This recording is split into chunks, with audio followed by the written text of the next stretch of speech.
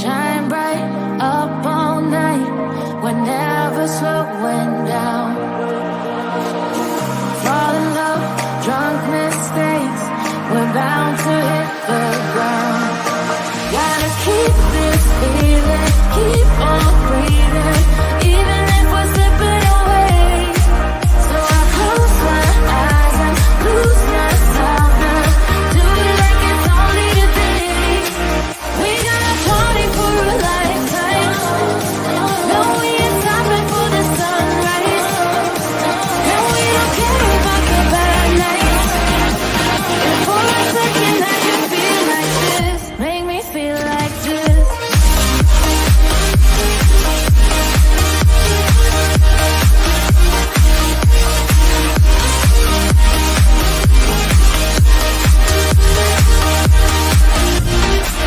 We got a party for a lifetime.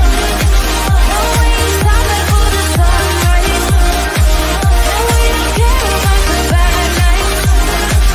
And for a second I can feel like this. Make me feel like this. Young blood made of gold, a mind you can't control. Running wild, can't come down. My head is in the clouds. Gotta keep this feeling, keep on breathing, even if we're slipping away. So I close my eyes and lose myself now. Do it like it's only today. We got a party for a lifetime. No, we ain't stopping for the sunrise. No, we don't care about the bad nights. And for a second I can feel like this. Make me feel like this.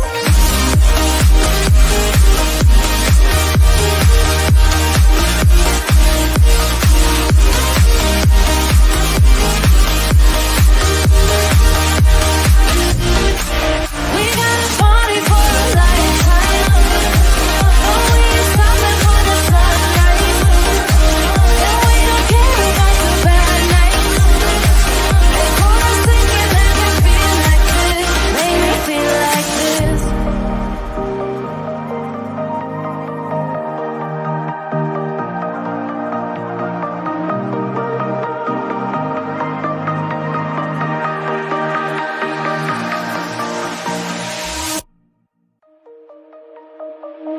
Shine bright up all night, we're never slowing down. Fall in love, drunk mistakes, we're bound to hit the ground. Gotta keep this feeling, keep on breathing, even if we're slipping away. So I close my eyes and lose myself now. Do it like it's only today. We got a party for a lifetime. No, we ain't stopping for this. On the day we are together again. On the day we are together again. I will pull you in close like a hoop with no end. On the day we are together again. We will share the same table again. We will share the same table again. I will pass you the salt, the candlelight will bend when we share the same table again. We will walk around the block hand in hand. We will walk around the block hand in hand. We will stop for a snack at the taco truck stand when we walk around the block hand in hand. Someday we will go back to work. Someday we will go back to work. May we be among people who respect our work. Someday we will go back to work. I will write you a letter for now. I will write you a letter for now. Hope is a message that survives somehow. I will write you a letter for now. I will help the strangers I meet. I will help the strangers I meet. It is possible to get back on our feet. I will help the strangers I meet. To the healers who keep us alive. To the healers who keep us alive. A toast to your courage, knowledge and light. To the healers who keep us alive. And the ones we love who are gone. And the ones we love who are gone. We remember the stories and we sing the songs for the ones we love who are gone. And on the day we are together.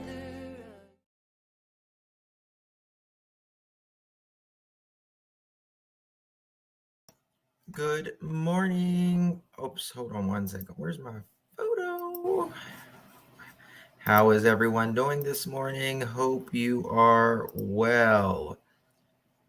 I'm trying to find my picture here. There we go. Hope everyone is well. Good morning. Good morning. Today is Valentine's Day. Happy Valentine's Day to each one of my loves. I appreciate each and every single one of you. Thank you all for being here under this condition. We're watching the Adam Montgomery trial, who, in my opinion, we'll see if the jurors think the same thing. If Adam Montgomery murdered his daughter, Harmony Montgomery, who was just so precious. He is literally the devil, if you ask me. There was no love in that house or that car. That is to say the least. Yeah, happy Valentine's Day to Harmony in heaven. Harmony has so much love now in heaven that she never got on this earth. That's the only comfort that I can take, to be quite honest with you. Mex Chica, you are an OG, my friend. Thank you so much. I appreciate you and so much. You just thank you, my dear. It is sad, Cassie. Where is Harmony? That's the question. Adam Montgomery knows, and I would say I wish he would tell, but I don't think he will ever tell. This is a man who compressed his daughter into a tote bag, a shopping bag. So it started out as what? A duffel bag. A duffel bag. I think he will too, dodging bullets. I think he will too.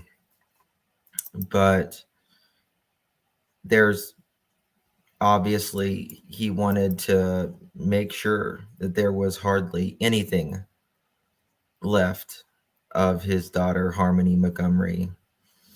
And, you know, when it comes to Kayla, as much as I despise her evil self, I think she's, you know, so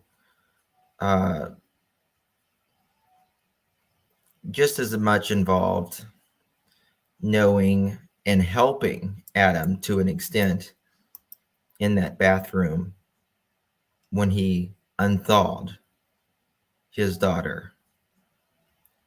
That was some of the most hardest testimony I've ever heard in my life. But if we didn't have that testimony, I feel like this would have never went to trial. She is still possessed. Probably very much so. Morning crime sleuthing. Kayla managed to get herself and her own children away, but she didn't care enough to do anything for Harmony. Yeah, Kayla was just like, okay, this is Harmony. He's leaving my kids alone.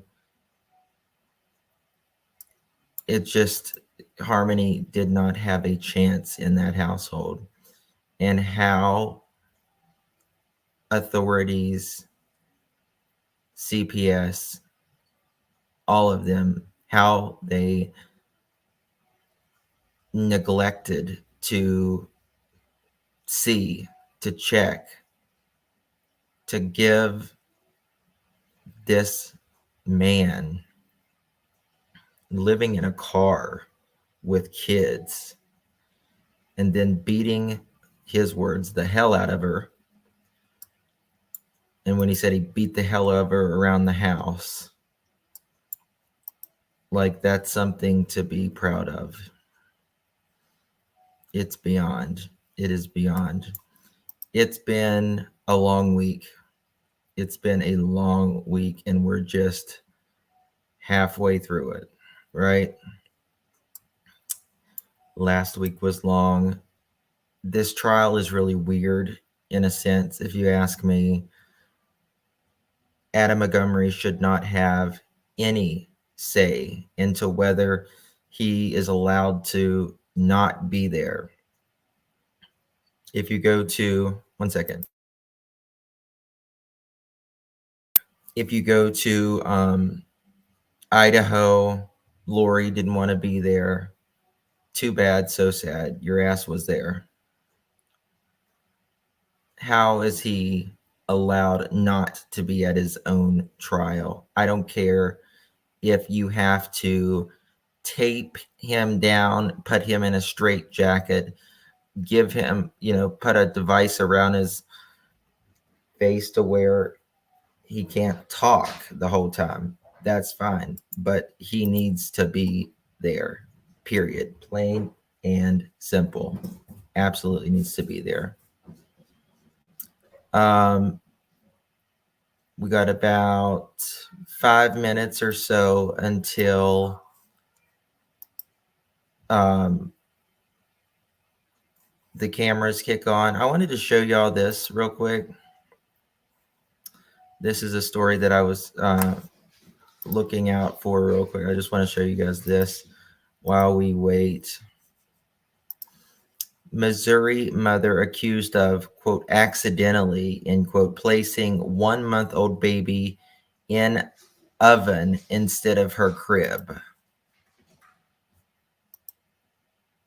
What? I mean, are we that stupid as a society, or is people that stupid now? I mean, I hate to put it so bluntly. Gerald, he's doing much better. Thank you. He's no fever for the first morning. So we're on the way. Thank you so much. I appreciate you asking. Justin, am I confused? Dealer said he didn't see them in the parking lot, but he said he brought them Thanksgiving leftovers. They were in the parking lot at that time. I don't think I think the leftovers was like a week later. Exactly. Exactly. This is coming out of Kansas City, Missouri. Represent 26-year-old mother last week was arrested on suspicion of unaliving her infant after she allegedly placed the baby in the oven. In a redacted probable cause statement by the Jackson County Prosecutor's Office, February 9th, Kansas City police officer responded to a report of a baby who wasn't breathing and found an adult holding an unresponsive child. The 1-month-old victim sustained apparent burn injuries, and the Kansas City Fire Department pronounced the infant dead at the scene. According to the probable cause statement, the mother, Mariah Thomas, told her grandfather she went to put her daughter down for a nap and thought she placed her in the crib, but, quote, accidentally put her in the oven, end quote. The grandfather reportedly called 911 and handed the baby over to responding fire personnel upon their arrival. The girl was reportedly found in her car seat near the front door. The affidavit said, quote, sustained apparent thermal injuries on various parts of her body, end quote, and her clothing, quote, appeared, oh my God, appeared to have melted, end quote, onto her diaper. Investigators located a baby blanket with, quote, significant burn marks.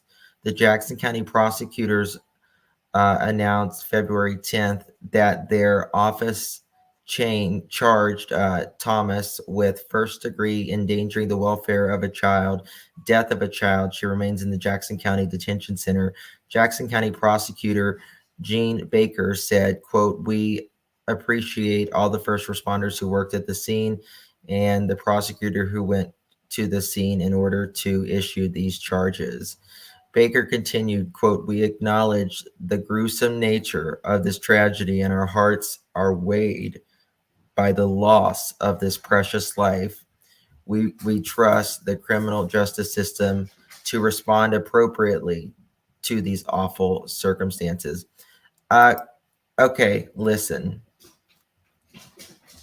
So, did you just put your child in the oven and turn it on? Is that what you do whenever you think you put your child in the crib? Do you put your child in the crib and then turn it on? No. Dumbass. I mean, what? She's a murderer. That you don't accidentally do that. You don't accidentally do that. Oh, Bernie. God bless you, honey. Did she not hear the baby crying? Absolutely, she had to have. That is a monster. Oh my God.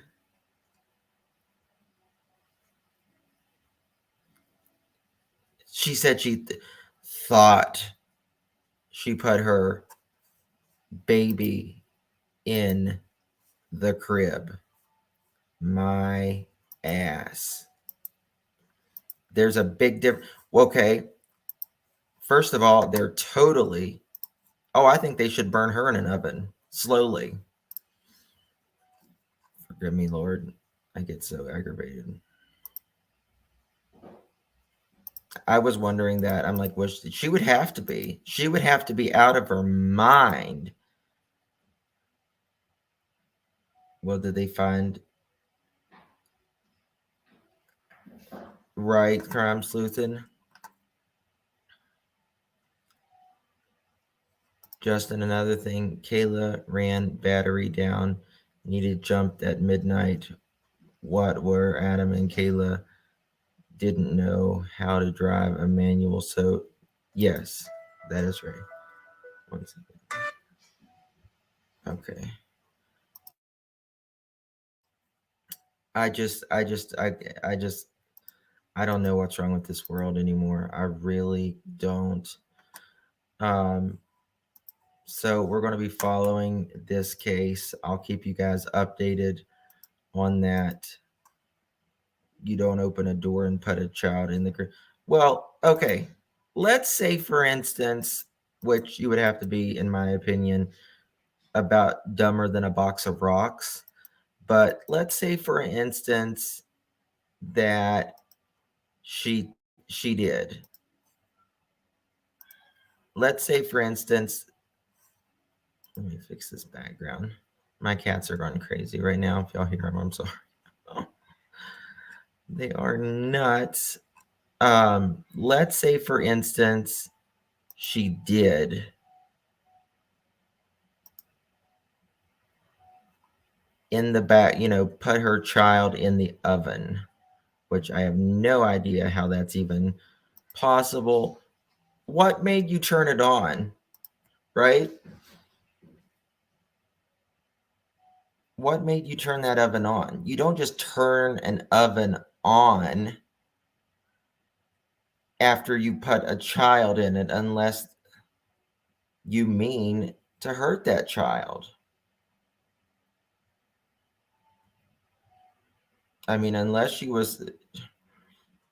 The thing is, I would say she was suffering. Was she suffering with postpartum depression? Was she suffering from any type of mental illness? But she said that she thought it was the crib. But you don't turn a crib on like that. I mean, a crib, you'd put the baby in the crib. There's so many out that's in this. It's just kids that don't have a chance, man. I mean, just some common sense. All you need is common sense. You don't have to have an IQ, of Einstein to raise a child. You just need some love and some common sense and some decency. That's it. That's it. Lack of sleep. I don't know. I don't know. I'm going to have to get some more information on that because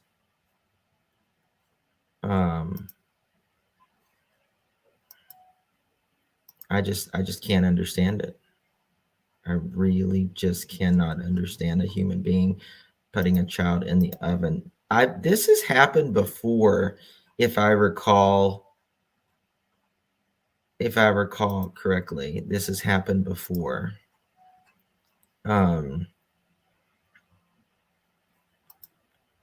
Yeah, this child was literally baked in the oven. Did she go off her meds while pregnant? I don't know. Let me see if I can find. Here's the probable cause, I think.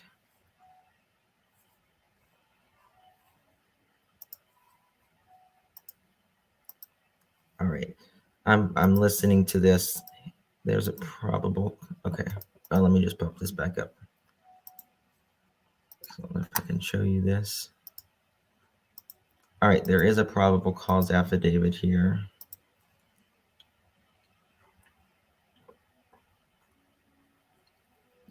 Let's see what it says.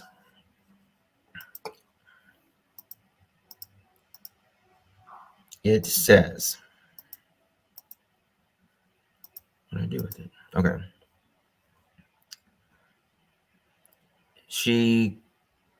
There was a warrant they requested. Oh, that's a warrant. Okay. There's a lot of redactedness. So, to provide a statement, they woke up at 0600 hours and blank woke up to start their day. Their daughter, Kansas City. So they woke up, I guess, man and his wife woke up, the woman, at 6 o'clock. They started their day, left the house at 800, remained at the residence, and both appeared to be in good spirits. They caught the city bus at 41 Street. I'm trying to find where it's. So she says, it says redacted, picked up the baby and asked, we'll say Jane Doe, who happened to be, she replied, I thought I put the baby in the crib and I accidentally put her in the oven. Someone called 911 and handed the baby over, responded to KCFD personnel upon arrival, remained in the house and did not say anything else. Detectives then contacted Redacted, who was also transported to police headquarters. At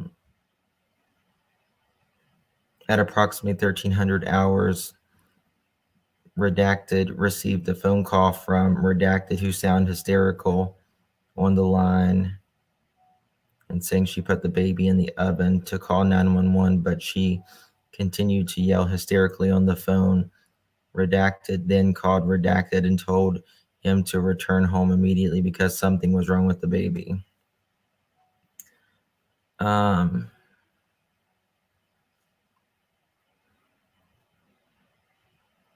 It's so redacted, you can't really. The following was observed inside the residence. The victim was located in the living room, lying on the car seat inside the front door. The victim then had sustained apparent thermal injuries on various parts of the body. She was clothed in a bodysuit over a diaper. The clothing appeared to have melted onto the diaper, and it was very dirty, possibly burned at the backside. A baby blanket with significant burn marks was located in the living room and was collected. A pack and play containing baby blankets was found in the living room next to the couch as well. Wow.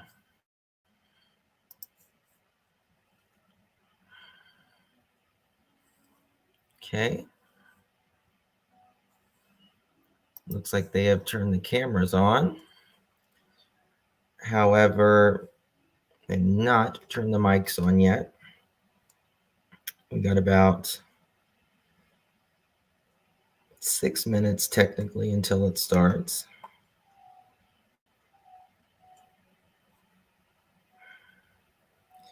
Looks like they're going to be showing a lot of evidence today.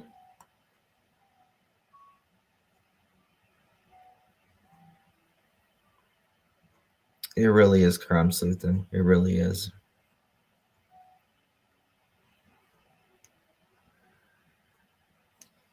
I missed Vicky's comment.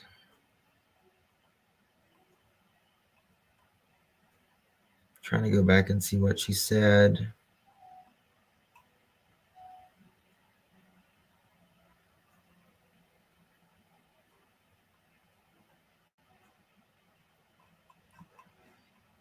I'm not seeing it. Vicky.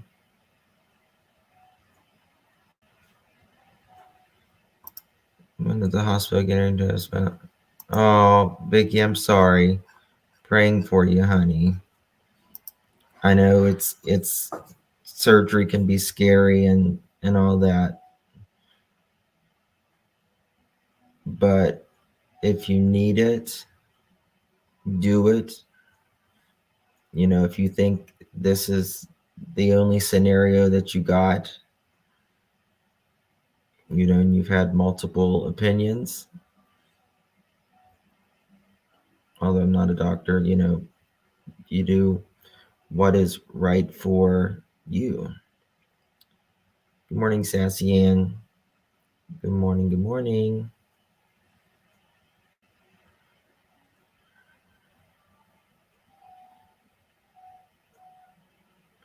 Yeah, surgery does suck. The results are Is there a witness list anywhere? Let's see. Adam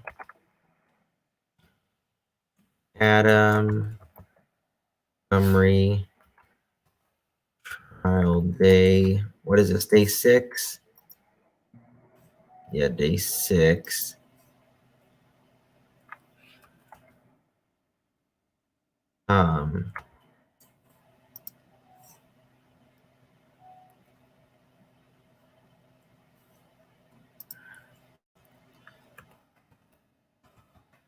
Let's see here.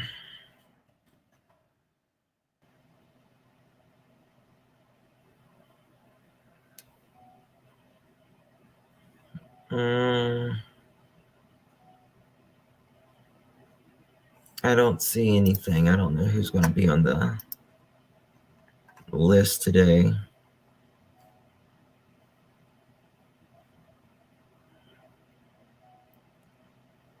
Did I read that right? 50 plus witnesses. What do you mean, Carrie? To who?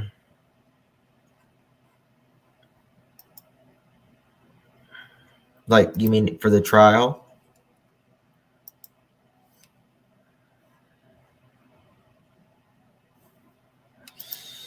I mean, they're saying 3 weeks. I'll have to testify.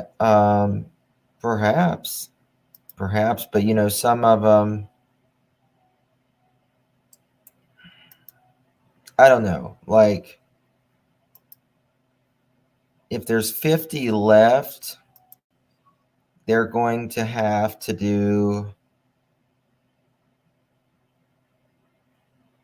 minimum.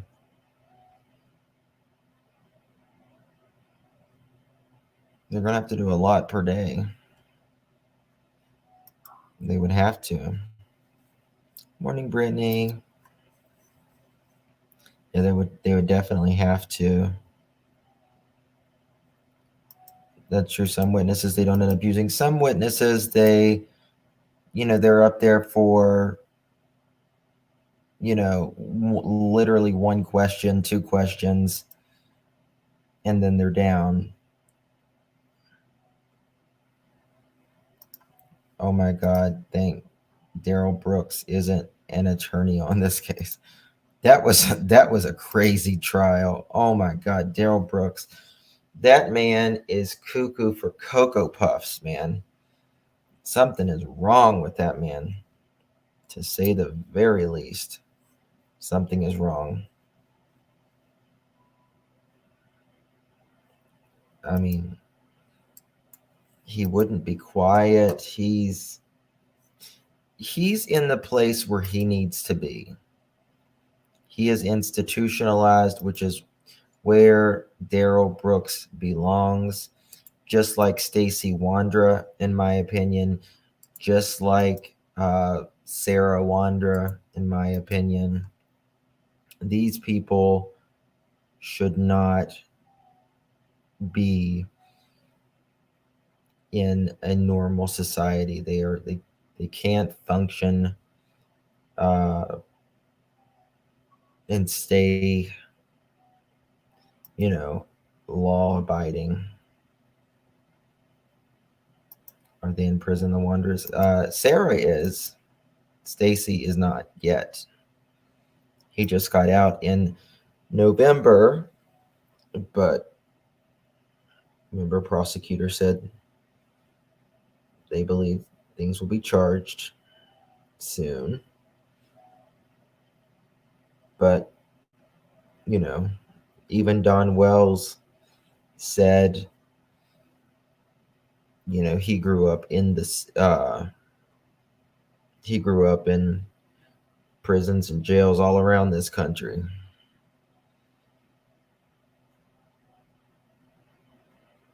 Let's have a kiki.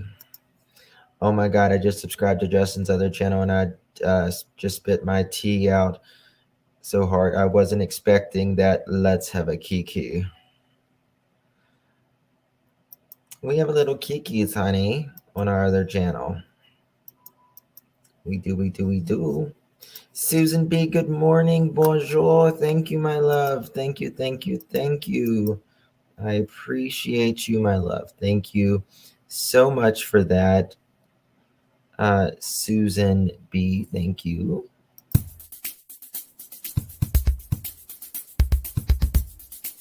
God bless you, B. Happy Valentine's Day to you.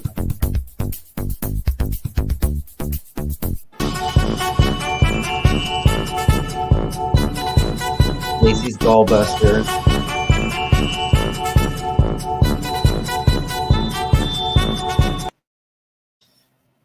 Okay.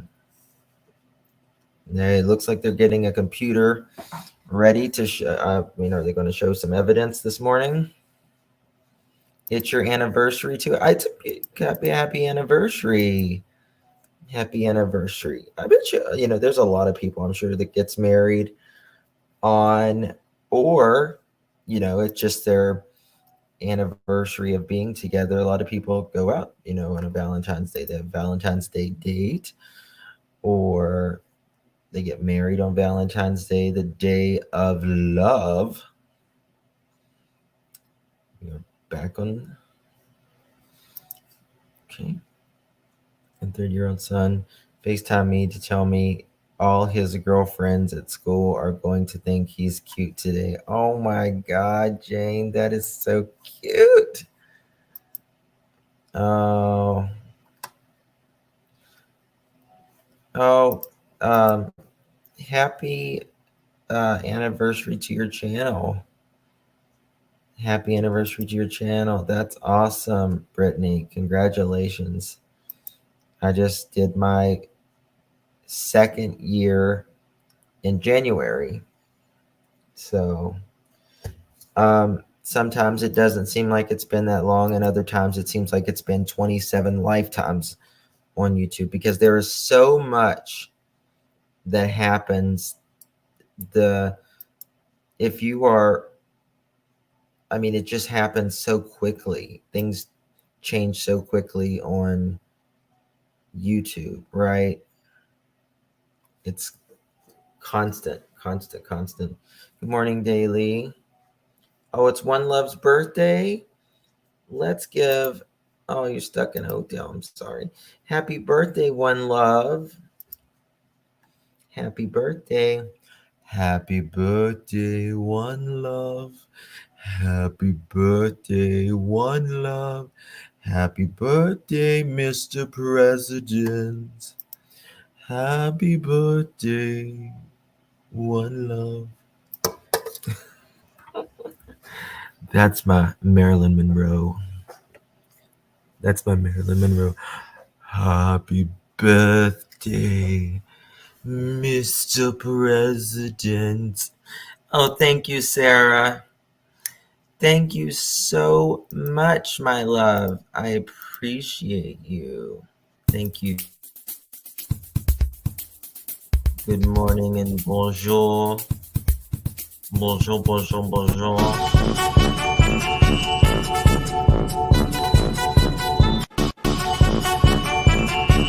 I love Marilyn Monroe. You don't know how many times I've watched that video of Marilyn Monroe singing to JFK, Happy birthday, Mr. President. I know, I'll keep my day job. I'm an idiot. Sorry. You got to make it like extra, when you're talking. So.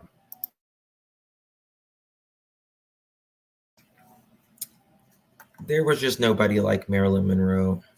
There was just nobody like her.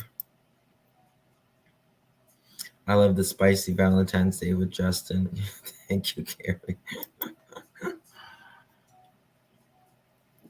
I don't know. It's so dark.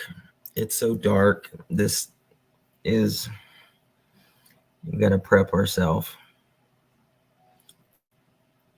That's right. Get some coffee. Get some Red Bull, get some soda. Will Adam show up today? Probably not. Mary Beth, thank you so much for becoming a member. That is so kind of you. Thank you. I appreciate your support.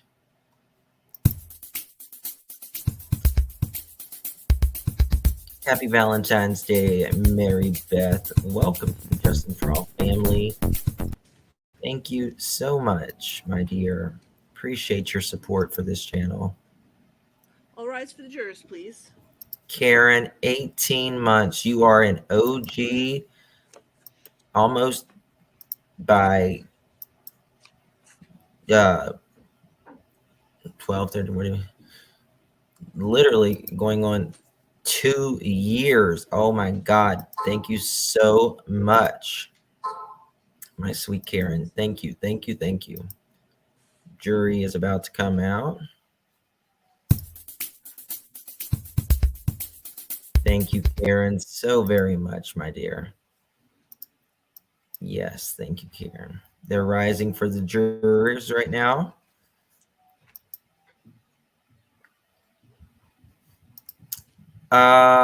I think he would have to be there for the verdict. Yes.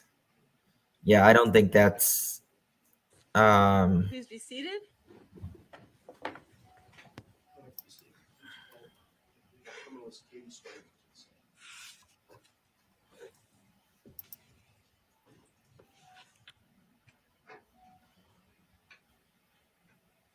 He should have to be there now. It's a weird trial. It's a weird trial. I don't know. Maybe it's because he's not there. Maybe it's just because I don't know. It just feels weird.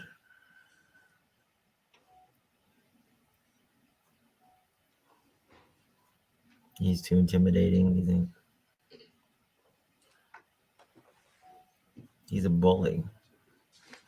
All right, first witness is approaching the bench. She will be sworn in. I'm not sure who this is at the moment.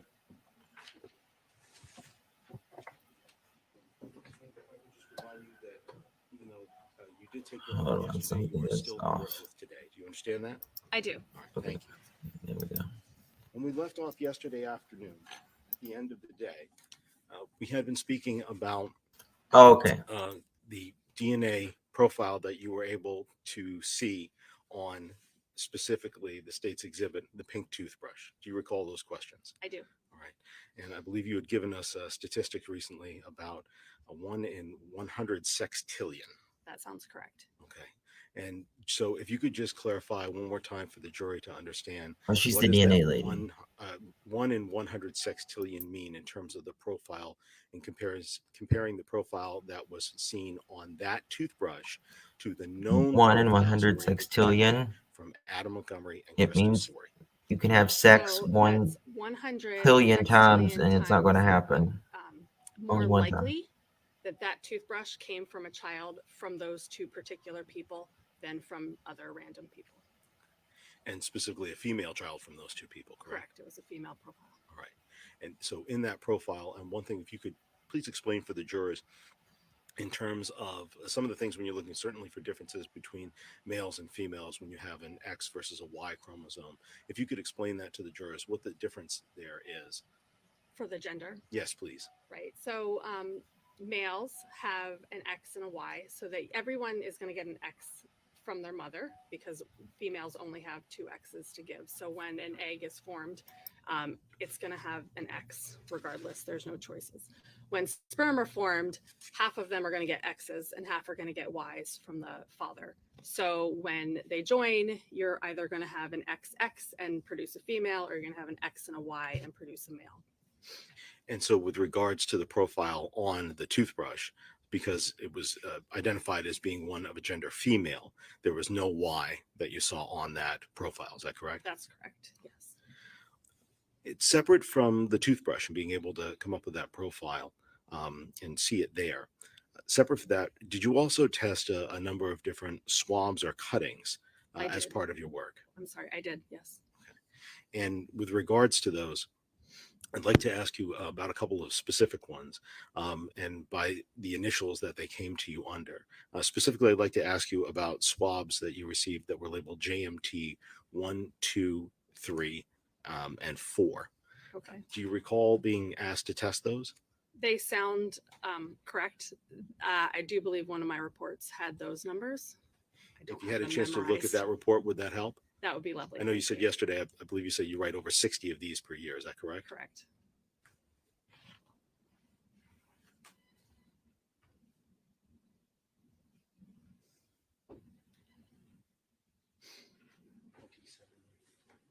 That's right. Class is in session.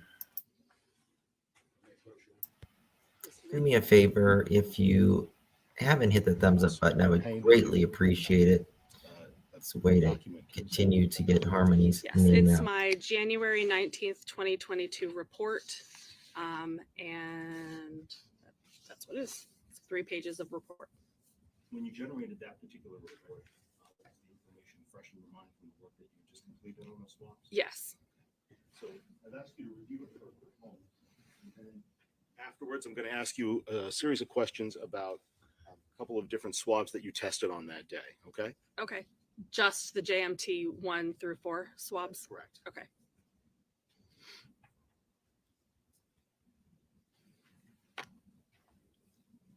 And I see you're looking up. So does that help refresh your recollection on your testing on those 4? That does.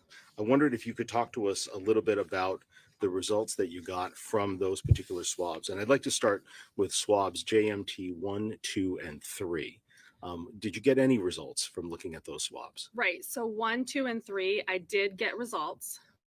They were from more than one person, but there was so little DNA that they were insufficient to be able to make any comparisons. Remember yesterday I talked about when you have a profile, it has to be good enough quality to be able to compare it. And if it doesn't reach a particular threshold, then we can't do any comparisons. That's what happened with those 3 swabs.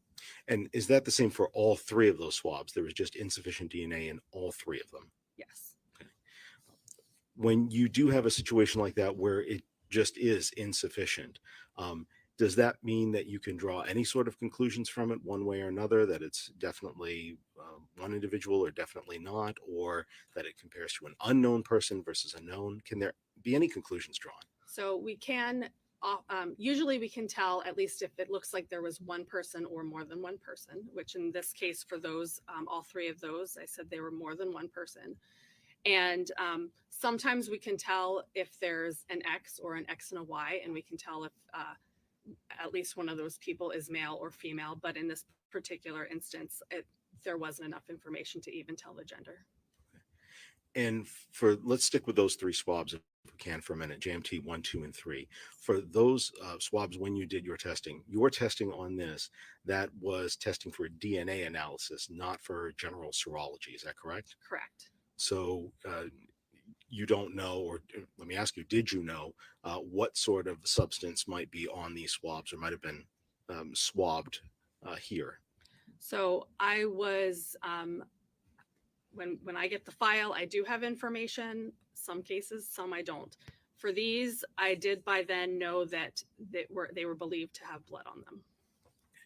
And with regards to, are you aware of whether Jesse, oh my God, thank you so much. So those swabs did Thank not. you, baby. They did not. Okay. And I believe you yourself, you've done serology at the lab a couple of different times. Guys, correct? please thank Jesse. And It was with gifted a regards to membership. that, what's the name of the test that the lab does for testing? You're amazing. for the Thank you, presence of Jesse. blood? Castlemeyer. I'd like to move now to JMT4, that last swab. Did you get a different Good result on morning. JMT4 as compared to 1, 2, and 3? I did. And what did you see on JMT4? I got a profile from one person and it was a male. It was from male, Male, yes. not female. No.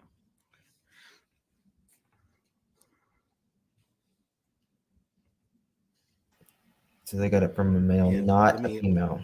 go ahead and ask you, were there several other swabs that you tested in this matter? There were. And from those other swabs, generally from all of them, were you able to come up with any other known profiles or a profile that you saw on any of those that was one that could be compared specifically? I believe there was one other sample somewhere that had a female profile, if I remember correctly. I don't remember if it was a cutting or a swab of something. If you had a chance to look at the rest of your reports, do you think that might refresh your recollection as to where that may be? Yes.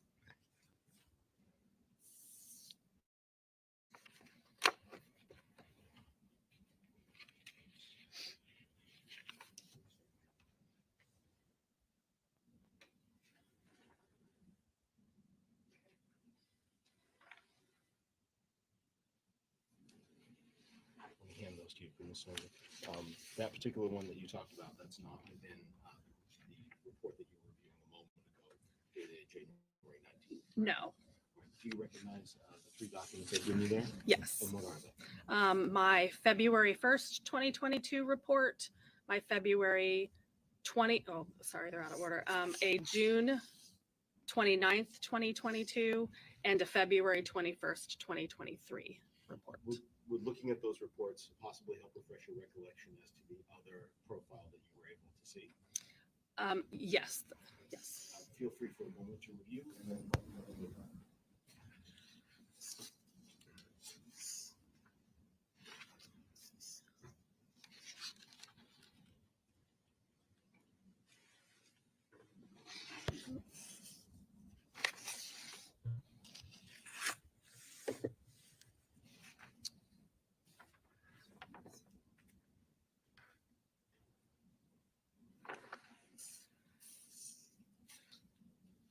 I think I was incorrect. There was a hair that was female, but it was not actually good enough for comparison purposes.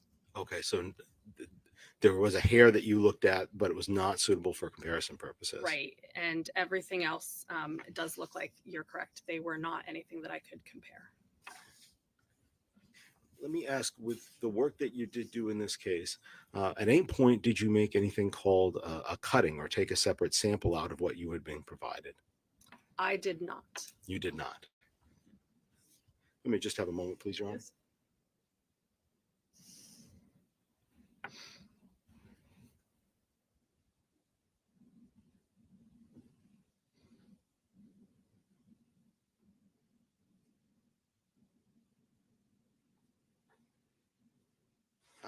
Ms. Weinkel, one more quick series of questions. With regards to the known profiles you were able to develop, not only the one... Oh my God, Jessica, thank you so but much. also the one for Crystal Sorry. Thank you then so this much, my profile that love. you were able to see on the toothbrush. Thank you, The thank one you, in thank 100 you. sextillion. With those three profiles, what were you able to do with that information? Is there a place where that goes, or is there a place where that type of information is shared? Sarah Jones, I missed yours, honey, earlier. I'm so sorry. Thank you so much, my love. I appreciate you, Sarah. Would be with the Thank you. I with missed it the earlier. national I do database. apologize. I never And meant that. Love you, my I dear. believe Thank you, the Jessica. profile from Thank the you, Jesse. toothbrush was sent to them for for the missing persons portion of the database. That's my recollection. That was not something I did, but I believe that that is what happened. And then the profile from Adam Montgomery was put in. Was put into that the database. Yes. Okay. Thank you very much, Ms. Swingle. I don't have any further questions for you. I believe Defense Counsel will have a few. Okay. Thank you. Good morning. Good morning. How are you? Fine. I do have a few questions, and you clarified a few things for me. Sure, if you don't mind. Okay. Just let me know when you need to look at a report, and then the jury will understand that you're reviewing your report when you testify. Okay. So one of your first duties, you said that you had two sort of roles in this case? For the most part, I did just DNA, but there was one report that I wrote that was serology.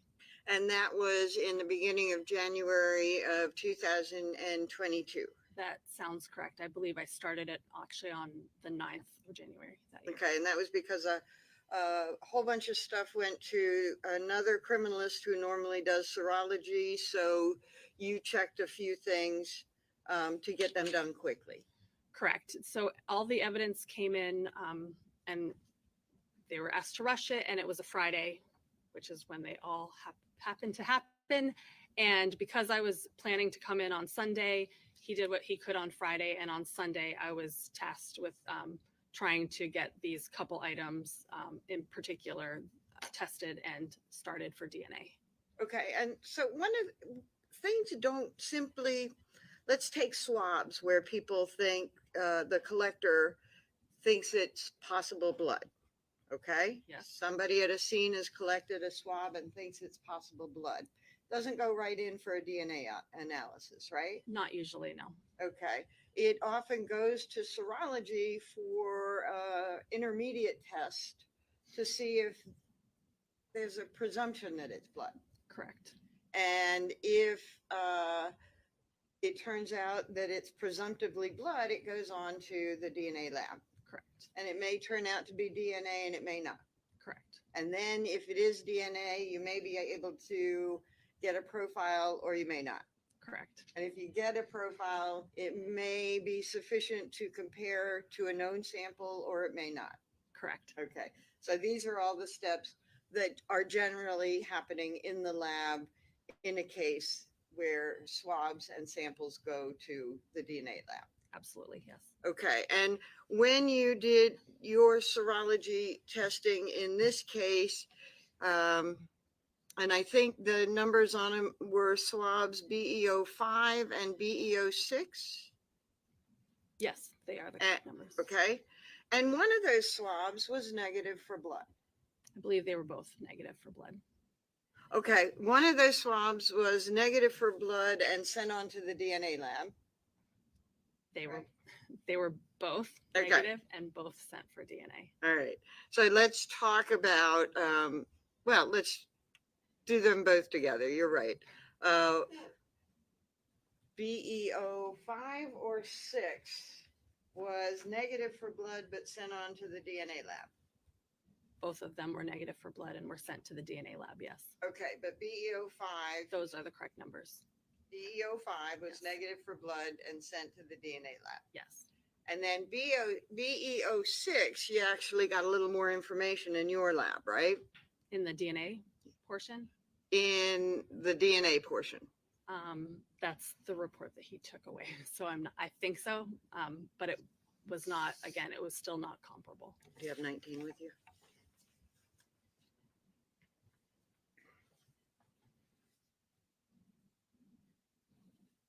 Okay, so I have messed this up and I don't mean to repeat, but I'm going to back up so that we have it. BEO 5 and 6 were both negative for blood, but sent to the DNA lab. Correct. Okay. And at the DNA lab, you got DNA from BEO6? I got nothing at all from 6. Okay. BO6. So correct. here's something that was sent to the lab, found not to be blood, but still sent on to DNA in BEO6, right? Yes, And then in BEO6, there's no DNA. correct. And then BEO5 is sent to the lab, found not to be blood, but forwarded on for DNA analysis. And you did find DNA. I found a small amount of DNA, yes. And in that small amount of DNA, you found presence of more than one, That's correct. and you don't know how many. Correct. And you found the presence of at least one of those multiple 2 or more DNAs was male. Correct. And the presence of male DNA limited your ability to see female DNA. That's correct. So that that mixture could have been 2 males, Yes. could have been multiple males, Yes. could have been a male and a female, Yes. could have been multiple males and females. Yes. You just have no idea. Correct. So, and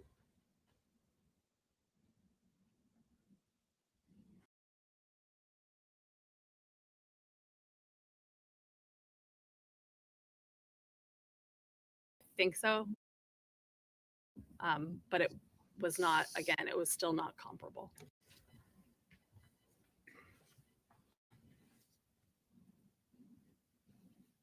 Okay, so I have messed this up, and I don't mean to repeat, but I'm gonna back up so that we have it. BEO 5 and 6 were both negative for blood, but sent to the DNA lab. Correct. Okay.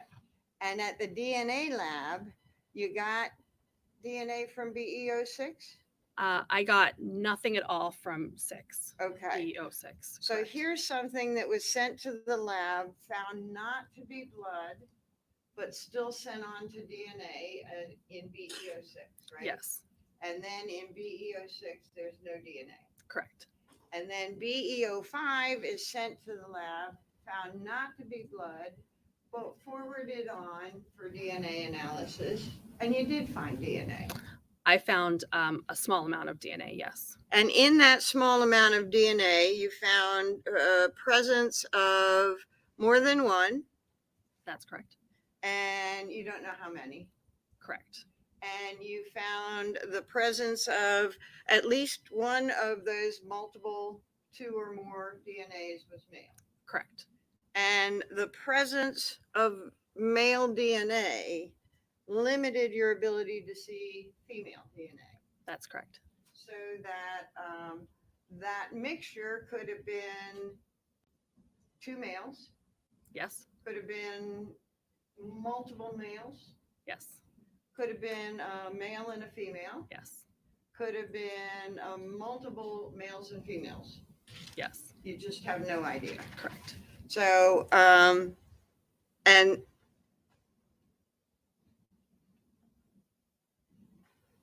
I want to talk about some of the reasons that might lead to that insufficiency determination. Okay. DNA can degrade over time, Yes. and you may 2 years later find DNA or not. Correct. And in this case, when you were talking about JMT 1 through 4, were you aware of where those swabs were obtained from? I don't remember if I did know that at the time when I first started them.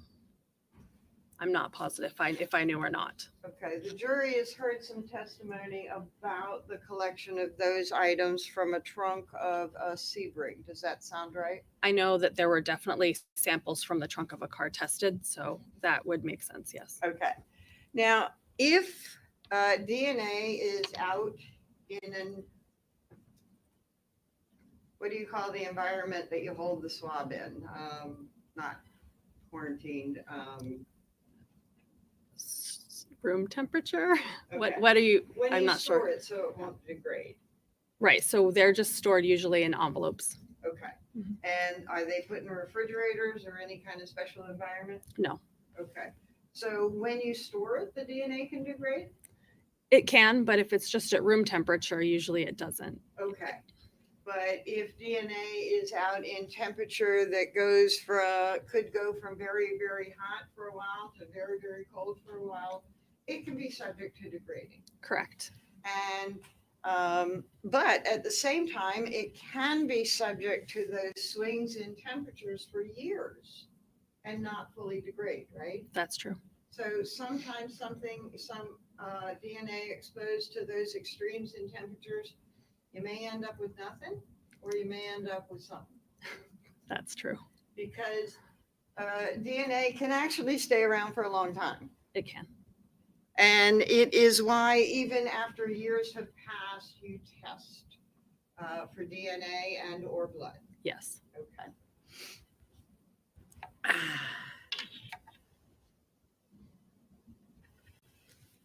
Now the JMT 1, 2, and 3 had DNA, but they were not sufficient quantity.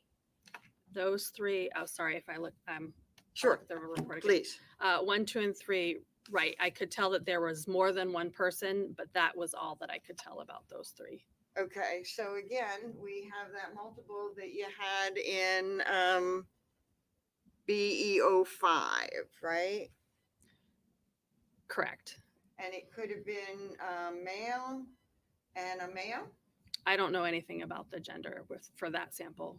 whether it was male and male, male and female, female, male, etc. Right. All of those choices apply because there's only two genders that are under consideration. Correct. Okay. And could have been all of the same gender, Could have been. could have been all of mixed gender, Correct. could have been two, could have been more than two. It could, generally, our wording is if we say more than one, it usually means we think it's two. If we think it's more than two, we generally would write more than two, etc. But when it's very low, it is difficult to tell for sure. Okay. So here it could have been multiple, but what you saw is more than likely two. Correct, because it's more than one, and I did not write that it's more than two. Okay. So yes.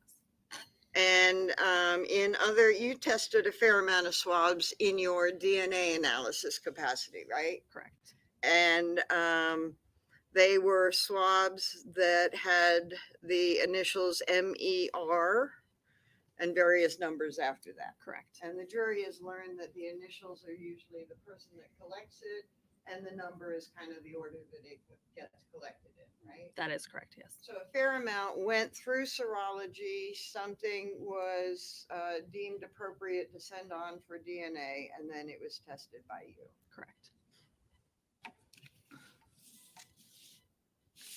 And you said JMT you knew was from the trunk, or you believed was from the trunk of Sebring, Correct. I knew there were several things from a trunk of a car, yes. and nothing from the interior of the car, right? Not that I'm aware of. Okay.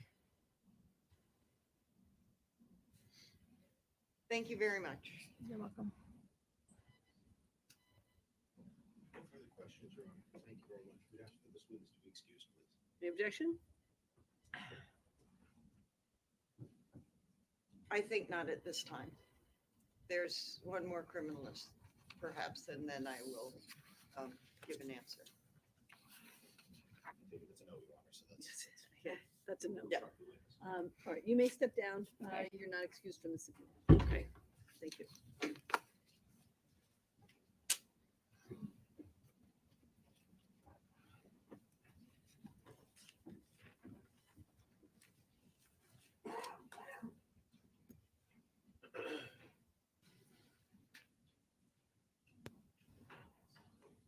Your Honor, this team calls Scott Ryan. Let me just step out to instruct the last witness. All right, looks like the DNA lady's done. I guess they're going to be calling a new witness. Approaching the bench now. Not sure who this is. I think maybe a detective, You remain standing. Just raise your right hand. Okay, yeah, sorry. police officer. You swear the testimony that you're about to provide this jury will be the truth, and the truth, and the pains and penalties of perjury. I do. You might have a seat. Good morning.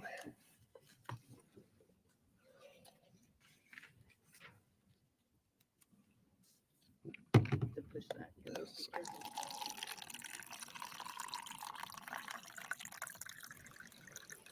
Sorry to those who have a weak bladder. You're probably going to need to go to the bathroom now after he just ran that water.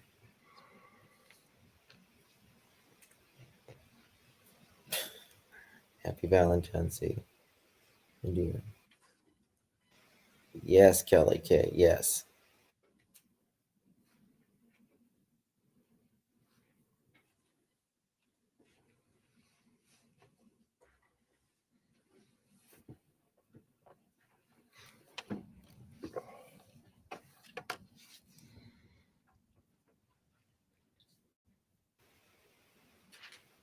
Mama, right.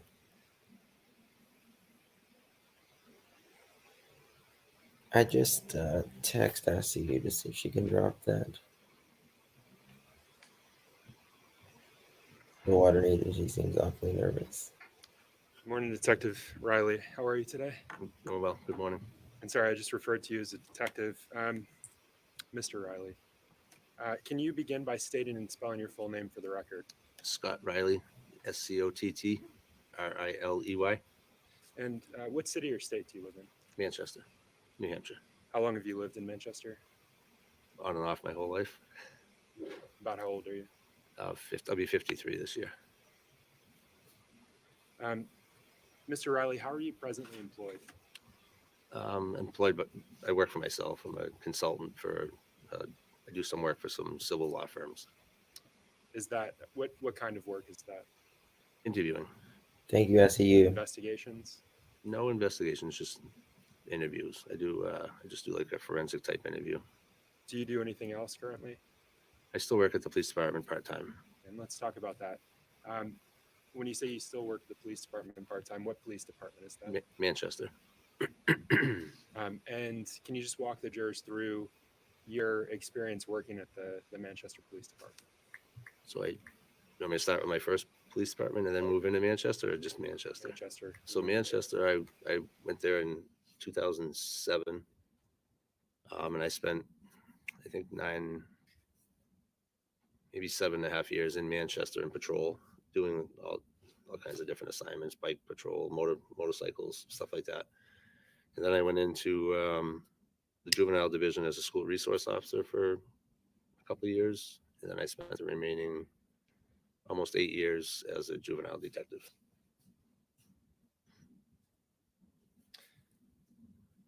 What kind of things did you do as a patrol officer?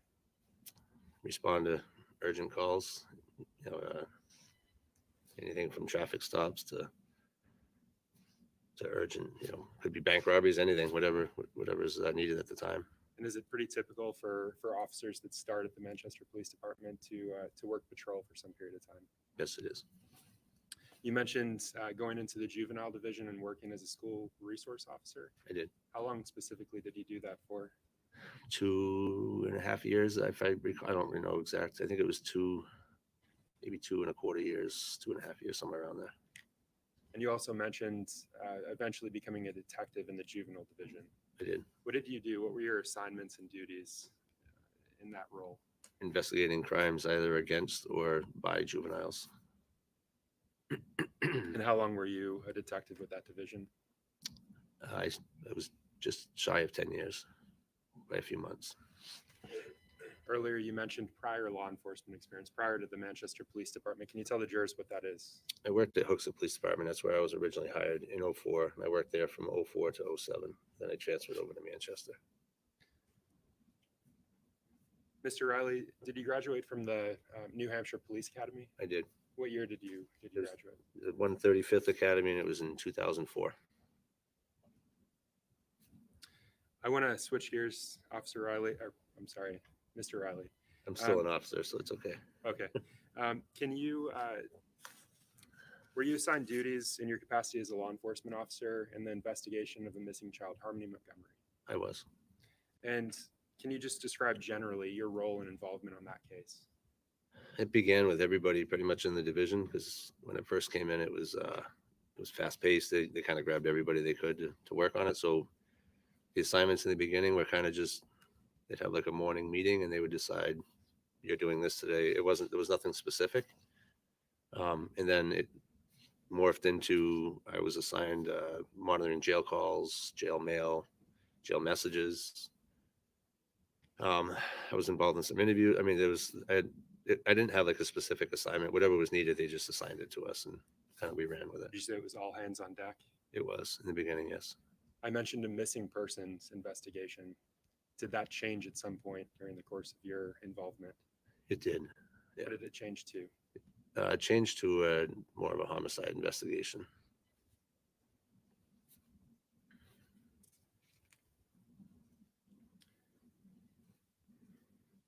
Do you recall when your involvement began on the Harmony Montgomery case? I believe it was the 2 days after Christmas, so it would have been the 12/27 of 2021, if I recall correctly.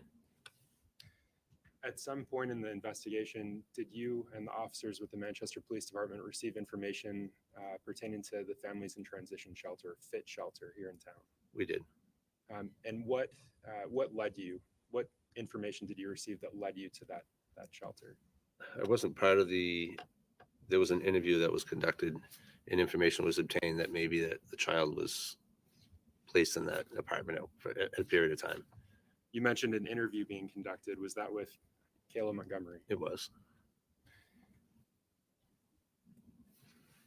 During your time with the Manchester Police Department, were you tasked with processing that room? I was. When did you process that room? I believe that was June 4th of 2022, if I recall correctly.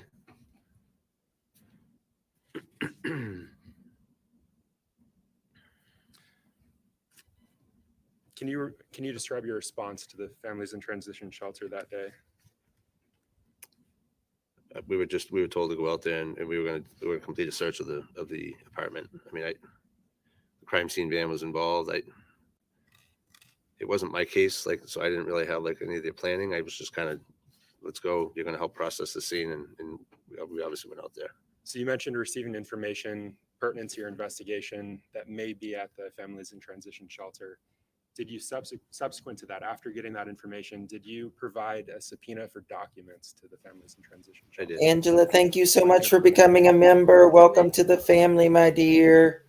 Thank you so much for your support. Appreciate you.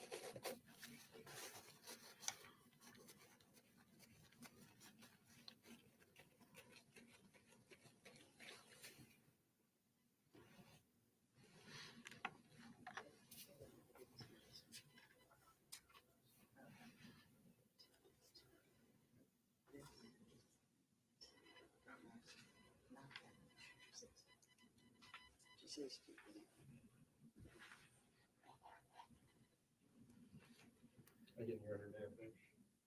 Sume? So, Mr. Riley, I'm handing you what's been marked as State's Exhibit 93 for identification. I'm just going to ask that you review those items.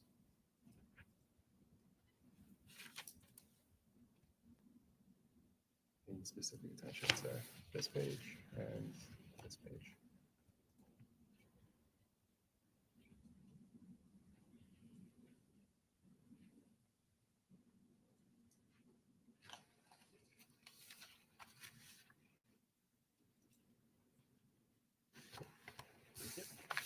Are you aware of what those documents? I am. I've never actually read these, but I am aware of what they are. Yes. Okay. Your Honor, the state moves to strike ID of State's Exhibit 93 and Marcus Code. You just do it. No, no, so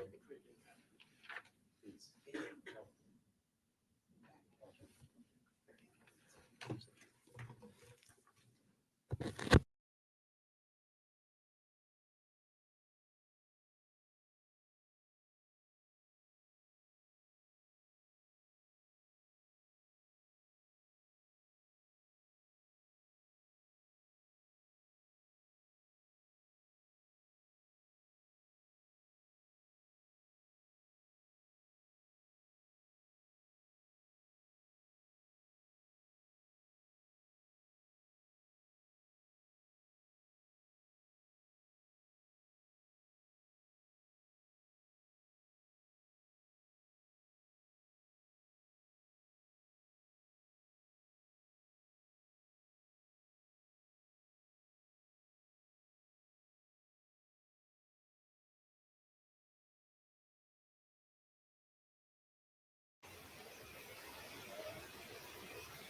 They're always approaching the bench.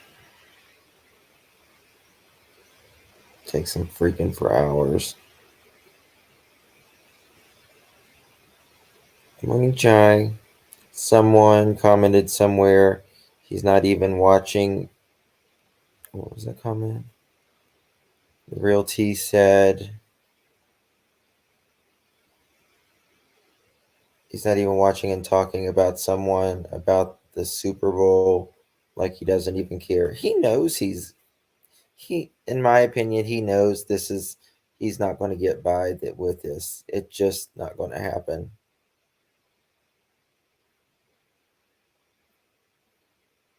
What's wrong with Max Chica? What's going on?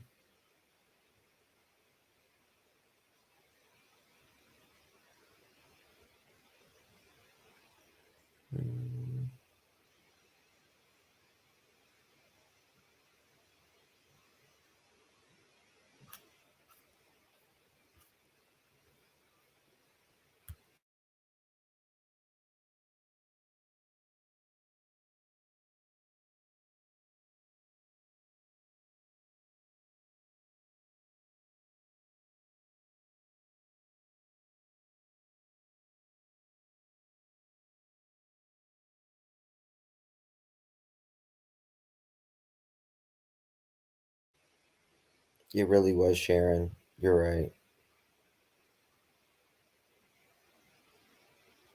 He wanted a trial instead of pleading out. Hey, Rhonda, I figured out so if you're on your phone or whatever device, go to your YouTube app and there is an update. And if you update it, it won't get stuck any longer. If you update it and then exit YouTube and come straight back, it'll quit. Yeah, I started telling everyone last night because I went last night and I did an update. I was like, I wonder if there's an update. They've had to fix this because it's screwing everybody up. Work for you too. Yeah. Susan B, thank you so much, my love, for gifting a membership. Thank you.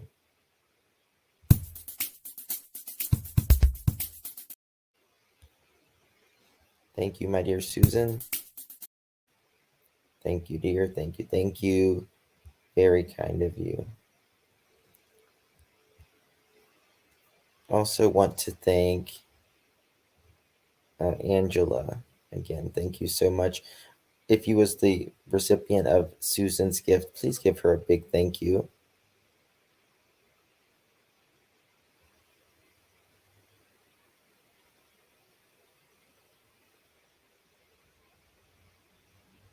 They are both guilty, but what's her face isn't going to get much time out of it.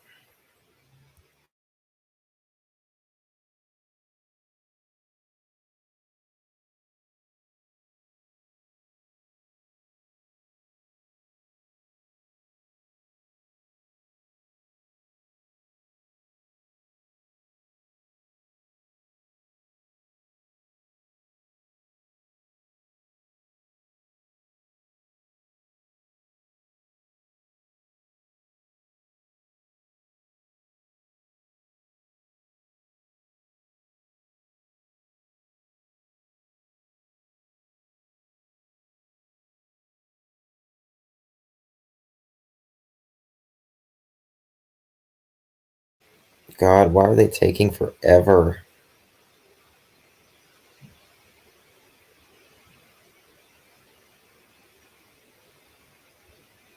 Okay, Rhonda. Um, if it's on your phone, it should take just seconds to update. It's a very small update. It probably took 20 seconds for mine to update. Yeah, just update your YouTube and restart it, and Never had a problem since.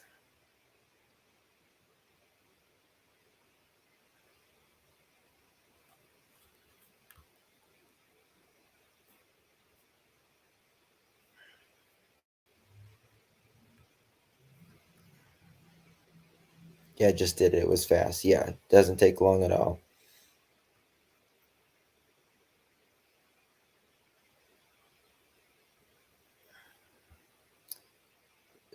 Did it fix the premium issue? Can you close?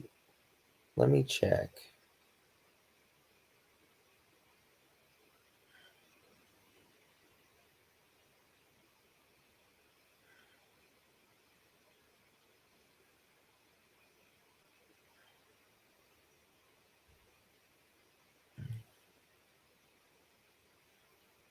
No, it may not have fixed that.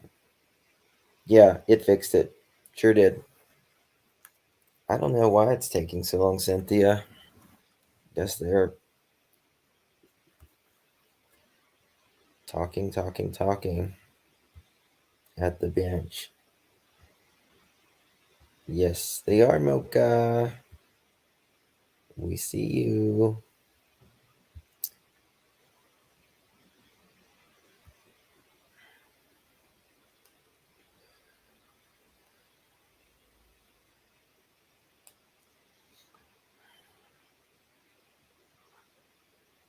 Yeah, they'll probably take a break. Just getting started and they take a break. It's so crazy.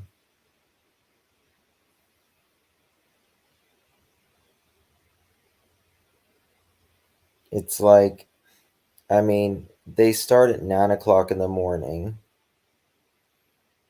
and what, 11 o'clock, they take a break, and 12 o'clock or something, they take lunch, and they come back, and then they take another break, and then the day's over. It's like,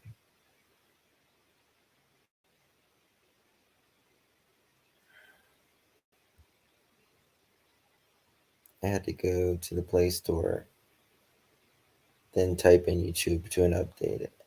Yeah, yeah, you can just type in YouTube in your App Store if you're on Google Play, you're not Apple, and it'll just say update app, and you just click update. Very, very short update. I thought about that last night. I was like, I wonder if there's an update, because I know people, this is driving people crazy, because I mean, every message I typed was just, freezing.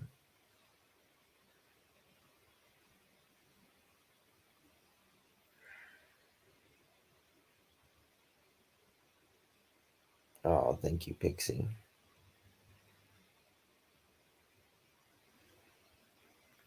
That's why they said it'll take 3 weeks or something. It's gonna. I mean, they said that they have up to 50 more witnesses. That's a lot.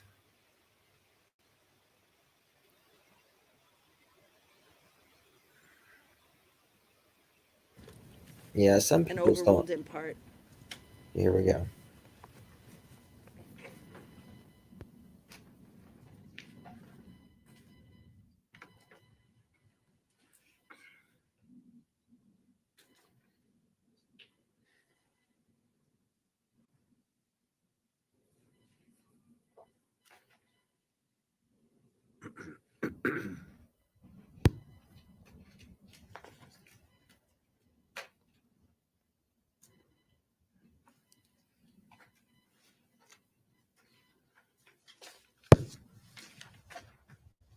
Your Honor, it's fine to publish Stacy's at 93. No objection.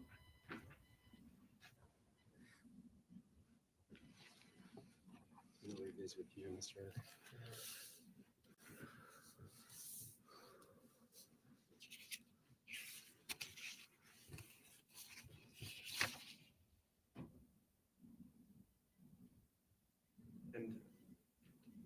I'd just like to walk through what those documents are with the jury. If you could start with the first page, the room information.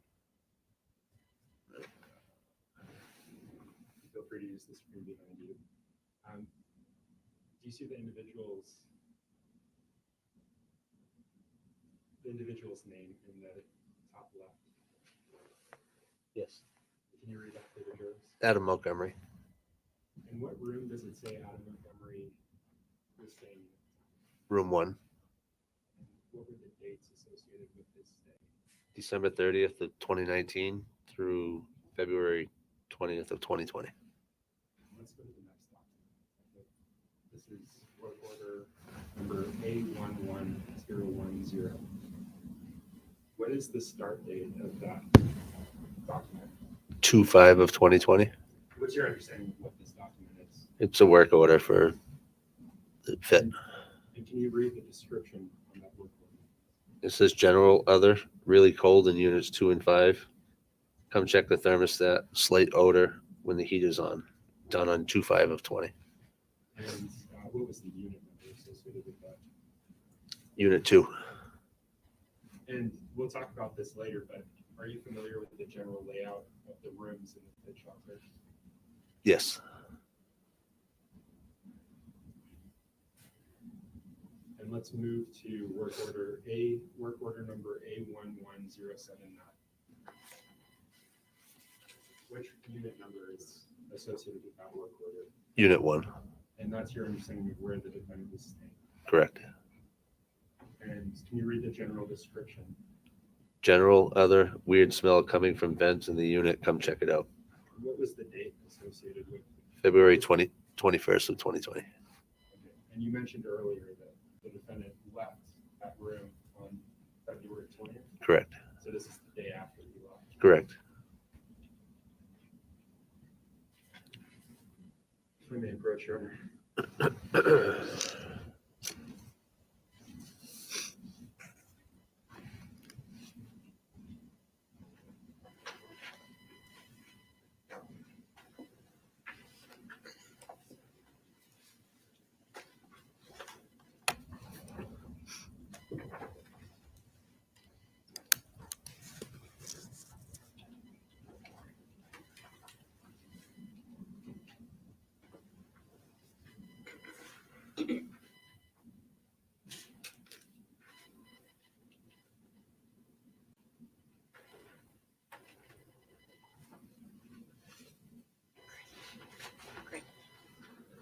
Detective Riley, I'm handing you what's been marked and previously published as States Exhibits 31 through 34, and what's been marked for identification as States Exhibits 35 through 39 for identification. Can you take a look at each of those in turn? I'm going to take these records back from you. Can you take a look at each of those in turn and describe what's depicted on those images? This is the. Are you going to put them on the screen too? You want me to hold them I'm up? going to put them on the screen, Okay. but if you can just Just this talk to me about Okay. not show the drawings. Okay, so the first picture is a picture of the front of the families in transition, which I'm going to call fit for ease. It's the front door. It's really just the front of the building. And the second is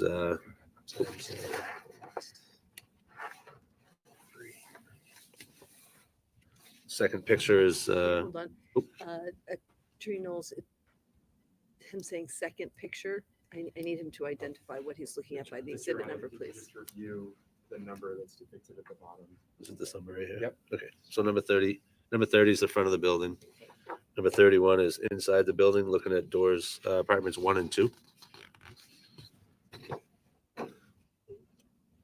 Number 32 is looking inside unit 1. It's a picture inside the room. Number 33 is another picture inside the room, specifically of the ceiling. Number 34 is a picture of the vent, our area of interest, one of them. Number 35 is a picture above the ceiling, looking at the an area of interest that I'm sure we're going to talk about shortly. Number 36 is I had placed a measuring tape to kind of show the size of the area of our interest up there. There's and then number 37 is a picture of the ceiling was cut. It was on the floor before they wrapped it. How about 38, 39, 38?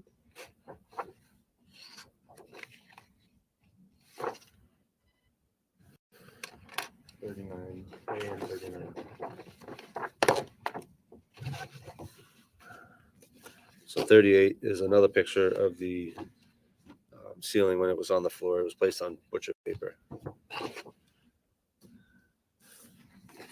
39A. 39A is a picture after I cut the ceiling, just the hole and picture of the room.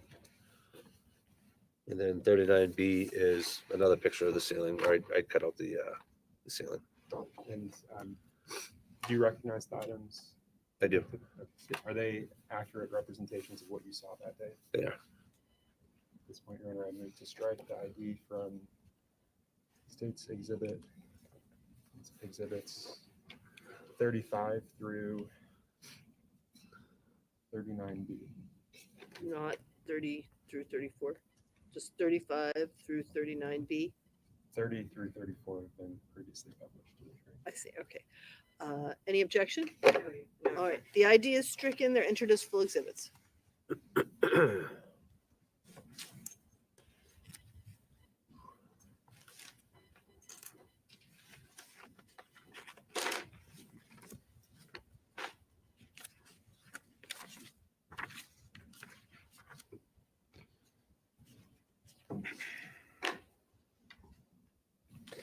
Detective Riley, when you arrived at the Families in Transition Shelter, were you accompanied by anyone that day? Many people, yes. And you mentioned remembering going there.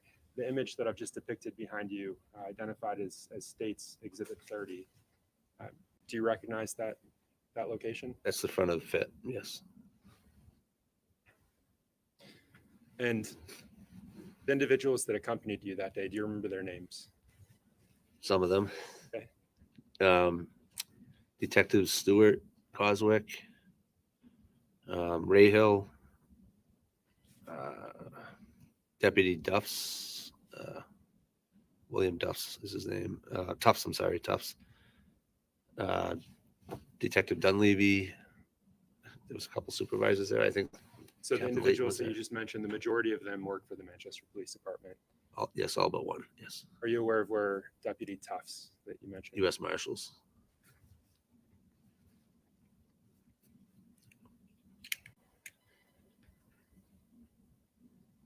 Mr. Riley, what did you do when you arrived at the Families in Transition Shelter, FIT shelter? You mentioned that you did some cutting as you were reviewing those images. Can you tell the jurors what you actually did? So you want me to start from my first observation when I walked in the room or just the actual cutting? Let's talk about walking into the room first. If you'll look at the image that's on the screen behind you, State's Exhibit 31. What are we looking at there? Unit 1 and 2. The doors. Unit 1. I don't know that that's much better, but This is 01. can you, so Unit 1 is on the left, and where's Unit 2? Right here on the right. Right down. So they're adjoining rooms. Yes. They're polar opposites from each other. I'm pretty sure they're exactly opposite, like this, the wall separating the two.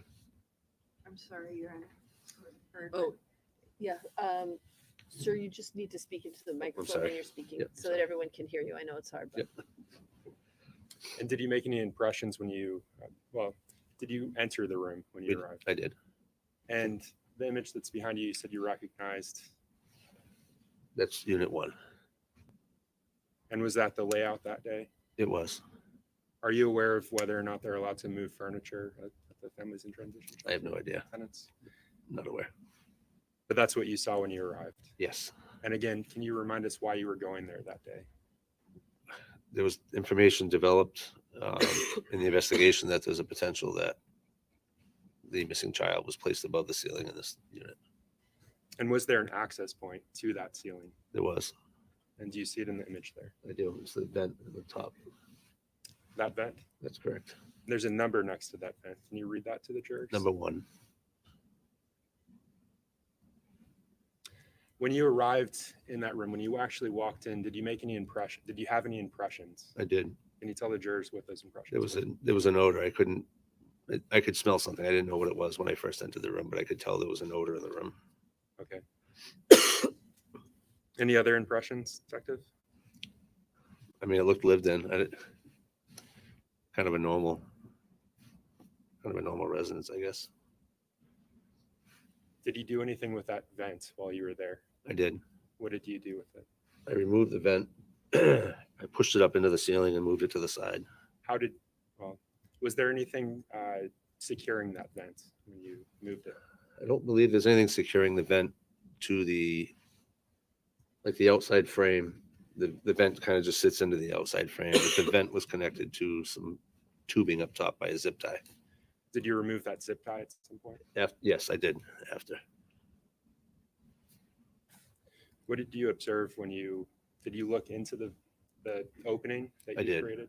I did. You observed when you, As soon as I removed the cover, I knew I could smell what I know is decomposition. I knew I could smell a dead body, what I believed to be a dead body at the time, or it smelled like decomposition is the best way to describe it. what is decomposition? When a person dies, the body starts to degrade, I guess is the best word. It's a smell that you just won't forget. And can you just tell the jurors what your experience is with that smell? I mean, I've been to many, many death scenes, many autopsies. I've smelt it many times. Did you make any other observations when you looked into that vent? I did. And what were those? I could see at first that there was, it looked like a stain right close to the edge of the vent. That correct? And I also noted that you can see the sheetrock dust. And I'm sorry if you can't hear me. It's hard to crank my neck around to see this.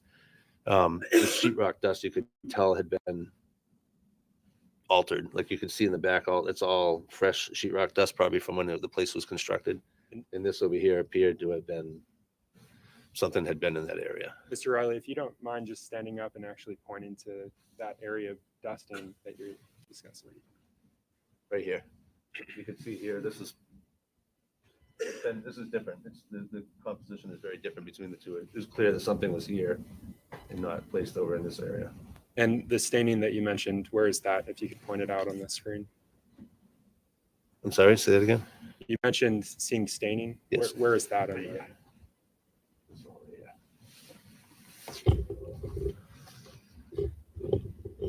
at some point, did you attempt to measure what you were observing in that picture? To the best, yes, I did. And is that it? It is. About 16 inches across? Approximately. It varied in size. Let's talk about what you did next after you observed this area of interest. What did you do? As a team, we obviously decided that we needed to take this, so we cut it. We used just an old school sheetrock serrated knife, and I cut the sheetrock until I got to the metal studs, and then we had to use a reciprocating saw to cut the metal studs you can see in the picture. Did you take any precautions while you were working on the ceiling? When I was up in there, I had gloves on, but I didn't go up into the ceiling. You couldn't because it would collapse. So I didn't really have, other than putting the measuring there, I didn't really have any direct involvement with like the stain. When I started cutting, we changed gloves every time we changed, like when we took the vent down, we changed gloves. When we started cutting, I changed gloves. But I was below the ceiling at this point. I was cutting from below. I wasn't up in the ceiling with it. Were you wearing a hazmat suit that day, or I was not. How about a mask? I was not. What were your working conditions like while you were doing this? It was hot. It was hot. It was hot. Yeah, it was very hot. Sweating? I was. How long did it take? You said you removed a portion of the ceiling. How long did that take? I would say the actual cutting was probably maybe an hour. The whole time we were up there was maybe, or dealing with that, maybe 3 hours. I don't recall the exact times, but it was within a couple hours, I think, probably from the time we removed the vent till the time we actually took the ceiling down. And so you mentioned actually taking the ceiling down. Is that what it looked like? It is. And again, that staining, did it become more apparent once you removed it from the dark area it was in? It did because of the lighting. It was.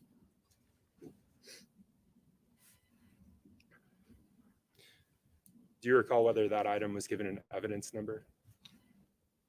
I know it was. It wasn't tagged by me. My primary focus was just getting it down, and then it was handed off to the team that packaged it and tagged it. And I am helping assisting packaging later, but initially they put it and covered it in butcher paper. Do you recall having it labeled MER 3D? That sounds right. Yes. MER, those are initials this jury heard. Do you know whose initials those are? Yeah, Detective Rayhill. That's Max Rayhill. Correct. You mentioned butcher paper. Yes. Do you see that in this image? Yes. You can see it through the hole. It's sitting on top of butcher paper. At what point during your processing did you actually place that butcher paper down? I didn't place it down. The team that was there did. I was standing on. I had the ceiling. I'm not very tall, so I had to stand on a platform to get to cut. So once we got to the point that I could cut the last metal, we had to have other team members hold it. And then once it was detached from the ceiling, I got out of the way and it was put down on a piece of paper. Do you know what the purpose was of putting it on paper? Preserve any evidence that's on it or in it. Would that be including the items that fell during the cutting? Correct.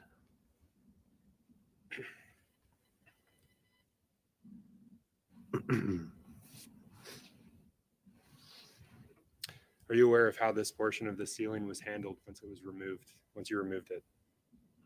I know it was placed in the crime scene van, and then I believe I helped carry it up into the evidence room. And then I didn't have anything to do with it for a period of time after that. Were you aware of low points in the ceiling while you were processing it? I don't know, what do you mean by low points? Was it completely level, or do you know? On the outside, looking up, it was flat. Inside, there was a bunch of different channels because of the metal framing. I want to talk about how large the ceiling was relative to the overall room size. You documented it, is that right? I did. And is that accurate in comparison? It is. How did you actually get up there to cut this out? We used that bed frame. No ladder? No, well, we had a ladder there as well because we had to have multiple people, but I stood on that bed frame, and if I recall, I may have stepped off to the ladder. And I know there was some talk about having other people jump in because it was hot that day and it was a lot of manual cutting, but I continued, and just because I was already covered in sheetrock dust, there was no sense getting anybody else. Mr. Raleigh, I want to switch gears. At some point in your official capacity as an officer with the Manchester Police Department, did you travel to Florida? I did. Can you explain that to the jurors, why you did that? They're trying to figure out how to get this to a lab to test it for DNA or try to figure out what was on this staining. And I know that I didn't myself, but another detective had done some work on this prior to me getting it. I offered to drive it down to Florida because they had it was too big. You couldn't fit it in a plane. It turned into a mess. So I offered to drive it and they said, sure. So I went and rented a car at the airport. And I know that the size, I remember it being 44 inches wide, and we had to find a vehicle that it would fit in. So we rented a car and it fit, and I drove straight to Deerfield Park, Florida. I think it's DNA Labs is the name of the DNA Labs Yes. International? Yes, correct. And when you say we drove it, who, if anyone, were you accompanied with? Detective Bergeron Rosa.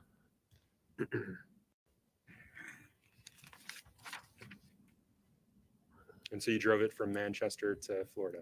We did. And do you recall the date of that? I believe that was July 20th of 2022, if I recall correctly.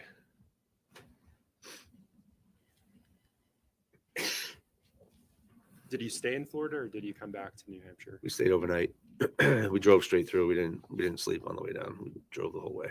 In your career as an officer, have you ever done something like that, such a long trip? Personally, yes, many times. As a police officer, no. Did you eventually come back with that item, that portion of the ceiling? We did. And when you say we did, was that with Adam Bergeron Rosa or was that another officer? That was with Detective Heil. Heil. Yes. Just a timing thing, so they assigned him to go. And how did you come back with the item? We flew down, we rented a car, or it was a Ford Expedition, if I remember correctly, and we came back with that amongst many, many other items. It wasn't just that item, but the vehicle was completely full. Between the time that you took possession of the portion of the ceiling and the time that you got to the lab in Florida, were you able to maintain and secure possession of that item at all times? At all times, yes. And once you obtained it back from the lab in Florida and drove it back to New Hampshire, were you able to contain it, to secure it at all times? We were. If I can have just a moment.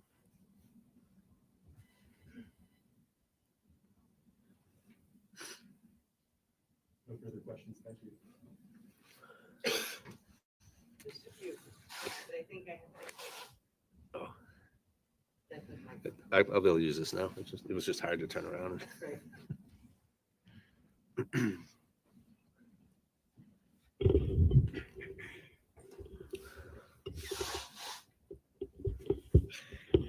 Doesn't have to go high.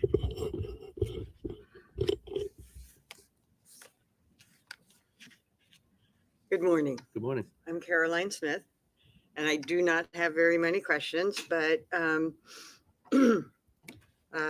you talked about having many different duties in this case, right? Correct. And one of those duties was to talk with Kayla Montgomery. Yes. And do you recall when you were speaking with Kayla Montgomery?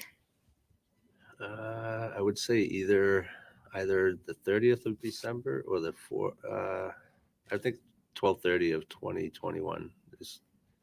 I may be wrong, but that's kind of in my head. Okay. Was that at Fit Shelter or a recorded interview? Both. So I talked to her 2 different times, so that may be off by a day.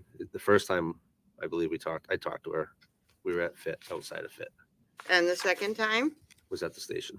Okay. And that was a recorded interview? Correct. And that was prior to her arrest? Correct. Okay. Did you advise her that she could have an attorney? Yes. And did you tell her that she didn't have to speak? You wanted to talk to her about missing Harmony? Yes. I don't know if I did or Detective Dunleavy, but she was advised that it was a voluntary interview. Yes. Okay. And you talked for a while. Yeah. Yes, it was. I think it was And pretty then at lengthy. some point, I think you all gave her a chance to be alone and write down maybe her thoughts. Correct. In case she didn't want to tell you all directly, maybe she wanted to write it down and pull her thoughts together. That is correct. right? Yes. And the essence is that and you gave her a fair amount of time, right? Yes. And when you came back and looked at the note, it essentially ended the interview. It did. Okay. Now, another random duty, I don't mean to call it random. You just It were was. jumping here, there, and It everywhere, was very right? Random. And Okay. one of the things that you did was, to collect something from the House of Correction that Kayla wrote. Correct.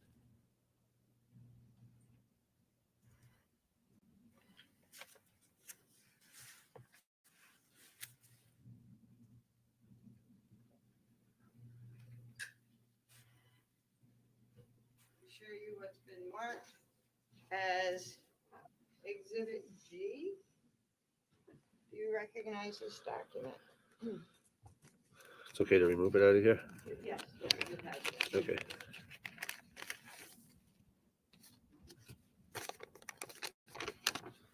I do recognize it. What is it? It's a note that she had that was, I think they were doing a cell search, if I recall correctly, and they found this in her room, Okay. in her cell, sorry. Okay. And so essentially, the police department, someone discovered that this note had been seized, Yes, and you were assigned to go and take the note correct. And did you talk to the COs and sort of document everything about how that was obtained? Yes, they had their own report. They provided me with their inside report. Okay, and do you recall when that was? I don't. I'd have to see the report. I don't remember the date. I'm guessing early January. I don't recall the date. I have to see it.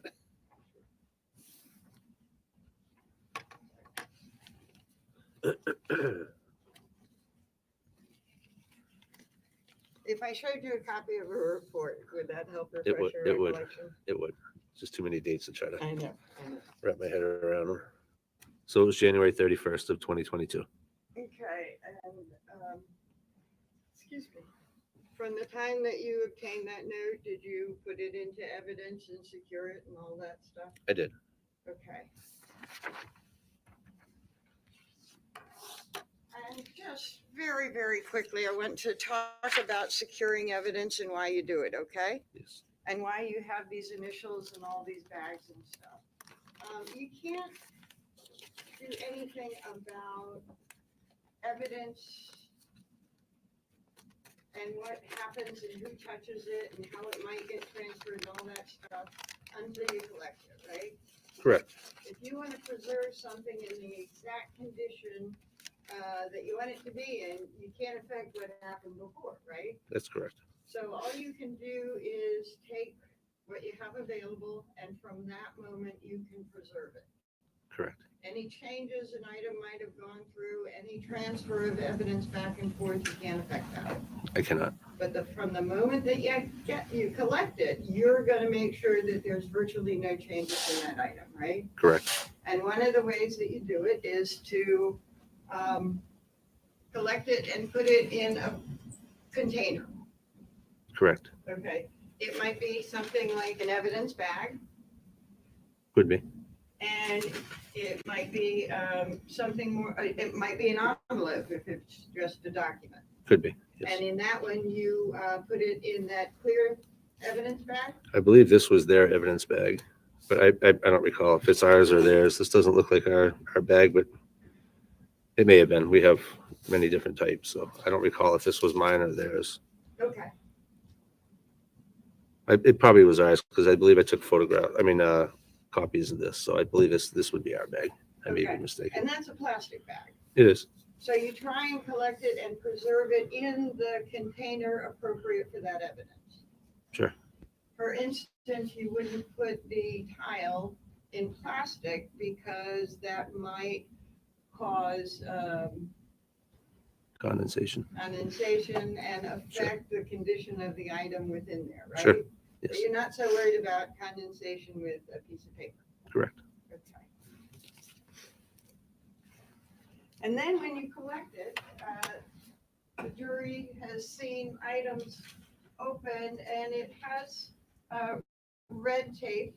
This one is sealed just as a product of the bag it's contained in, right? Correct. But other evidence items might have some tape on it. Sure. And the reason for the tape is that you are securing the evidence and letting anybody know, once this is taped, that nothing is going to change that item unless we can track it, right? Sure. For instance, if evidence has been taped with Manchester Police Department tape, then something might be sent to the lab for checking, right? Sure. And the lab would have to open an item to test an item, right? Correct. And so when the lab opens whatever packaging that you have retained a piece of evidence in, they actually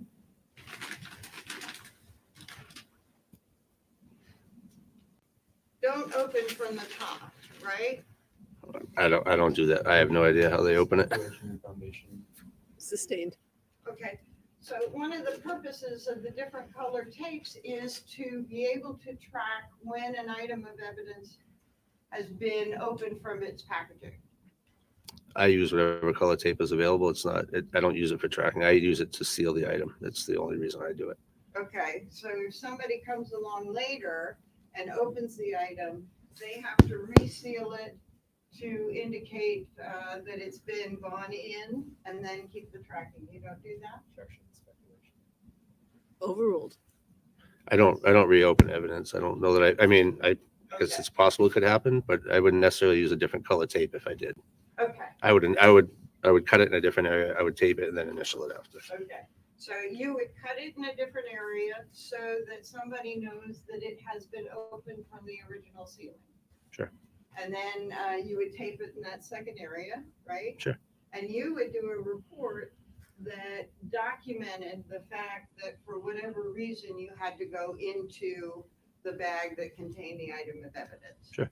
So that anybody that wants to know, has there been any changes to this item of evidence, we can track anybody who has had access It's to it. reasonable. Yes. Okay. But there's nothing you can do about anything before you collect an item of evidence. Correct. Okay.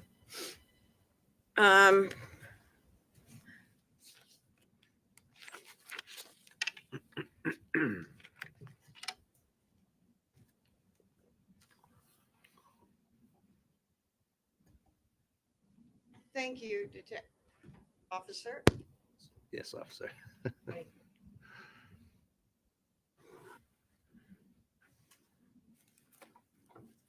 Officer Riley, you were asked about interviewing Kayla Montgomery, and you mentioned that that interview ended.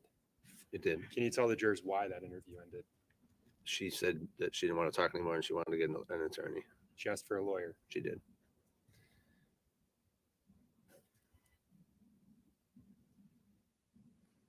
Note G, Exhibit G, that note that was collected. Are you sure about who collected it, who put it in that plastic bag? I think I would have, because I believe I took photocopies. I don't recall if I did photocopies or they gave me photocopies. That's why I'm unsure whether I put it in that bag or someone else. When you say they may have given you photocopies, you also said it may have been their bags. Who is they? The They that you're referring Valley to? Street Jail, Hillsborough County House of Corrections. Note G also talks about her wanting to speak to her attorney, right? Correct. You were asked about the handling of evidence, packaging. You were asked about cross-contamination. Do you know what cross-contamination is? Yes. Can you tell the jurors what cross-contamination is? Well, it depends on the item of evidence, but I mean, cross-contamination could be anything from blood to DNA to, I mean, I'm not sure what. Specifically with respect, and let me back up. You were asked about tiles. Did you collect tiles from that fit shelter? Tiles. They were collected. Yes, I didn't physically collect them, but yes, they were collected. You collected the ceiling. Yes, And this wasn't ceiling tiles. This was the actual ceiling. this was a drywall. Yes, Do you remember what the drywall was connected to? it was connected to metal, metal studs, metal framing. Metal framing. Yes, So that's what you collected. yes. After that collection, did you volunteer a DNA sample? If needed, yes, I did, Why was that? because it was sweating so much it was nearly impossible to try to measure and take pictures of that stain. I mean, it was just the sweat was running down my face, so I wasn't sure if I could have sweat and dropped any in that opening when I was up in there. Is that pretty standard when you're collecting items of evidentiary value, of potential evidentiary value, that you volunteer such a thing? Yes, And that's for many detectives, right? yes. I don't have any additional questions. Thank you.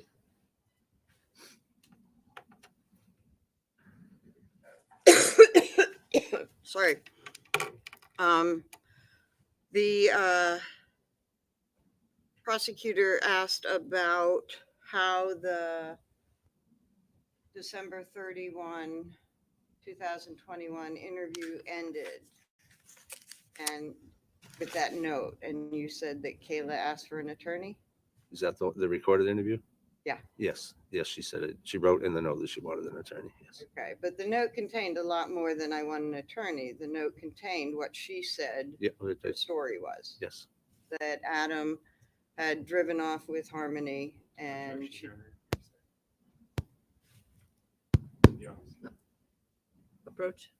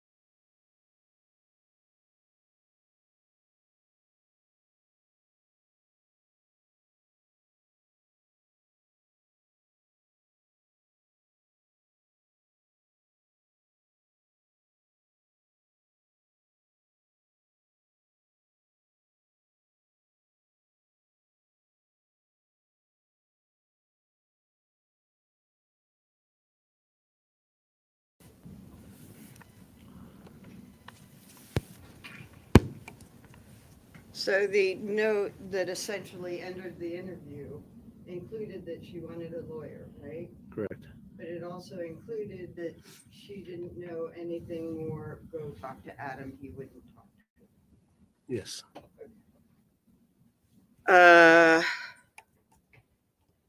Sorry about my misreference to the ceiling tiles. So it's okay. Uh,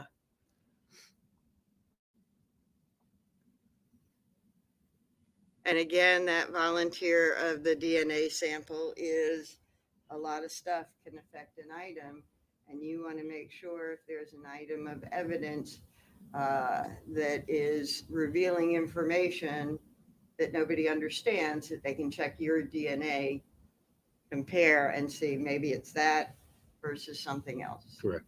If there's a question about perhaps DNA being found. Correct. Okay.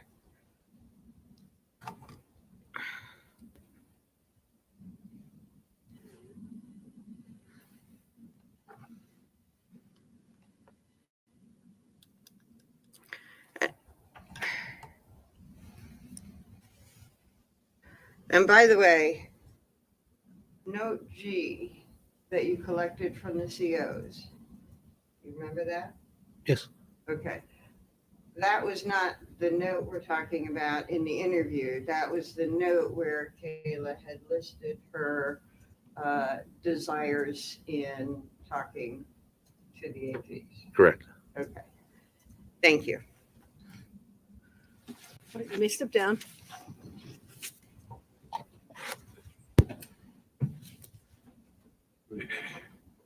Yes.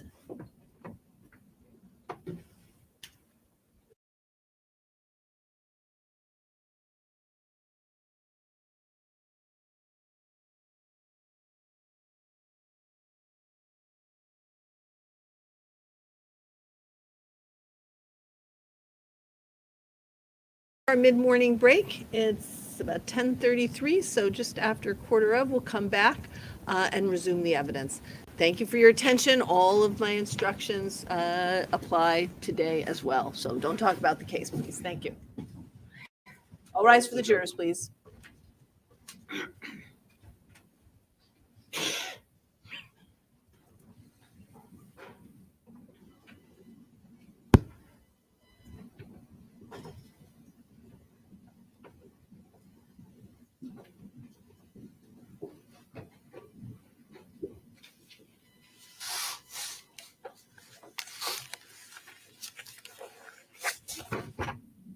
All right, 15 minutes, so 12 for you all. All right, so they are on a 15-minute break. And they'll come back and talk 10 minutes and go on another 15-minute break. I don't know the list. I don't know the docket this morning, but we will see. We will see. Good morning to those just coming in.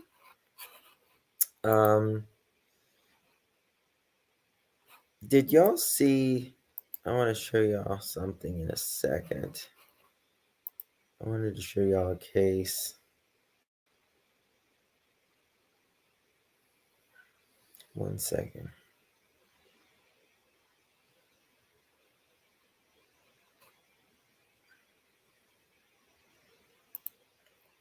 There was a woman in Cincinnati. A 4-year-old was found. What 4-year-old was driving a 2-year-old? Can you believe this? This right here. Man charged after 2 women were found unalive under similar circumstances on the same street.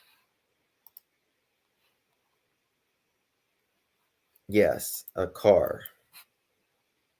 A 4-year-old was driving a 2-year-old. So police apprehended and are charging a man that allegedly unalived 2 women on the same street within days of each other. The Indianapolis Metropolitan Police Department and Marion County Prosecutor's Office announced Friday, February 9th, that David Heiner was arrested and charged with 2 counts of unaliving for the deaths of Shannon Lassier, 58, and Marianne Weiss, 52. The investigation began on January 27th when Lassier was found unalive at the 2200 block of North Mithofer Road. 5 days later, on Thursday, February 1st, Indianapolis Metro Police were called to the block of 2100 block of North Mithofer Road, where they found Weiss deceased. Police were urging people in the area to, quote, practice good safety habits, end quote, as the investigation continued. Police said, in addition to occurring in close proximity with each other, the women's deaths bore other similarities. Weiss and Lassier were both white women in their 50s, and both of them died from sharp force injuries. Police said they, quote, had ties to the far east side of the city, end quote. The Indianapolis Star reports the 2 women were discovered face down and had their pants bunched around their knees. Here is David Heiner,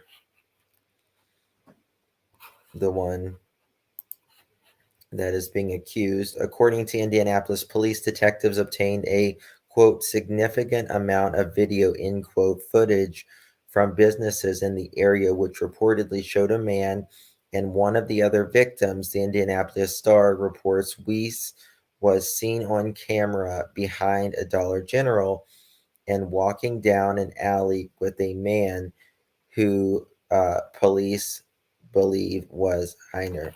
Listen, if you are seen walking behind a Dollar General, nothing is going good. I'm just going to say that. Nothing is going good if you are seen walking behind a Dollar General. Don't ever walk behind a Dollar General. Gentral, not general, gentral. Just want to put that out there. Life is not going well if you are walking behind a Dollar General. Okay, so there's that. Police identified Heiner as the suspect after human and Vice Unit detectives canvassed the area where the women were found. Heiner spoke with investigators February 6th, and the next day, homicide detectives executed a search warrant at his apartment. They reportedly found shoes that had apparent dried blood on them, as jeans were soaking in bleach in a bucket in his bathtub. That'll do it. Police learned Heiner was on probation from the LaPorte County, Indiana. The blood found on Heiner's shoes allegedly matched Weiss and Lassier's DNA. Police said there is, quote, a lot more work yet to do despite the arrest. So, that's right, Gentral. Dollar General. There is a Dollar General everywhere in the United States. I mean, I think, honestly, if we go to Mars, I think that'll be the first chain on Mars is a Dollar General. I love a Dollar General. They're handy.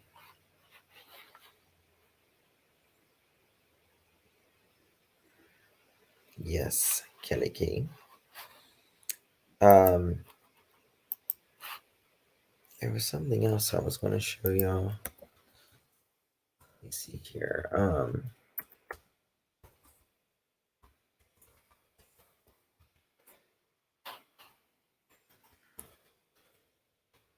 This is it.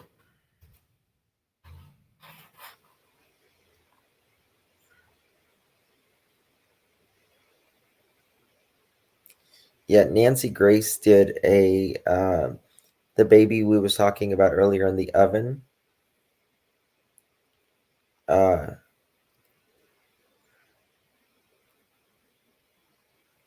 Sorry. Uh, about the woman putting her child in the oven. Toddler dead after fight between dad and grandmother. Cops investigating. So this one, as we wait on them to come back. Toddler dead after fight between dad and grandmother. Cops investigating. A toddler is dead in Georgia after the father beat the baby's grandmother and took the child overnight. Police were called at the home of Macon just after midnight and found the woman, who had been taken to the hospital for treatment, while they set out to find the man. WMAZ reported. They found the car about 3 hours later, about 7 miles away. The father was holding an unresponsive 20-month-old child inside the car. The little girl, 20 months old, Bella Jordan, was pronounced unalive at the scene. What? Oh my God. Deputy Coroner Lonnie Milley told WMAZ that the baby appeared to have been beaten and possibly stabbed, but an autopsy would confirm the cause of the manner of death.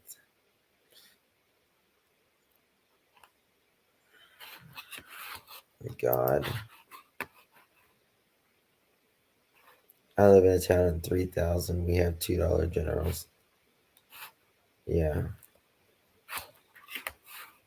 I don't know what's going on. There's been a lot of babies recently. A lot of them.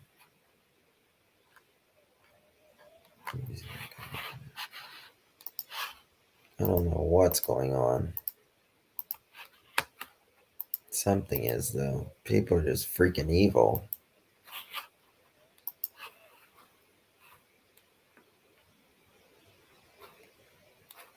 Morning, Sadie's mom, good morning.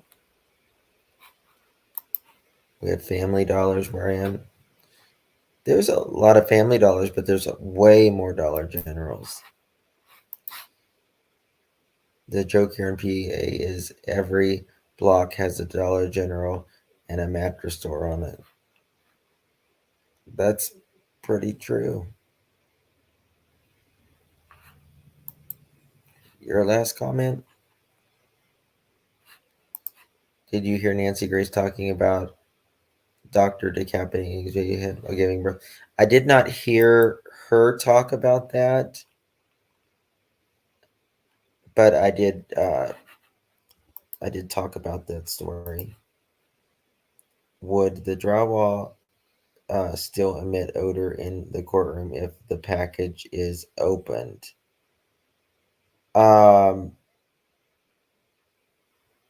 It depends what kind of package you're talking about and what it had in it and all of that. So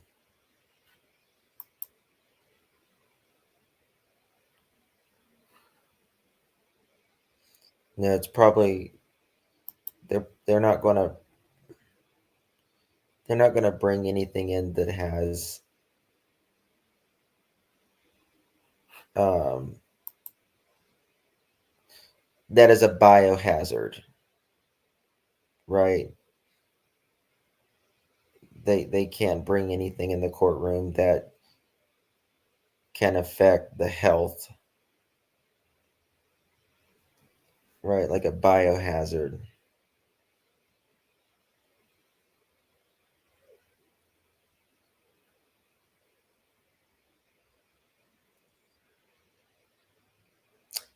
Yeah, it would be impactful. They generally just show pictures, um, or something like that. There's a channel on here that does the cards for psychic stuff. I don't know what it's called, but she did one on Summer Wells. It's wild.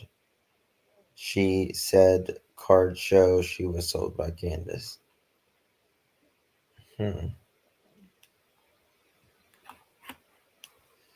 Cassie Rocco, 22 months. Thank you, my dear. Thank you, thank you, thank you.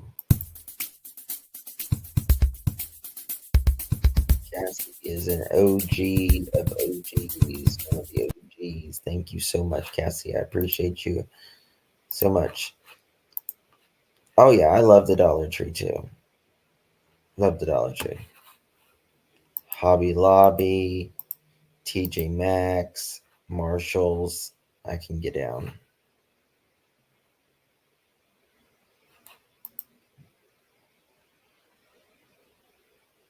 How can a 5-year-old suffocate a 1-year-old baby? In my opinion, the article I read, this is a lame excuse for Adam McGurn. Yeah, I mean, it didn't happen. Adam beat Let's be seated. the hell out of You may be seated. his words. All right, here we go.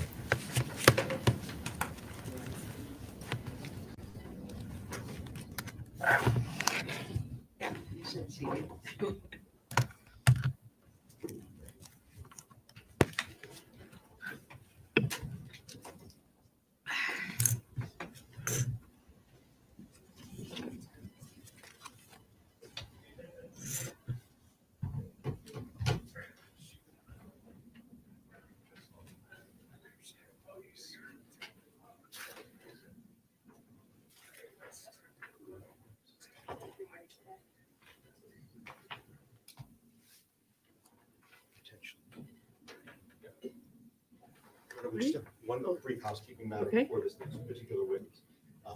With regards to the next witness, the state's going to intend to call Detective Raymond Lamy from the Manchester Police Department. This will involve some handling of the pieces of evidence, especially some of the larger pieces of evidence. One of the evidence technicians that happens to work in the Manchester Police Department, David Dido, is present in the courthouse today. We would ask if you would be able to just simply glove up and be able to help handle some of those materials for Detective Lamy rather than having Detective Lamy do all of the work himself, because we will be talking about some of the largest items that we have. Any objection to that? I don't think so, no.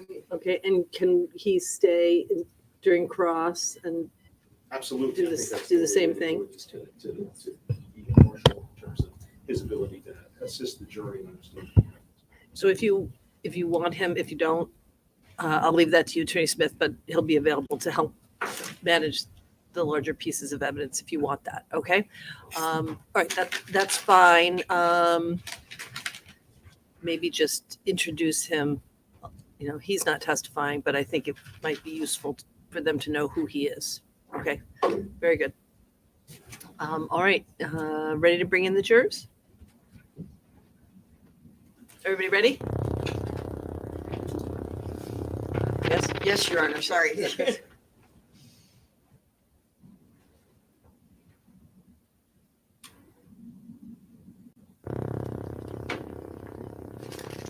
Do y'all hear that sound?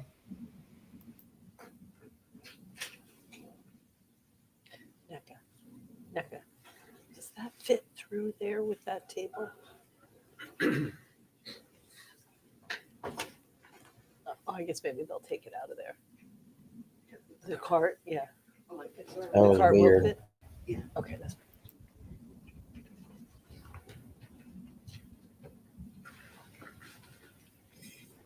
I know, Rhonda, and Stacy wasn't even around us.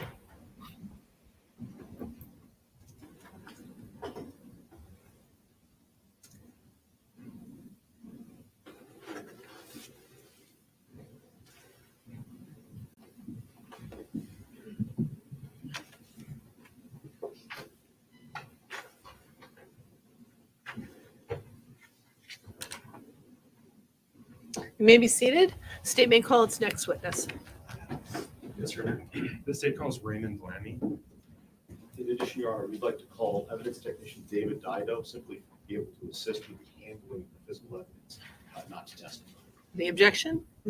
Not objection.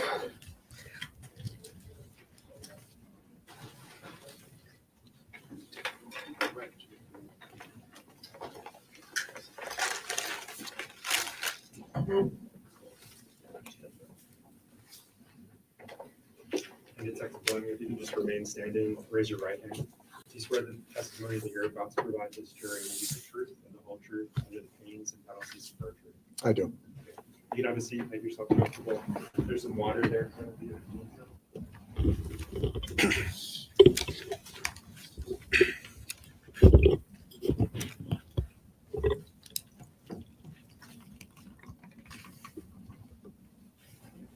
And Detective Lamy, if you can get started by just stating and spelling your full name for the record. Ray Lamy, Lamy. And Detective Lamy, how are you presently employed? I'm currently employed as a detective with the Manchester Police Department. How long have you worked as a detective? I've been a detective a little over 5.5 years. And what's your current assignment? My primary function is fraud investigation, and I also am a lead in crime scene processing. What are your current duties and responsibilities, Detective Lamy? General investigations of any financial crime from start to finish. When it comes to any major crimes in the city, violent crimes, then we all lend a hand and process those and work on those together. Have you ever had any other roles at the Manchester Police Department? I was a patrol officer for just about 5 years. And prior to that, any law enforcement experience? 2 years in Litchfield as a police officer. Did you graduate from the New Hampshire Police Academy? I did class 163, approximately February, March of 2014. Detective Lamy, do you participate in regular training as a function of your role with the Manchester Police Department? I do. What types of training have you completed? Notwithstanding a litany of financial crime investigations, I've done forensic identification of skeletal remains, blood stain pattern analysis, crime scene processing, death investigations, Faro certified, and crime scene photography. You mentioned the Faro just now. Can you tell the jurors just generally what that is? A Faro is a 3D device that can map out an area, which is useful for documenting measurements and recreating a scene for the jury, such as yourself. I want to switch gears, Detective Lamy. Were you working in your official capacity as a detective, rather? Were you assigned to a particular case involving a missing child, Harmony Montgomery? Yes. And can you just generally describe your role and participation in that case? The majority of my role was helping coordinate evidence processing, liaison between the state lab and private labs, processing of several vehicles for evidence, and also some other various items that were processed. Did you coordinate with a lab in Florida during your participation? I did. And when did your involvement begin in this matter? The beginning of January, we had some initial tips that were phoned in that we went and investigated in Haverhill, Mass. And then a vehicle was processed middle to the end of January.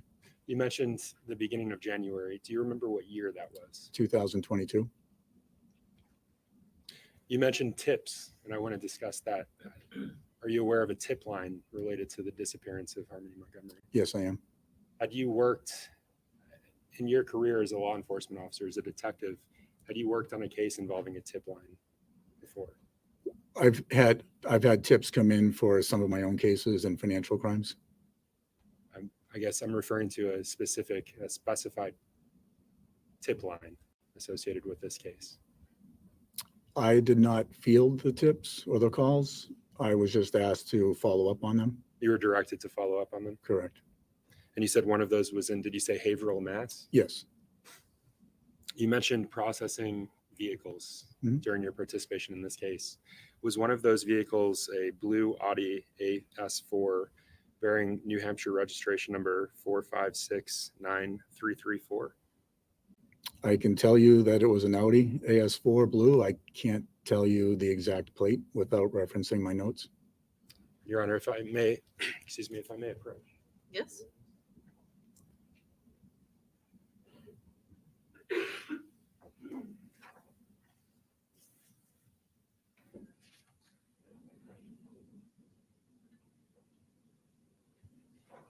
Detective Lamy, I'm handing you what's been previously published as State's Exhibit 22 for identification or for. Yep. You I do recognize that vehicle. It's the one that I processed here at Manchester Police Department, New Hampshire plate 4569334. And that's the Audi that you processed. Yes.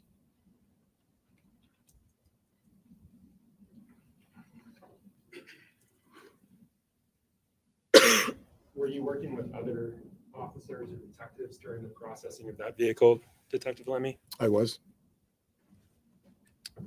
And how many days roughly did it take for you to process that vehicle?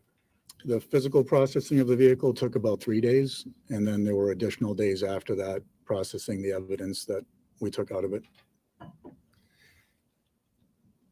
Was it consistent? Excuse me. Was it consistent with individuals that were assisting you during your processing of that vehicle, or did the members change? The members changed a little bit. Do you know a Detective Heil? Yes. How about a Detective Pittman? Yep. The two of them and I were responsible the first day of basically inventorying the vehicle, identifying the majority of the evidence items that we pulled out. And this jury has already heard about the initial processing as you take in evidence. But Detective Pittman, do you know what his initials were? JP. And the items that you collected from that vehicle, were they processed under a specific set of initials? Yes, JP.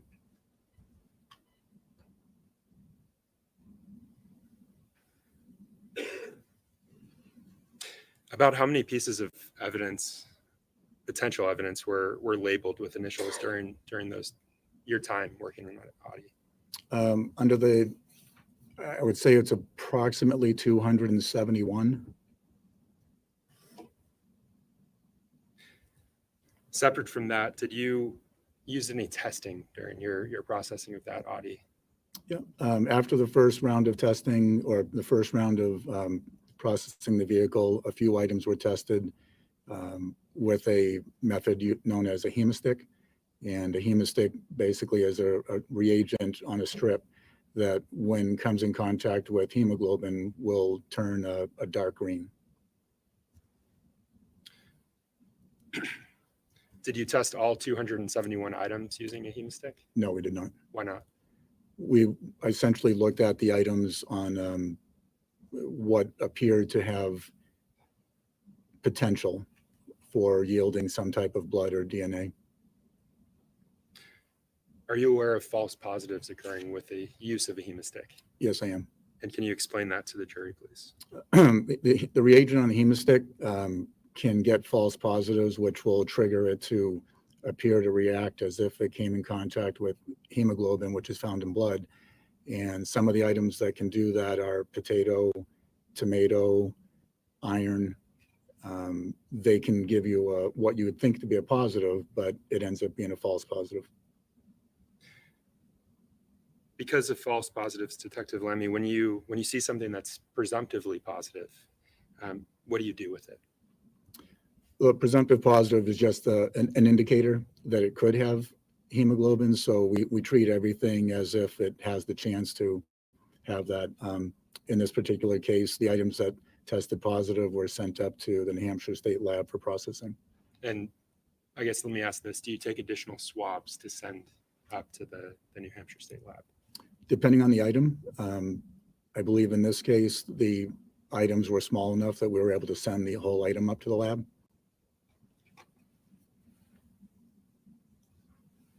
On this particular vehicle, where did you use the hemisticks? In the back seat, there was a car part just randomly sitting on the seat, and it was plastic with car insulation, like sound and deadening insulation on it. And there were a couple of spots on that that looked suspicious that I tested. How would you describe, excuse me, how would you describe the condition of the vehicle when you examined it? So the vehicle had what appeared to be, and we didn't test it, but it smelled like it, appeared to have a thick layer of mold all throughout the inside of the passenger compartment. And you previously mentioned working on that vehicle for several days. Did you take any precautions because of that? We wore Tyvek suits, and also not wanting to breathe in mold, we wore a face mask. Of the items that were pulled from that vehicle, did you send any off to the state laboratory? I did. And do you remember which items you submitted? The first three items that we did initially were, I believe, JP 55, which was the car part, JP 120, and JP 122, which were carpeted floor mats. Do you recall submitting item JP 119, 153, 195, 224, 251, 216, 225 to the lab as well? So those were sent several days or a week later when we processed outside of the vehicle area. And I actually used a different testing method for that one. What was that testing method? So I transitioned from the hemistick to Kastle-Meyer, which is a similar type of test. It's processing using reagents to also identify hemoglobin. But the Kastle-Meyer historically has been known to provide less false positives. So I transitioned to that and processed approximately 37 items that had come out of the car. And out of that, I believe 6 gave me a presumptive positive, and 1 was a false positive. When you say that 1 was a false positive, how did you determine that? So, and not to get too technical, but the way the test works is you drop 3 drops on a swab. So the swab is used to collect the evidence off of the item. Sometimes it's a dry swab, sometimes it's a drop that's been dipped in sterile water. You rub it on the evidence item, then you drop a couple of drops of what's called phenolphthalein onto the swab. If the swab immediately reacts with just those initial drops, that's considered a false positive, because until you add a couple of drops of hydrogen peroxide, 3%, onto the item, it shouldn't react at all. So in one of the cases, it reacted as soon as I dropped the first couple of phenolphthalein drops onto it. Excuse me. You mentioned this green color when you're using hemisticks. Mm-hmm. Is there a color associated with the Kastle-Meyer test? Yes, Kastle-Meyer will turn a bright pink. And is there a different level of pink that you're looking for, or is it something else? It's not so much the level with the Kastle-Meyer test as it is the time frame of how long it takes to react.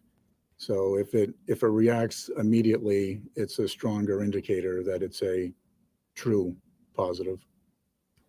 Can you still have false positives with, well, Okay. I think you mentioned that you did in this case. Yeah, you can still have false positives with the Kastle-Meyer. So it's just a presumptive test that gives you an indication. Let's look further at this. So, Detective, I want to switch gears. I want to discuss processing of a portion of a ceiling. Are you familiar with what I'm referring to? I am. And can you just generally tell the jurors what your involvement was with that? Certainly. So I was aware in my conversations with the team that a large section of ceiling had been gathered. I was also aware that that piece of evidence had been sent up to the state lab for processing. They processed it for different items and did not come back with enough evidence to support there being DNA on the item. I was told by members of the team that they sent a couple of these pieces of the ceiling down to the private lab we mentioned earlier, DNA labs in Florida, to have tested, and they came back as testing positive for blood. At this point, Judge. And- Say. Sustained. I'll redirect, Judge. So I don't want you to get into the specific testing. The any of the items, but just what you did. You've explained that. Okay. Your Honor, if I may approach. Yes? I'm showing the defense what's been marked by identification. States Exhibit 40 through 51.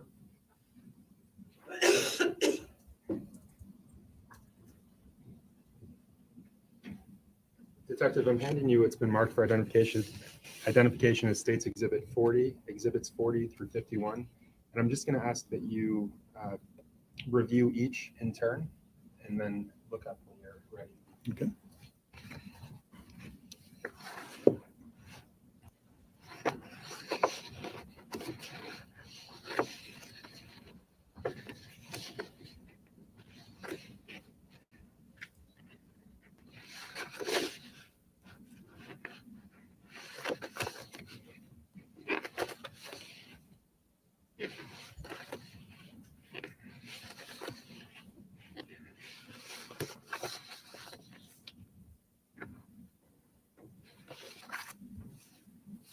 And Detective, you looked up. So are you familiar with those images as well as what's depicted therein? I am. And how are you familiar with them? I took the photos. Okay. Are they fair and accurate? They are. And again, you took these photos. Yes. Are they consistent with what you saw the day you took them? Yes, they are. All right. At this point, I move to strike what's been marked for identification as States Exhibit 40 through 51. Without objection. Without. Without objection, the ID is stricken. They're entered as full exhibits. They may be published to the jury. Thank you. I'm going to take them back. I'm going to put some up on the screen. We'll go through them.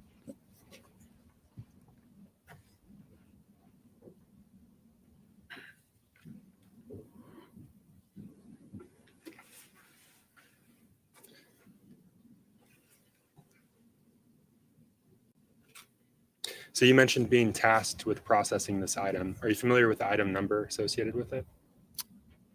MER 3D, And when did your processing occur? July 15th, 2022. Specifically, what was the item that you were tasked with processing?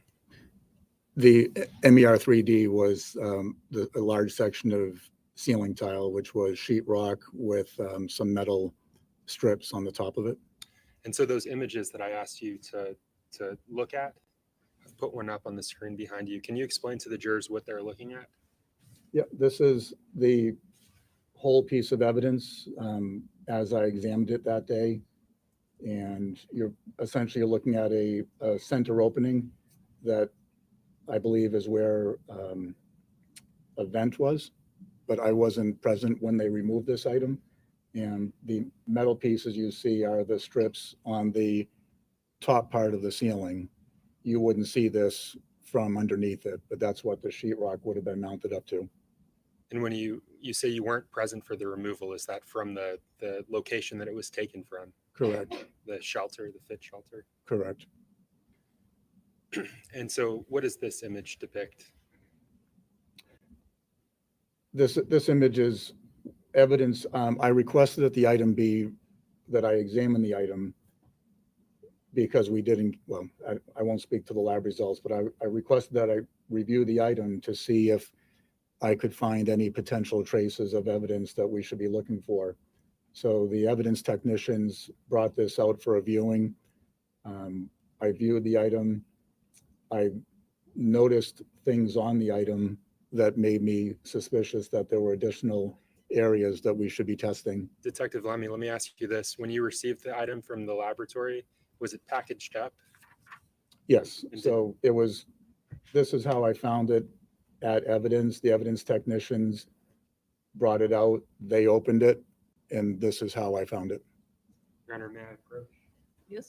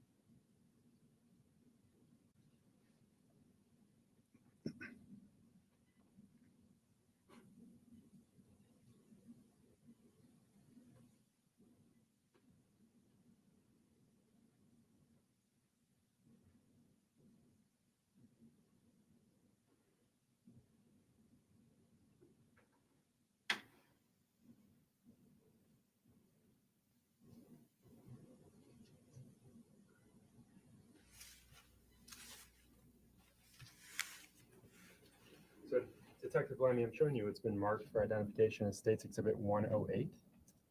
Are you familiar with this item? I am. And what is it? It's a hand sketch that I made of the ceiling.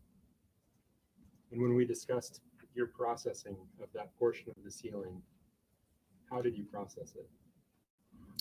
So the entire physical piece, as you see it here, was brought into our training room at the police station. It was placed on 2 work tables with that side face up. It was removed from the evidence bag that it was in and placed on butcher block paper on the tables. Then we went through the process of basically dismantling the metal pieces from the sheetrock. And let me stop you there. Mhm. Going through that process of dismantling the metal framing from the sheetrock, was it important to keep track of what was coming from where on this object as a whole? Yes, so because the whole piece was entered into evidence as one evidence number, once I was going to start dismantling it, I attached my own initials and numbers to each piece that was then separated. So when you attached your own initials, did you still preserve the earlier initials? So MER 3D and then your initials following that? Correct. And so this item that I've just shown you, why did you create this? Well, other than having photos of it, this helps to show where the positioning of each of the items was. It's not to scale, but it shows where the items were so that we could have a better understanding. Did you create this as a demonstrative to show where each piece came from? Yes, Each of the pieces, I think you mentioned this, but you gave a specific evidence number of its own with your own initials attached. correct. Is this a fair and accurate representation of the sketch that you created? Yes. All right, at this point, I move to strike the ID of States Exhibit 108. Mark is full and published. to the jury. No objection. The ID is stricken. It's entered as a full exhibit. It may be published.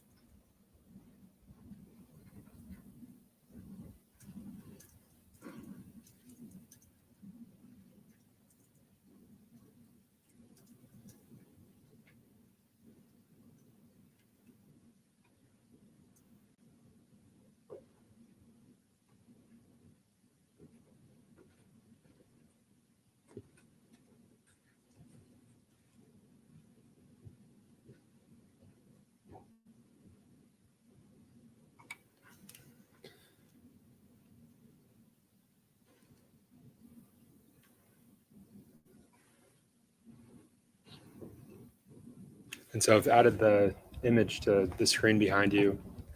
That's States Exhibit 108. And I want to discuss the items that you packaged or that you removed. You mentioned the railing. Did you remove any other items? We separated several of the pieces of the sheetrock from the main unit. There was one large piece that I ended up keeping intact, but then we separated off parts that didn't appear to be important as far as any potential evidence items on it. And you mentioned taking the photos. Did you give those photos specific evidence numbers? Yes, Did you provide a description along with each of those evidence numbers? I did.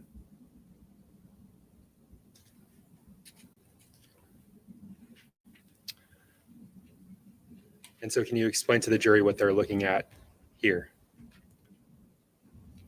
So and I'll point up here if you can't see, let me know, but I just put a tape measure on it just to see what the distance was between the metal grids.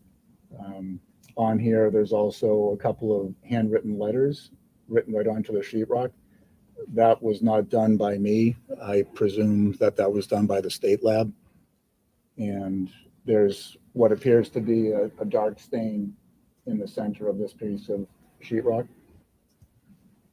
And so the letters that you're referring to, if you can just read them for the jurors. Far left is the letter A next to that cutout. B cutout. C and D are in the stain area. And when you received this item back from the state crime lab or the state forensic laboratory rather, that had already been done. That's not something that you did during your processing. That's correct.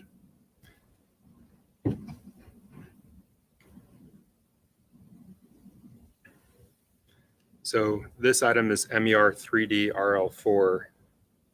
Can you describe what the jurors are seeing in this picture?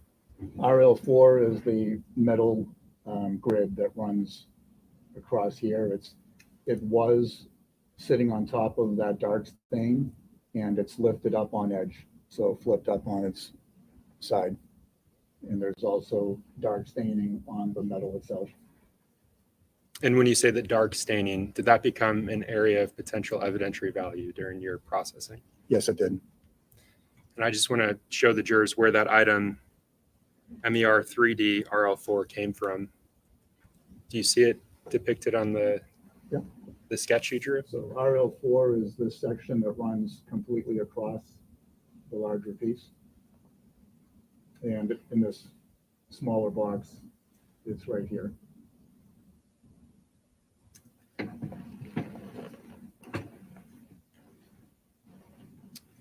And what's depicted in this image?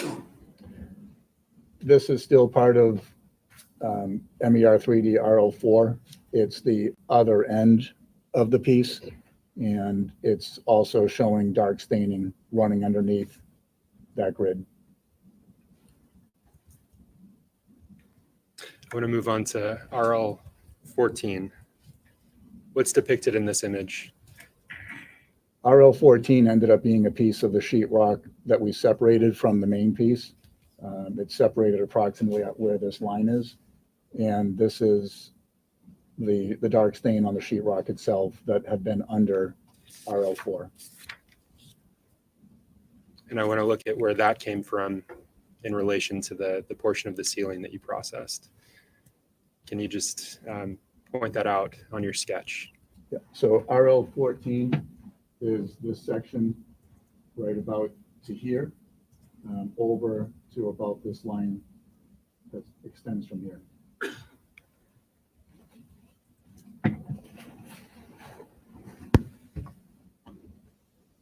And what does this image depict? RL16, so this line right here would have been where RL4, that long strip that runs across, and then RL16 is another section of sheetrock that we separated from the main piece of interest, and approximately at where that thin line is going across, that's where we separated that piece from. During your processing of MER 3D, did you become aware of low points or warps essentially in the drywall and framing area? I can't tell by looking at it the way it's laying on our workstations if the item would have been angled when it was sitting on the ceiling itself.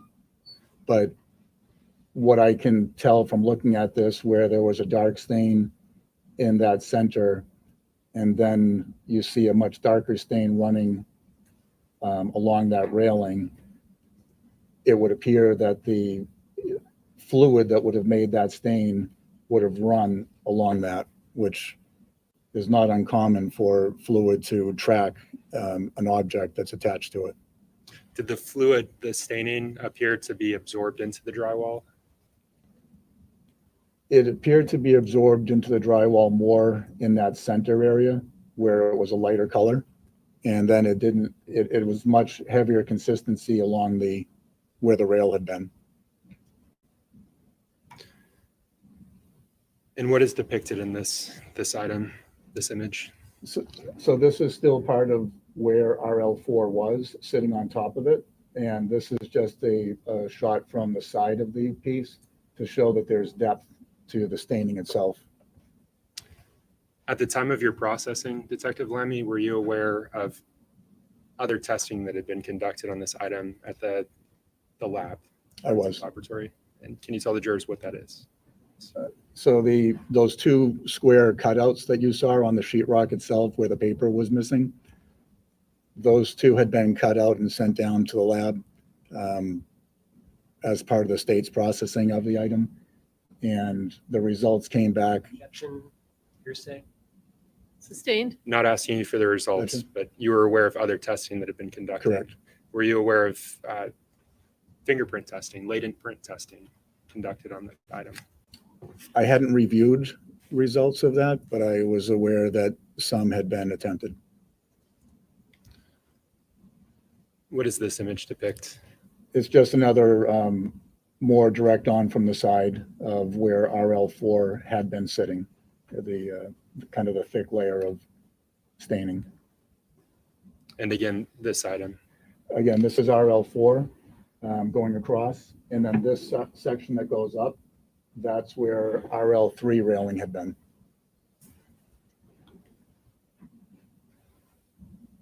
In this image.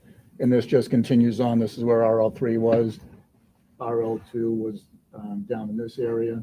That's where the initial stain had been, and then RL1 would have been up in this area.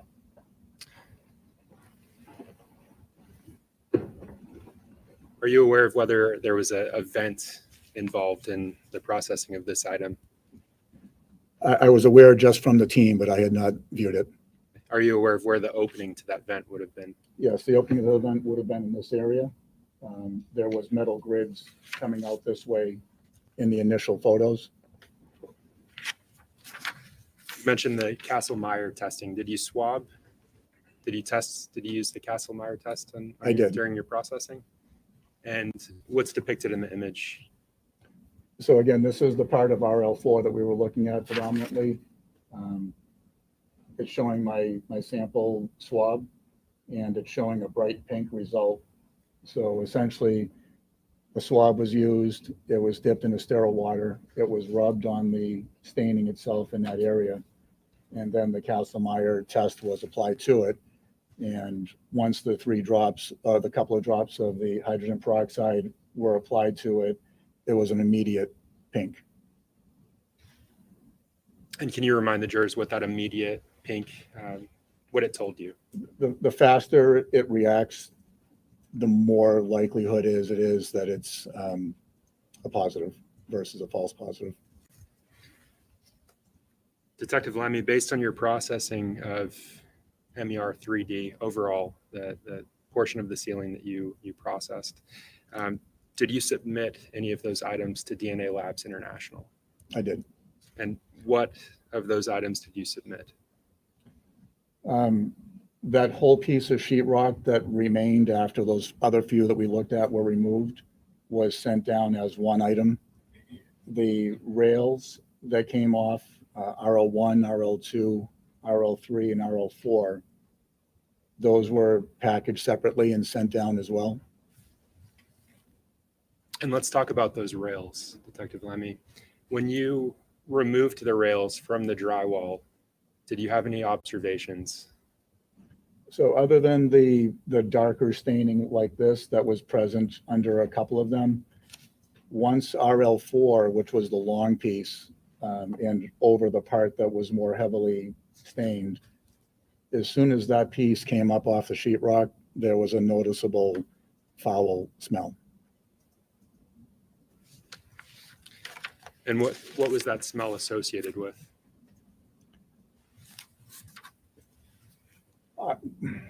I would speculate that it's from that stain itself. Detective Lamy, I want to switch gears and I want to talk about the ceiling itself. We have portions of it here, and I'm going to ask that you remove, and you have your evidence custodian with you, technician with you. I'm going to ask that you remove them from their packaging to show to the jury. And so, Your Honor, I would just ask that this witness be permitted to move freely with the evidence technician. Yes, you may. Go ahead. So, Detective Lamy, I'm just going to ask that you remove certain items, and then I'd like you to identify where that specific item would be in relation to the scale that you drew. Do you want us to maintain individual drugs for each piece, each item, or you know? Yes, please.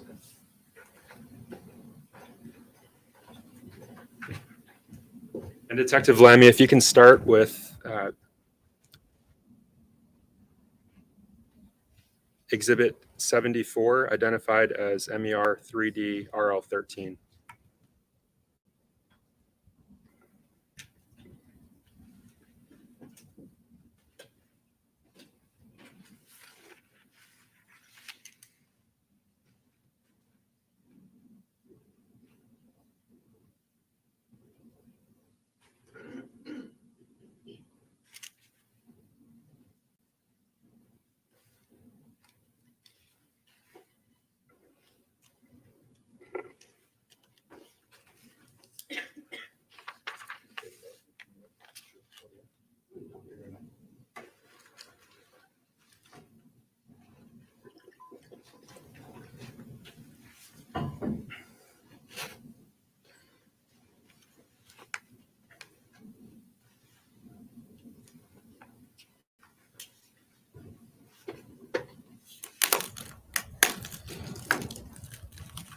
Detective Lamy, will be assisting you. Specifically with respect to RL13, is that one of the items that was sent down to DNA Labs International in Florida? Yes, it was.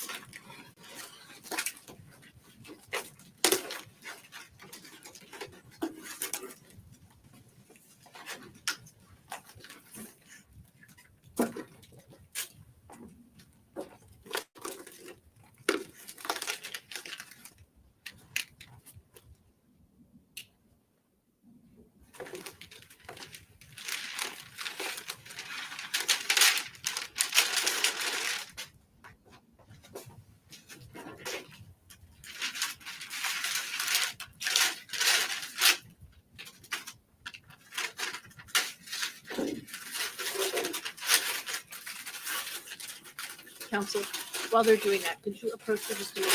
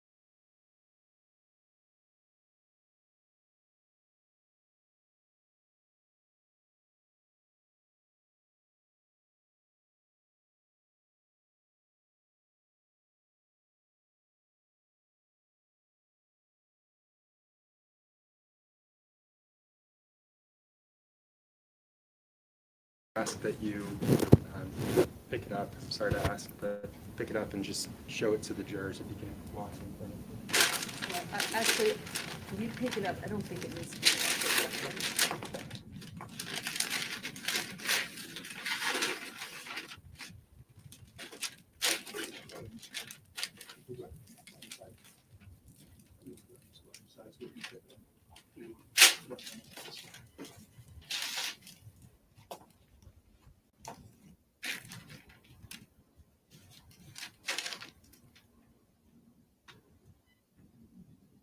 Right. And Detective Lamy, you can set that down.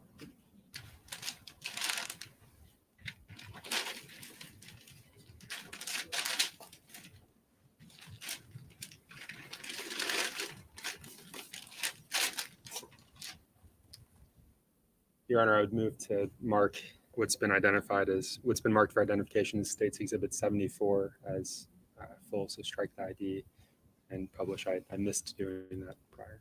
There's no objection. No objection. All right, the ID is stricken, it's entered as a full exhibit. So Detective Lamy, if you can just identify where RL13 is in relation to the sketch that you've drawn. Sure.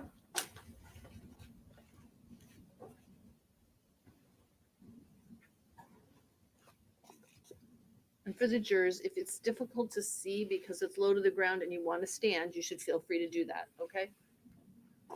As it was presented to you from that face view, what you saw was the cutoff from here over this way down to about this section. And that's what that bottom dark stain was from here over to the edge.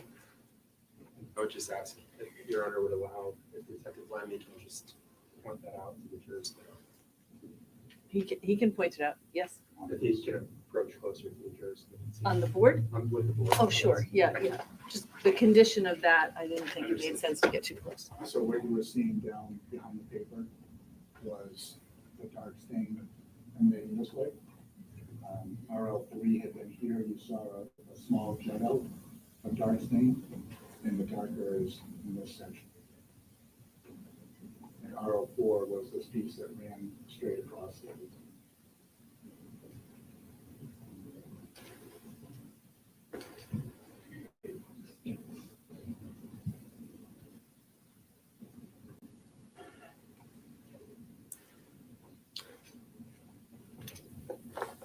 And if we could just move Exhibit 74, I want to move on to Exhibit 75, which is RL15.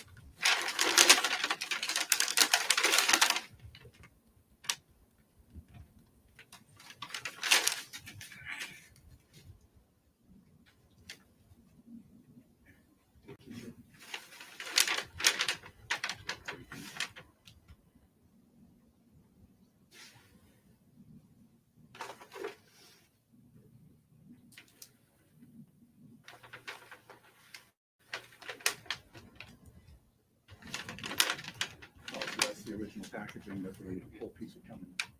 So if it's the wrong number, that's fine. We can move on. Can we go to what's been marked for identification as Exhibit 76? That's RL 15.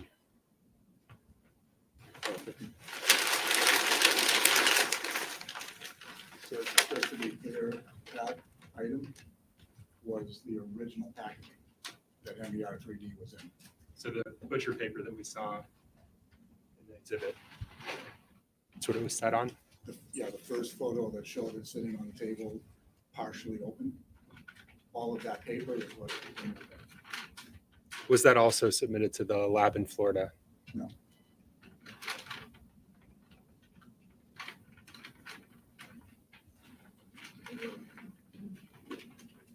That's 875.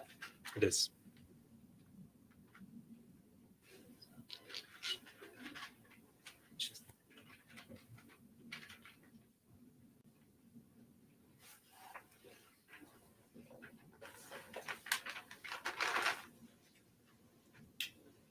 And Detective Lamy, while you're opening that, can you just describe for the jurors what this item is, RL 15? So this one is RL 15. The way I showed it to you earlier. RL 4 ran all the way across the place. RL 15 is the big piece of sheet rock. Just like that out. So this piece was not submitted to anyone.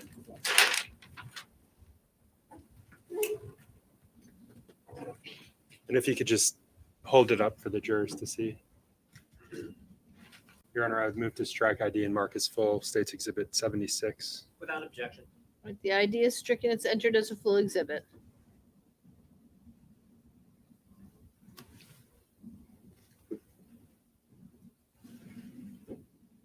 Detective Lamy, I'd like to move on to what's been marked for identification as States Exhibit 77. That's RL 16.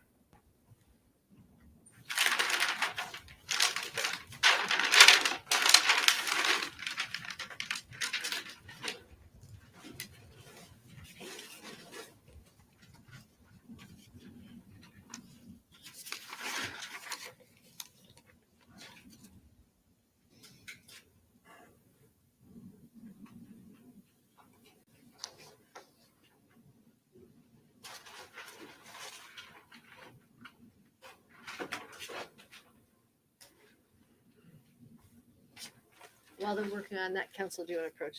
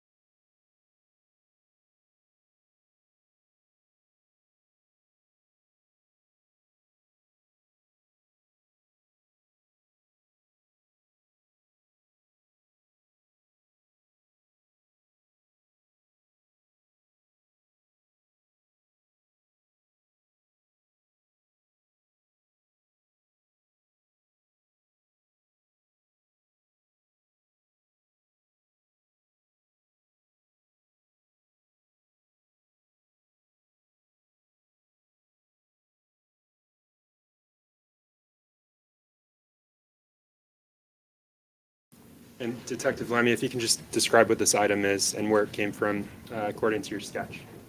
So RL 16, I'll keep it consistent as far as how I was holding it for you. That item is running from here up to the end, approximately down this way over. And RL1 railing has not been touching that particular piece, because RL 16 this area right here. And on your sketch, where's the vent area located? That's down here. So this would have been a void, essentially. Yes. Let's move to the next item. I'd ask that exhibit be marked full, ID stricken, and published to the jury. The ID is stricken. It's entered as a full exhibit. It can be published to the jury. Detective Lamy, I want to move to State's Exhibit 78, what's been identified as RL 11.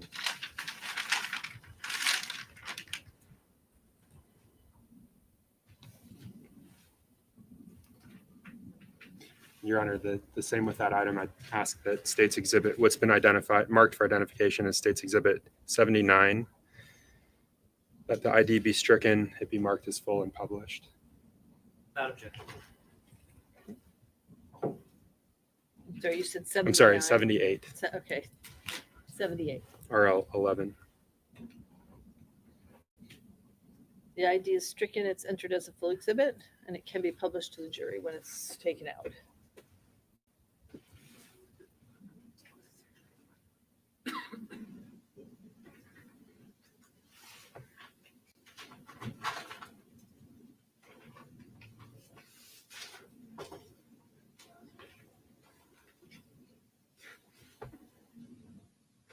And while that's being opened up, Detective Lamy, can you just tell the jurors what this item is and where its relative location was on that portion of the ceiling according to your scale?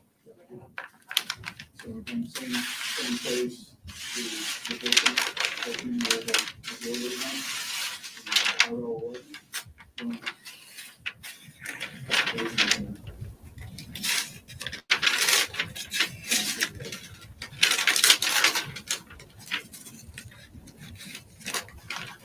Was this item submitted to the laboratory? No, it wasn't.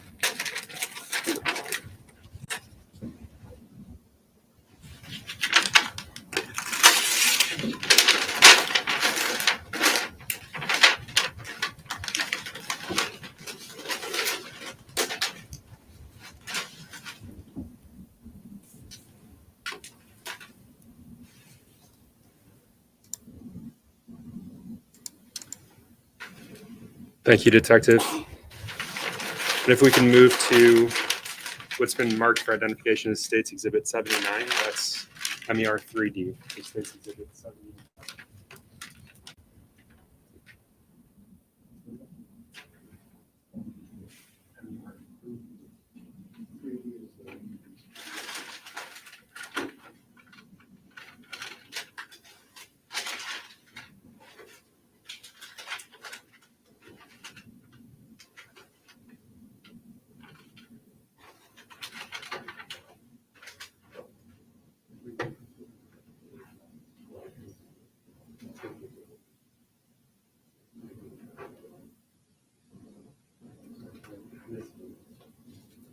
State's Exhibit 80 for identification.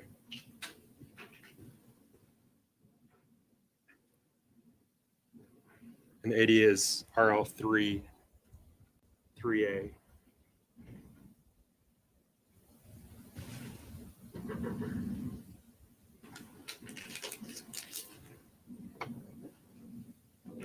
So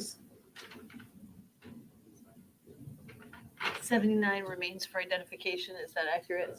So I have 75, 75, and 79 remaining for ID, correct? Correct. That's your understanding, Attorney Brett? Yes, Judge.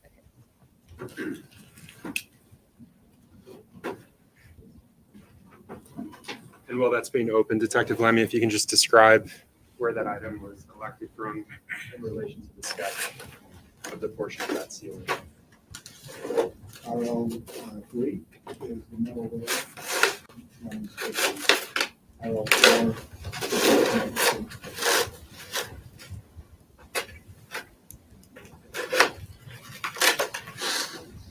Again, Your Honor, I move to strike ID, mark as full, and publish. Objection? No objection. The ID is stricken on Exhibit 80. It's entered as a full exhibit, and it can be published to the jury.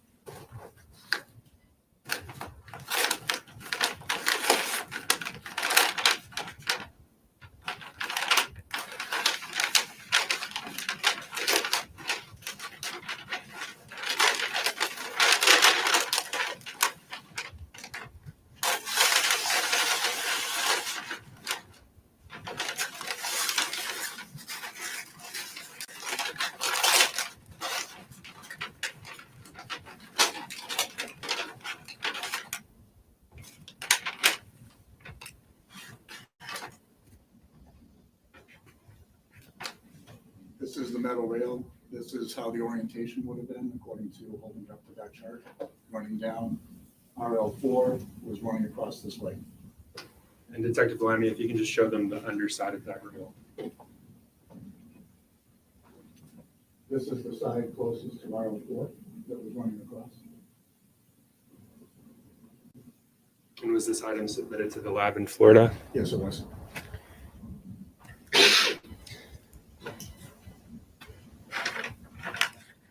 And Detective Lamy, when you're ready, I'd like to move on to State's Exhibit 81, what's been marked as State's Exhibit 81 for identification. That's RL3, RL4, RL12.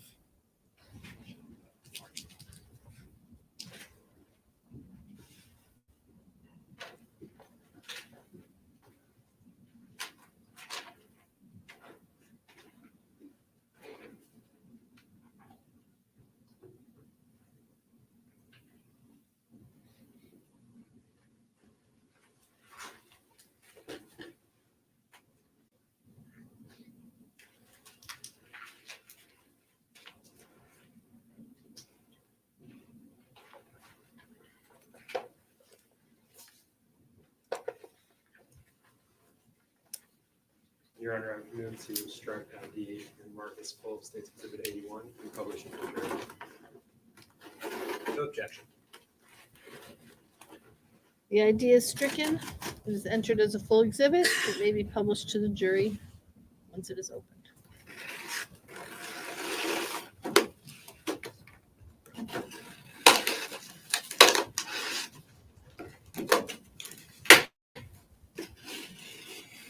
Detective Lamy, while that's being opened, can you please describe for the jurors where this piece of evidence came from in relation to that portion of the ceiling using the sketch that you found? This was actually.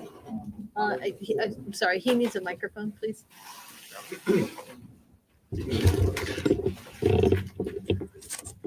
So RL4 and RL12 were attached. We did not separate them when we processed this because we didn't want to cause any damage to what would have been underneath it.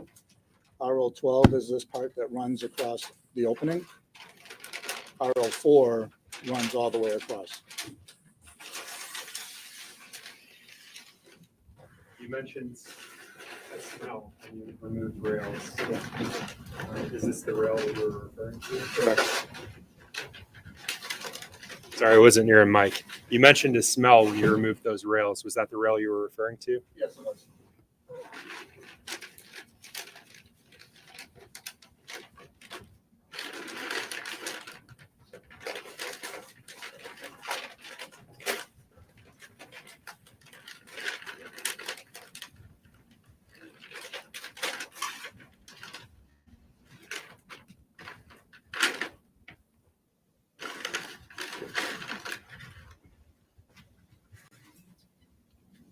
This would be the orientation as we found it.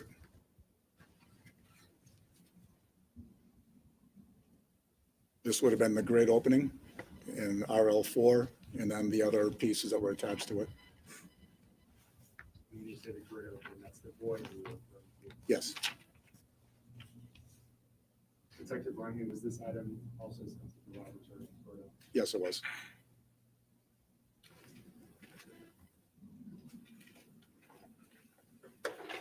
Detective Lamy, thank you. I have no additional questions. The defense may ask you. Finish, I'll get him back on the stand. That's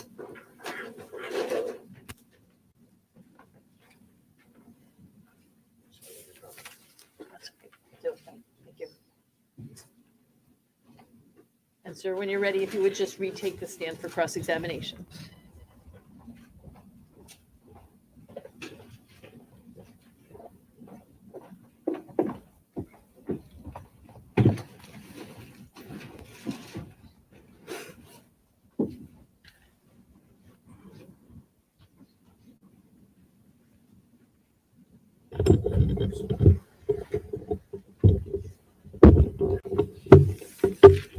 Good afternoon, Detective. Good afternoon, sir. My name is Jamie Brooks. I don't believe we've met, but I represent Adam Montgomery.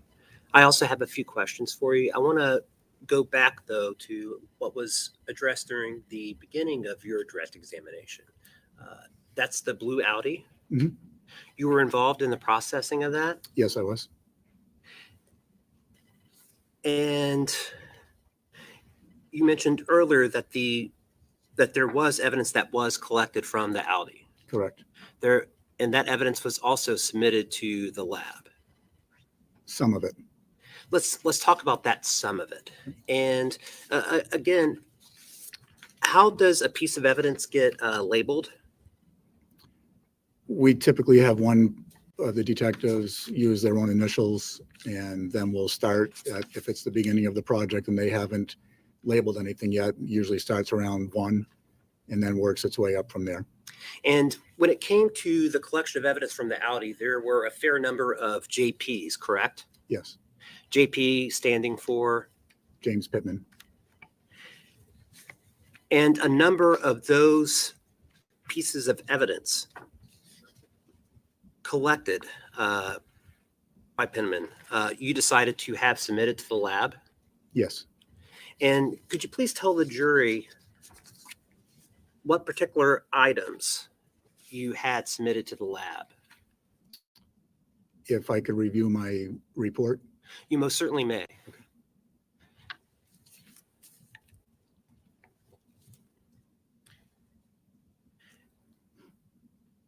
Actually, if I were to, are you familiar with something called a crime scene note? Yes. And what is a crime scene note? Well, a crime scene note is typically an overall write-up of the processing of a scene. I am going to, may I approach, Your Honor? Yes, you may.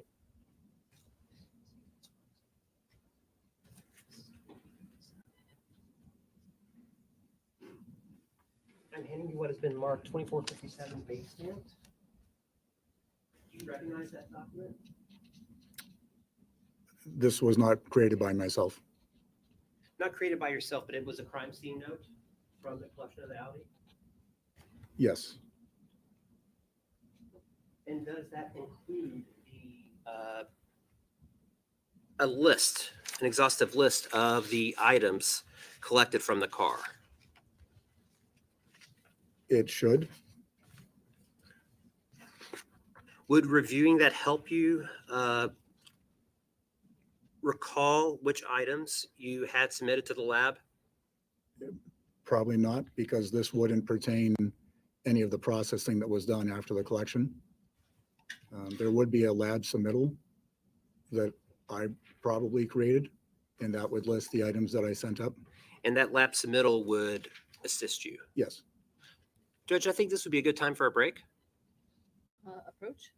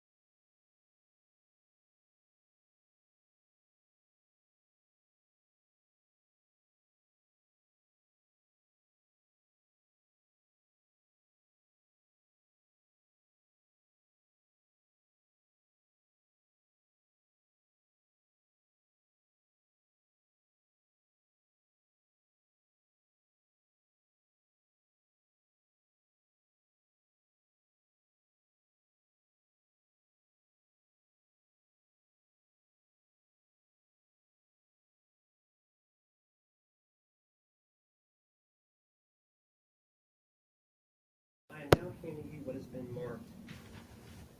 It has not been marked, but for bait stamps purposes, it's 3026. Do you recognize this document?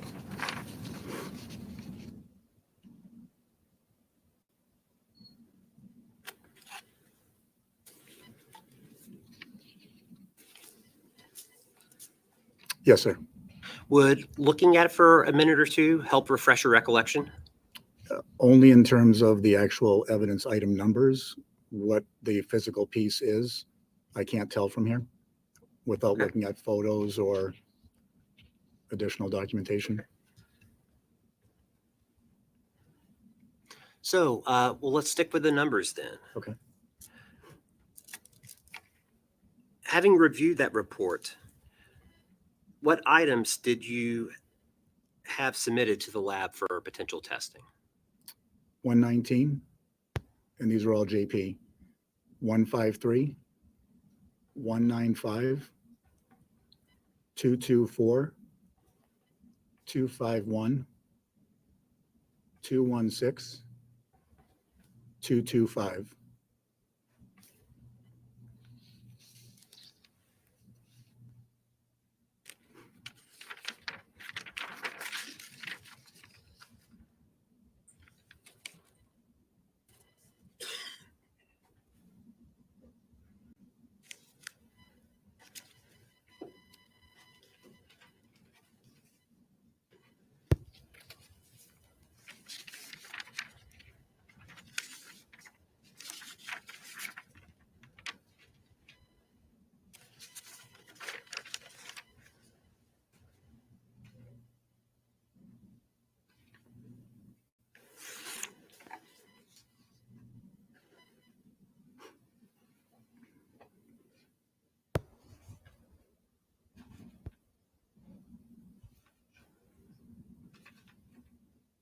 So I understand that you may not be able to recognize, for example, specifically what 119 was or 195, but those samples, the JPs collected from the Audi, did some of those include specimens from the floor mat?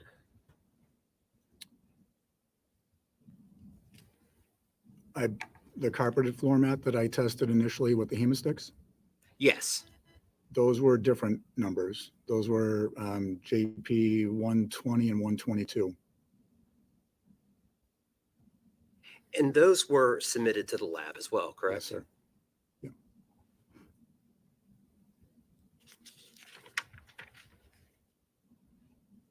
Do you recall a cash register receipt? I do. Could that have been one of the items submitted to the lab for analysis? I believe so. A shoebox? Yes. Blue bath towel? I would have to jog my memory about the bath towel. Detective, do you still have up there the casing note? Yes.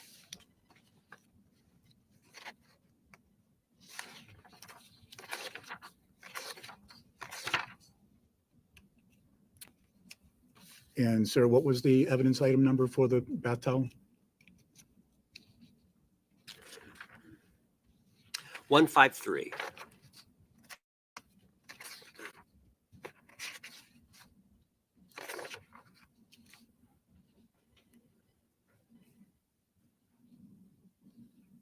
Would you like me to read the listing as far as how Detective Heil listed it? Just wanted to confirm that a blue bath towel was sent to the submitted for analysis. So he identified it as towel with unidentified stains. He did not list the color. Cash register receipt. Do you recall having that submitted? I do. A pink sweater, women's? Yes, sir. A folder with papers? Number on that one, sir? Take a look at 224 and see if that refreshes your recollection.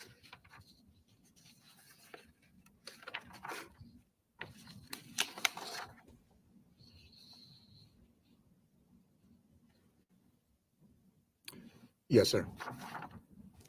And what is your recollection now?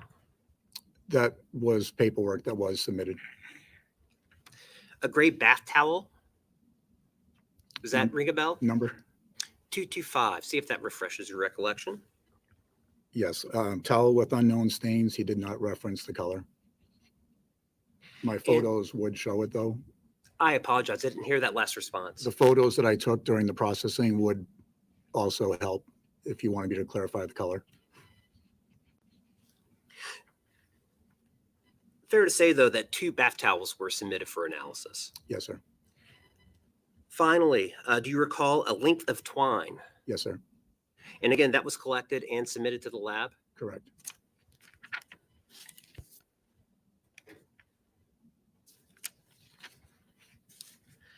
I now want to turn to your use of blood stain reagents, latent blood stain reagents. In the processing of the Audi, you used Hemostix, Yes, sir. Kasselmeyer. Yes, sir. You were also involved in the processing of a Chrysler Sebring. I was involved in that as an assistant to the detective that was processing it. Detective O'Leary. Yes, sir. And when you were there assisting him in the processing of that Sebring, does January 7th of 2022 sound correct? I would be guessing. Okay. But he was using Blue Star, Yes, sir. I remember that. and that again is another latent blood stain reagent. It is. And whenever, regardless of which type of agent was being used, whenever there was a presumptive positive, it was collected. I can't speak to the Sebring because I didn't process that vehicle. I can only speak to the Audi. Okay. So when it came to the Sebring, were you there for the Blue Star part of the processing of that vehicle on the 7th or no? I was there when he blue starred the trunk area. But it's your understanding that the practice, the practice of the Manchester Police Department is that when there is a presumptive positive, it is something that's preserved. If we did a swab of an area, we would typically preserve it. And that's what you did in the processing of the Audi, correct? Yes, sir. I believe, as you said on direct, that you preserved the ability to be able to look further at an item if there was a presumptive positive. Yes, sir. And again, you want to over collect as opposed to under collect. I do.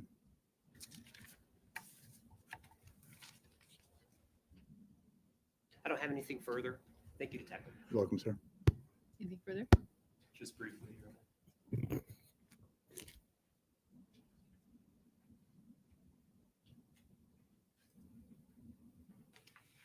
Detective Lamy, I just want to follow up with the items that you were asked about on cross-examination by Attorney Brooks.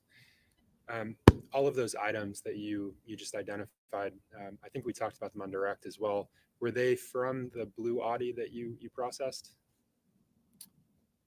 The particular numbers that we reviewed, I believe, were from the Audi. Was that the same Audi that was covered in mold? Yes, sir. And Detective Lamy, let me ask you this. Do you know where that car was in 2020? I do not. How about 2021? I do not. How about 2022?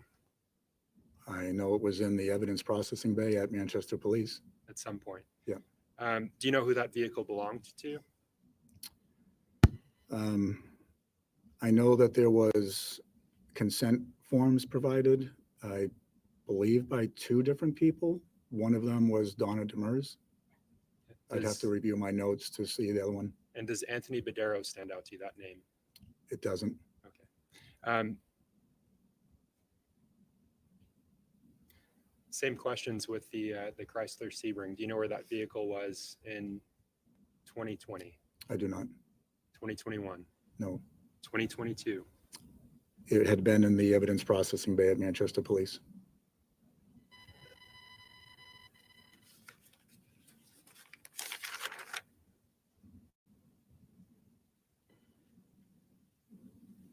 Thank you, Detective Lamy. No further questions here. No recross. You may step down. Thank you, ma'am. All right, ladies and gentlemen, it's just about 12:15, so a good time for our lunch break. I remind you, don't discuss the case with anybody. Don't watch any social media.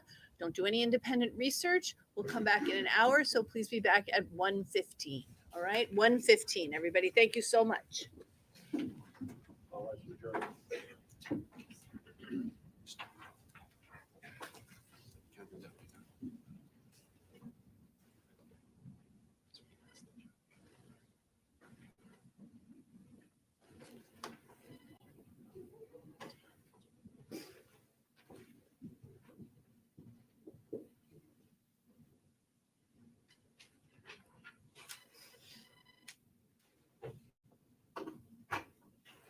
Do we need to rewrap, or what do you need to do processing wise? I would ask that Mr. Dido be able to repackage the items that he wrote. Okay, one minute.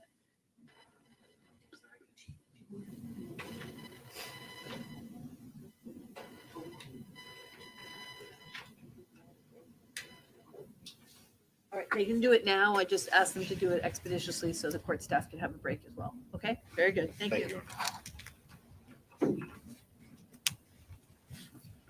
Dave, gray down. He's done. Sorry, do you want gray down? Jamie, any objection to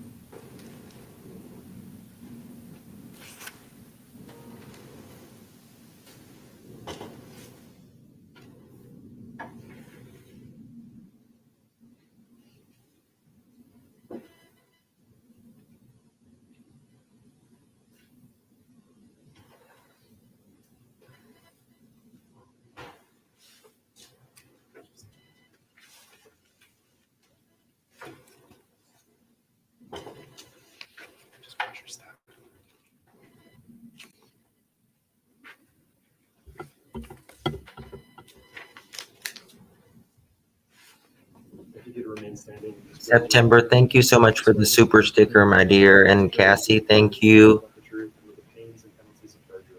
I do. And Susan B, thank you so much. I And when appreciate you're ready, you. if you could just start by stating and spelling your full name for the record. My name is Rachel Radwich. First is Rachel, last Radwich. Ms. Radwich, how are you presently employed? What do you do for a living? I work for the Manchester Police Department in the Evidence Division. And how long have you worked with the Manchester Police Department? It'll be 9 years this September. In those 9 years, have you held more than one position with the Manchester Police Department? I have. So I started off as a emergency communications dispatcher. And then after about 2 or 3 years, I began working in evidence as an evidence specialist. And then as of last July, I was promoted to the evidence supervisor. And what are your current duties and responsibilities as an evidence supervisor?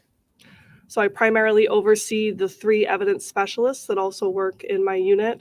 I oversee the intake and collection of all evidence that comes into the evidence division, as well as maintain control of all of our storage rooms.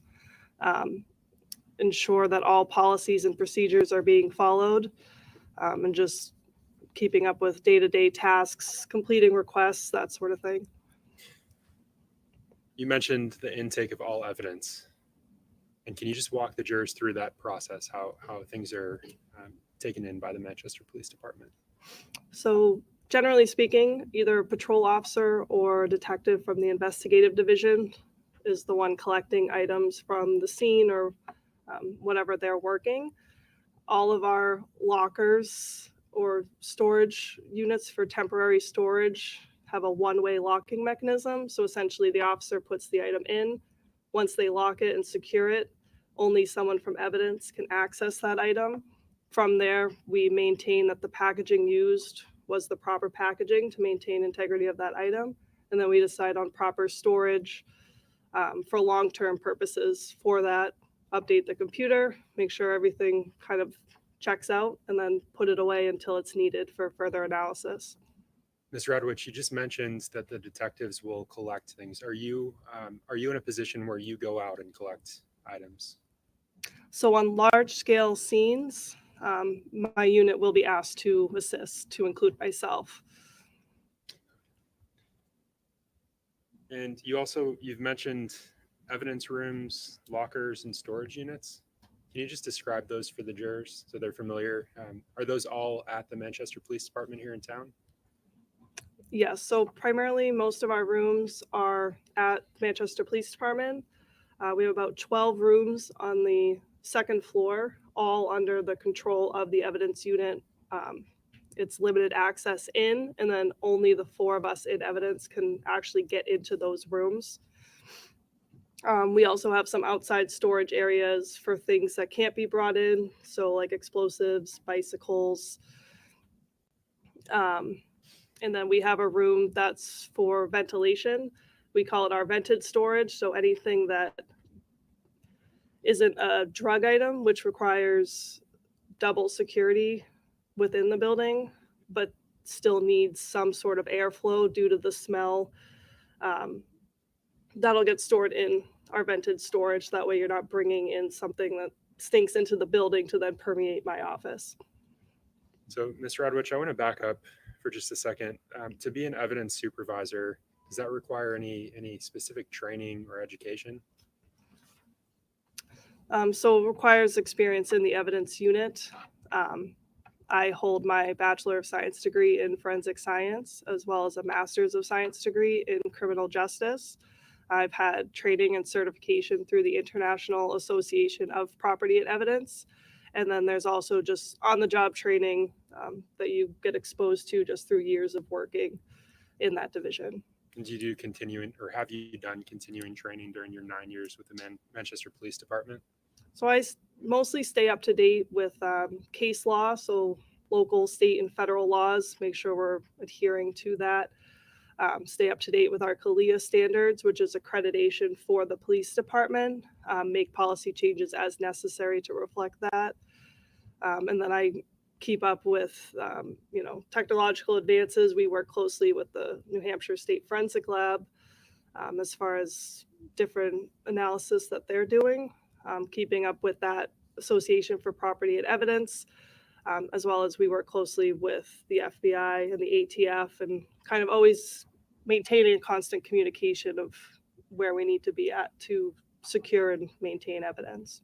Now, Ms. Radwich, I'd like to switch gears, and I want to talk about the case of a missing child, Harmony Montgomery. What was your role, just generally, your role and involvement on the case of the missing child, Harmony Montgomery? So for this case, I was still an evidence specialist, so I hadn't been yet promoted. And I had a few different roles within this, but primarily it was to assist the detective division for those large-scale scenes, just to help maintain and document any evidence that's being brought in, ensure the integrity and packaging of those items. Do you recall when your involvement on this matter began? I want to say it was January 2022, and at that point, it would have just been primarily the intaking and storing of items coming in. At that point, it wasn't a full-scale investigation to what it ended up being. So just, different interview discs, paperwork, that sort of thing we were collecting through those one-way lockers and putting them into storage. And you mentioned earlier that you're in charge of intake of all evidence that's brought into the Manchester Police Department. Are you aware of whether or not evidence has been brought to the Manchester Police Department regarding this case? Yes, there has been a lot of evidence. When you say a lot, what does that mean? About 900 pieces, give or take. Ms. Radwich, during your involvement in this case, did you ship items from the Manchester Police Department to DNA Labs International? Yes, so we would take items being stored at Manchester Police Evidence Office, and I would transport it to a FedEx facility. Generally, we go to the one in Bedford, and do standard express overnight delivery of those items directly to DNA Labs International in Florida. And I want to discuss specifically an evidence item bearing the evidence item number MER 3D-RL1 through RL18. Are you familiar with those items? Vaguely. I know MER 3D is the ceiling tile, and then anything with the RL attached would be any of the rails or screws that were removed from that ceiling tile. And can you just describe for the jury how you became familiar with the ceiling portion, the rails that you just mentioned? Okay, so MER 3D is a large piece of drywalled ceiling tile. There's a vent opening with metal rails. I first became familiar with it when, of course, it came into my office and we needed to store it. I was also part of transporting that item to and from the lab being the state forensic lab. Once that came back to my office, after testing was done at the state level, I was then overseeing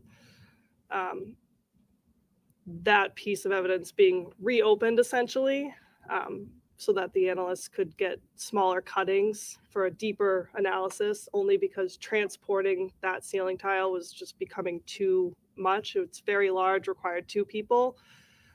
So it was decided that cuttings would be taken for further processing instead of transferring this massive piece back and forth. And let me stop you there. You said that the analyst made the cuttings. Yes. Were you there when the analyst made the cuttings? Yes. And what was that analyst's name? Kevin McMahon. And that's an individual from the lab Yes. here in New Hampshire. Do you know whether he made specific markings on the areas that he cut? There were markings made next to the squares that were cut out. Following that interaction, did you have occasion to see that item again in your facility here at the Manchester Police Department? Yes, so shortly after that time frame, that was mid to late June. And then about a month or so later, we again had to pull the ceiling tile out, and we brought it to our second floor training room, essentially to remove the metal rails from the piece of drywall. The reasoning for this is, again, it was really big, really bulky, and we wanted to see what was under those rails. So I was amongst a team of detectives. We took the ceiling tile that was stored securely in the evidence division. We wheeled it down in its packaging to the training room, which was right down the hall from my office. And then once there, we did what we needed to do to get those rails removed. Do you recall with any specificity the detectives that you mentioned? It was Sergeant Lovejoy, Detective Lamy, Detective Bombard, and Detective Rayhill. That's Max Rail. Yes.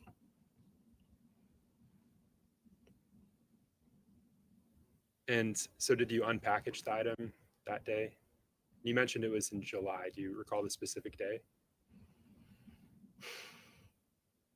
I want to say it was the 18th. So on July 18th, did you unpackage the item for the detectives? Yes. So once we got to the training room, we put down a clean piece of craft paper, put this item on top of it, and then just carefully open it up so as to not disturb the contents underneath. Of course, we had to use a knife to cut into it because it was wrapped in cardboard, given that it was drywall, so we didn't want it to bend and then break. Did you have any impressions when the rails came off that item with MER 3D? Yeah, so first looking at the ceiling tile, you could see some like dark staining on the drywall backing. And then as the rails were being removed, you could see dark red, like crusted staining along the rails as well as slightly underneath. And as the rails were being removed by the detectives, I could smell just a foul odor coming from that piece of drywall as the rail was being lifted. And were you familiar with that foul odor that you smelled? Yes. And can you explain that to the jurors? How are you familiar with it, with the smell? So the smell, I would call it like a pungent rotting smell. And I'm familiar with that, and I would associate that with decomposition. I know what that smell is like. I've worked on numerous crime scenes in which there was a body present. I've attended an autopsy, and I've also regularly handled evidence that comes in from death scenes. At the Manchester Police Department, do you have a specific location for such items with body fluids decomposition?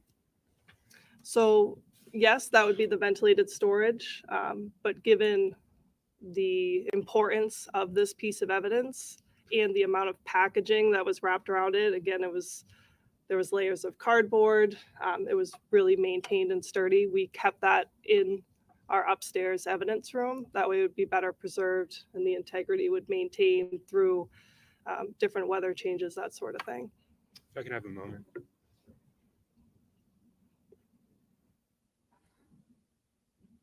Thank you. No further questions. No questions. You may sit down. Thank you.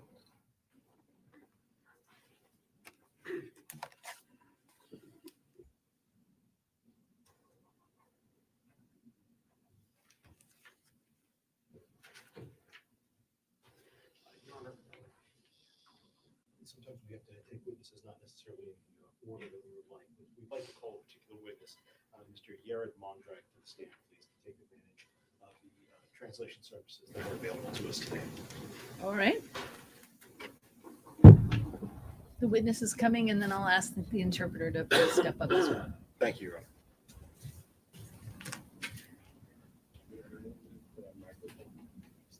Yes, thank you. That would be great. Take this one.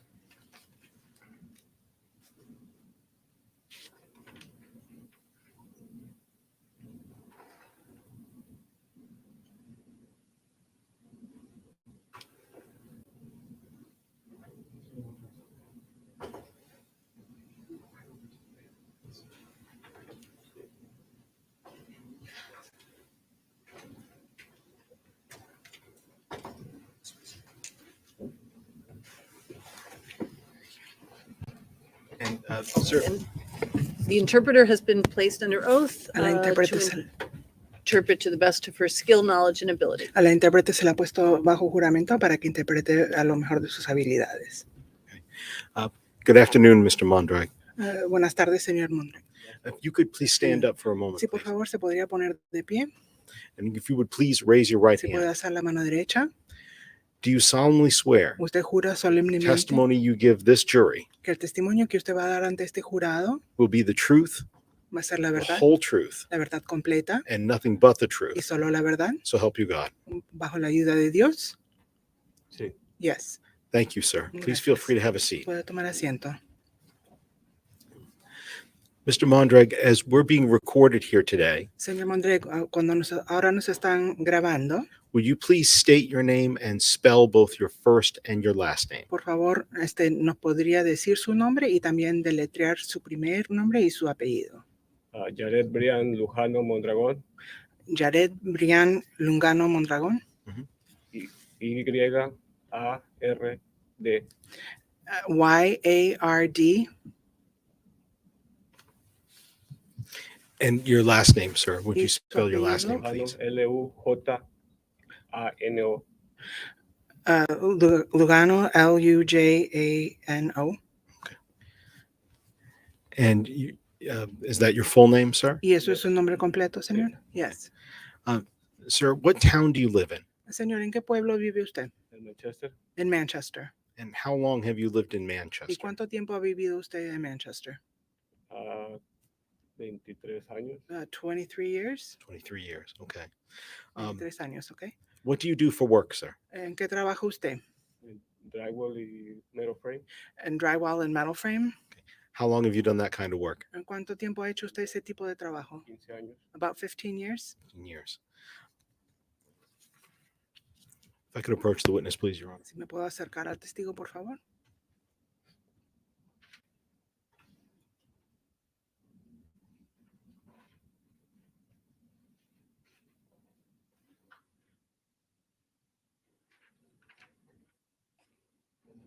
Jean Mondrag, I'm here to show you what's marked State's Exhibit 30. Señor Lugano Mondrag, estoy aquí para mostrarle lo que se llama la prueba número 30. Do you recognize this building? ¿Usted reconoce este edificio? Sí. Yes. Have you ever done work at this building? ¿Usted alguna vez ha trabajado en este edificio? Yes. What kind of work did you do there? ¿Qué tipo de trabajo hizo usted allí? Sí, Rocky frame. Sheetrocking, framing.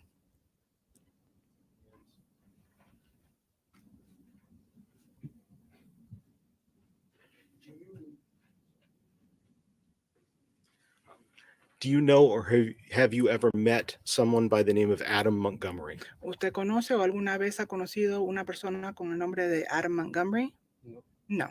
And do you know or have you met with anyone by the name of Kayla Montgomery? ¿Y usted conoce o ha conocido a alguna persona con el nombre de Kayla Montgomery? No. No. And that location where you did work installing sheetrock, ¿Y ese lugar donde usted hizo trabajo instalando el sheetrock? did you ever live at that address? ¿Usted alguna vez vivió en esa dirección? No.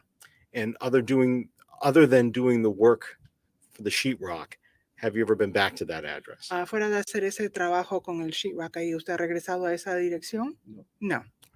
Thank you, sir. I don't have any other questions for you. Defense counsel may Gracias. have No a few. tengo otras preguntas para usted, la defensa. And I had no question. Y yo no tengo preguntas, su señoría.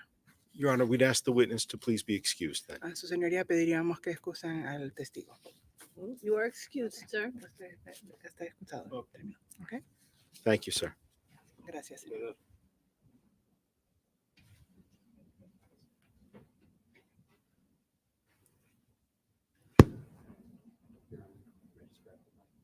Yes, thank you.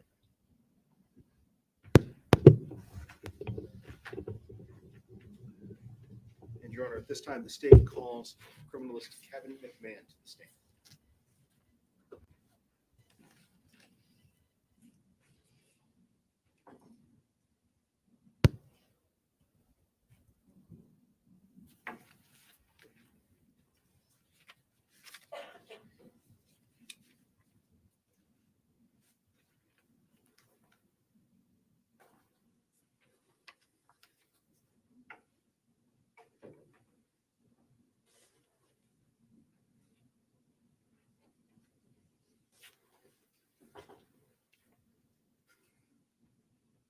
Be careful of the wires, please, sir.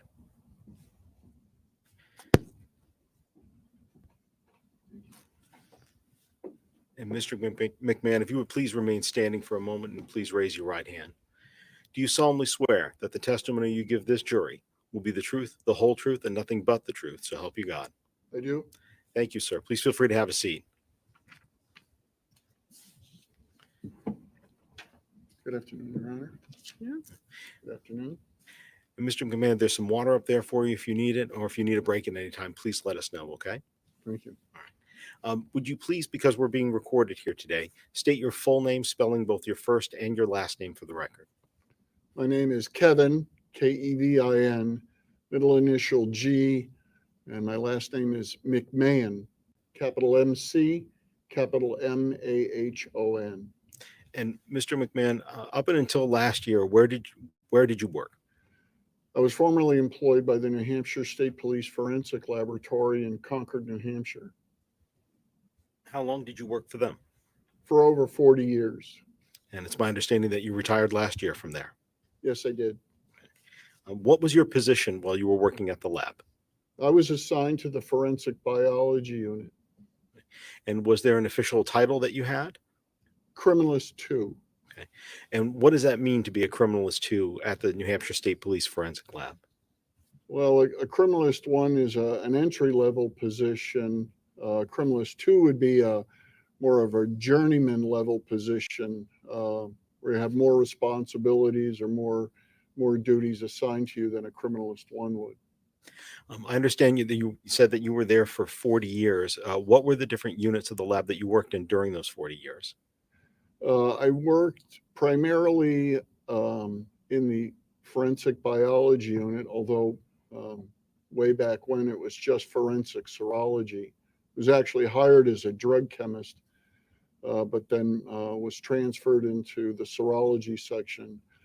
But over the years, I took on additional responsibilities, most of those dealing with the analysis of items of what are known as trace evidence, which would include the examination of hairs and fibers, the examination of paints and plastics, and the examination of automobile lamps, specifically the filaments in a lamp, for purposes of determining whether a taillight or a headlight was on or off at the time of a collision.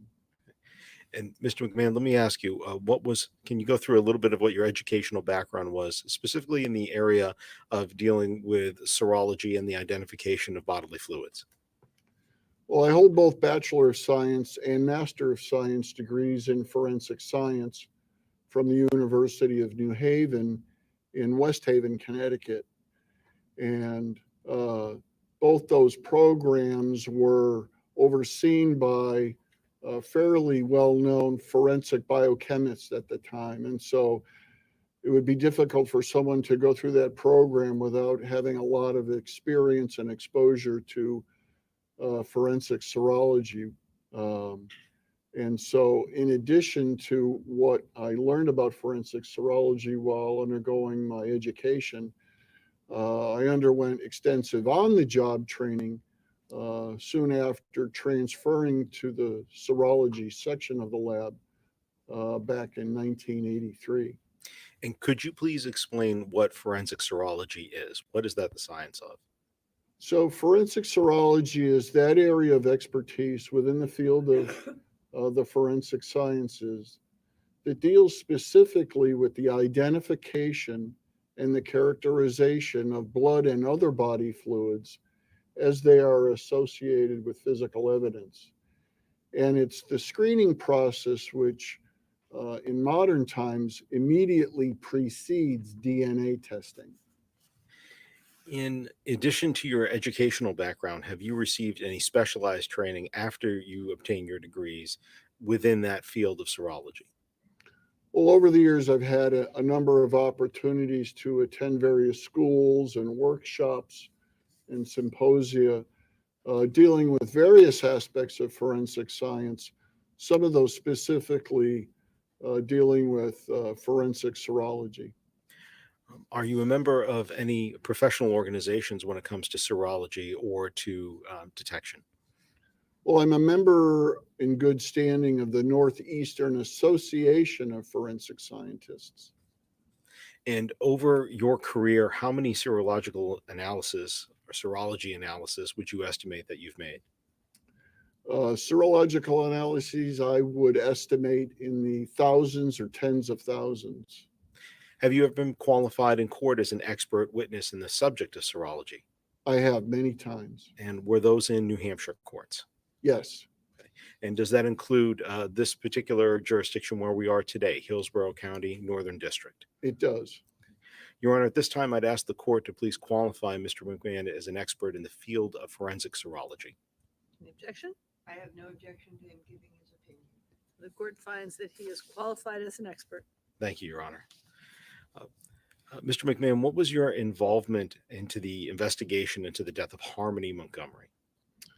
I was assigned as the point person, at least as far as any requests that were made by the Manchester Police Department for testing or examination of evidence for biological materials, primarily in this case, blood or hairs. I want to talk to you a little bit about some of the evidence that you did do serology testing or at least examinations on in this case. It's my understanding that several of the items that you examined had no stain, that you saw nothing to be tested. Is that correct? That's correct. There were a number of items that I examined and did not find any stains or deposits that I felt were characteristic of blood. And so no further testing was done beyond a mere physical examination. And then were there other items that you looked at that you did test, but it turned out that they were negative for blood? Yes, sir. Okay. Were there also an item or two that you tested that was positive for blood? Yes, sir. Okay. So I'd like to start then, understanding that those are three categories of things that you found. I want to start with some of the evidence that you tested that did not have blood on them, things that were examined and tested, but then did not have blood. Does that make sense? Yes, sir. Okay. What pieces of evidence did you test that you found out that they did not have blood on them? And I'd like to start specifically with items that you tested on January 5th of 2022, that you wrote in a report on January 5th of 2022. And would you like me to refer to the item names or, the numbers that have been assigned to those items? Or do you have a copy of your reports available in case you need to refresh your recollection? I have a copy of my entire case report. So you can either refer to the date of the report or the exhibit number so that I can verify what you're asking me. And let me ask you, did you sit through a deposition, Mr. McMahon, on the same case? I did. And that the same file that you have with you today, is that the one that you had at deposition when you were able to answer Attorney Smith's questions on that day? Yes, sir. Thank you. Any objection, Attorney Smith, to having him refer to his notes? No. Okay. So, Mr. McMahon, let me ask you specifically about a test that you did on an item listed as JMT8. JMT8. And first of all, what was the description that you had for that item? It was a section of automobile carpeting, not from the passenger compartment, but from the trunk of an automobile. And let me ask, we're talking about JMT8. Did you ever meet a detective by the name of Joseph Tucker from the Manchester Police Department? I'm sorry, what did you ask me? Did you ever meet a detective by the name of Joseph Tucker from the Manchester Police Department? I did not. Okay. The testing on JMT8, what were the serological tests that you performed on that, and what was the results? Well, I performed a physical examination of this piece of carpeting by putting some white paper, some bench paper down on my examination bench. and then taking this section of carpeting out of its original container, laying it out on the bench, and examining it under the normal room lights. And maybe with the assistance of a flashlight, I did not see any staining on there that I thought was suggestive of blood. But knowing that dark colored substrates like this carpeting, which was black, I then employed the use of an infrared light source. It's basically another source of light, but rather than white light that we use for room lighting, it employs infrared light, and the image of what the camera is seeing is projected on a computer tablet. And during the course of this particular examination, I happened to notice a dark colored stain that was not visible under normal room lighting. And I tested that for the presence of blood, and that test was negative. Did you also test another item with the same initials, JMT5, a T-shirt? I did. Okay. And similarly, what were the results on the test on the T-shirt? In that case, I performed an analysis of a number of stains that were on that T-shirt, and I employed a test that would detect the presence of blood, and each of those tests were negative. And finally, at one point, did you also, I'm referring to a report that you wrote on June 15th of 2022, or 13th was a correction on the 15th. Did you ever do an examination of a piece of evidence entitled JD47, an igloo cooler? I did. Okay. And what testing did you perform on that piece of evidence? Again, the testing always begins with a physical examination for deposits which you believe are reflective of or suggestive of blood. There were a number of stains on this particular cooler that seemed to resemble dry blood stains. Each of those was tested chemically in the laboratory by myself, and each of those tests were negative for blood. With regards to that cooler, could you generally describe what it looked like? It's a large red igloo portable cooler. It has wheels on it, so it can easily be transported if it's full of ice or other things. And it has a red body. It has a white lid on it and a white liner. And I believe it has like a retractable black metal handle on it, like a wheeled suitcase would. Yes.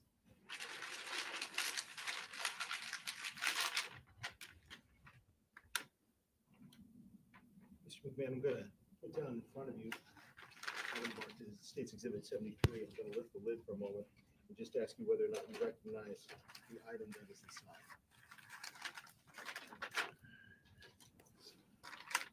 Yes, I do. What do you recognize that item to be? That is Exhibit JD47, the igloo cooler. So this is the one that you tested. Yes, sir. And could you please just tell us generally, where did you test this item? If I might refer to my notes. Yes, please.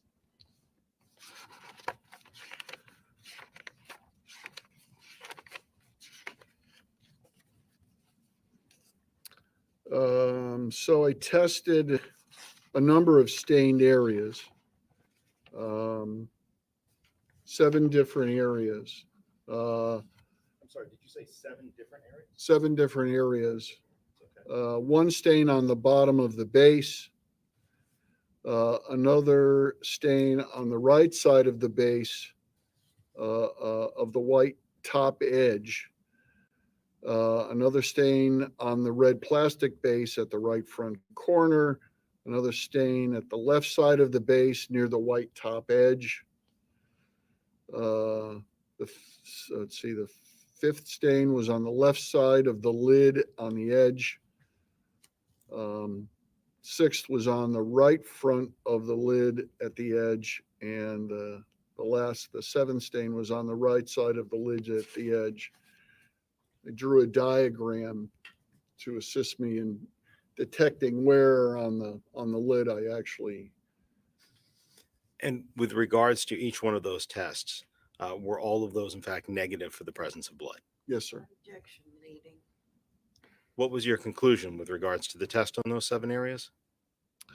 Each of the results of each of the tests that I performed on those 7 areas were negative for the presence of blood. Thank you. In this case, did Manchester Police Department ever inform you that some of the items that had been treated, for example, let's say JMT8, the stain in the trunk, did they ever tell you that some of these had been treated with a product by the name of Blue Star? Yes. And let me ask, does Blue Star interfere with the serological testing that you do? In and of itself, it does not. Okay.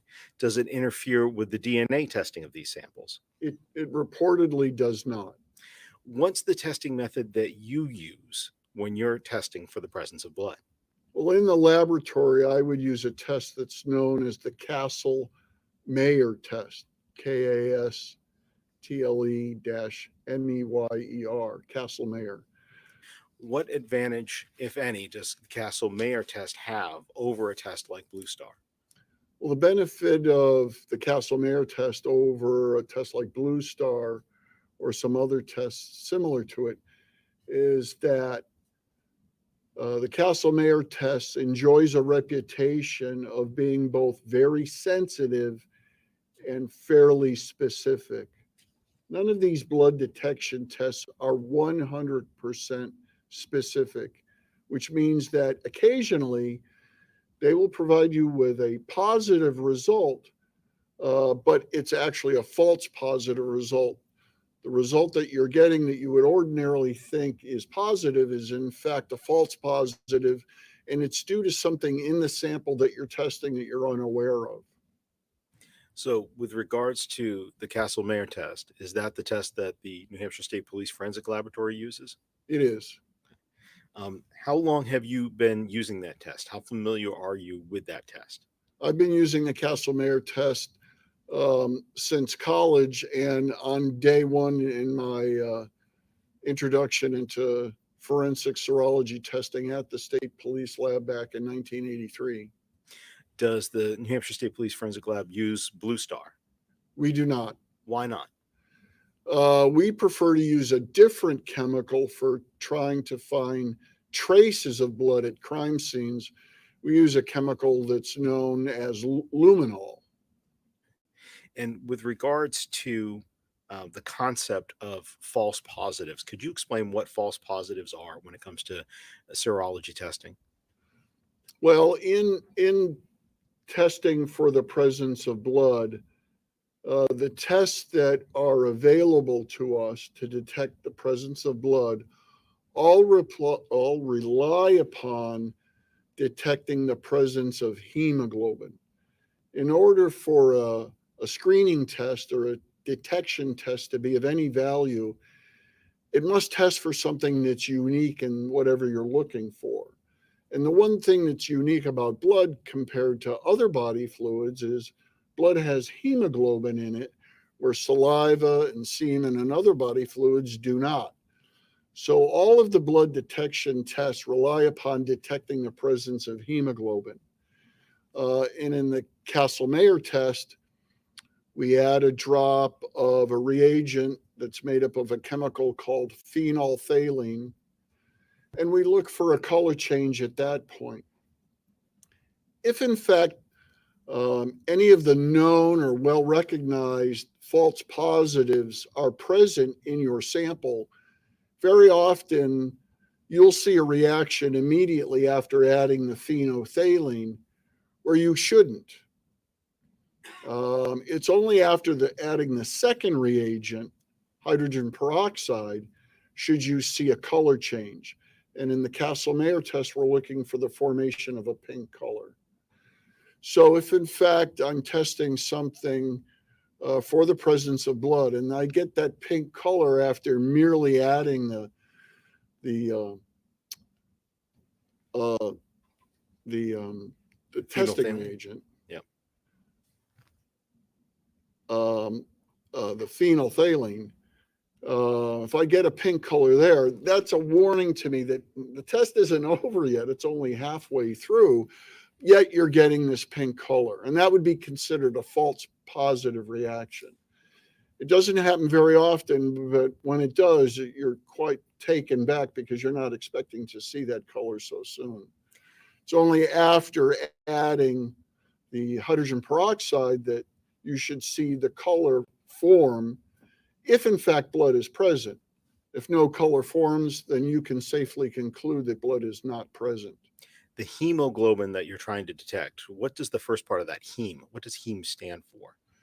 Well, the hemoglobin molecule is fairly large and complex, and a major portion of it contains an iron atom.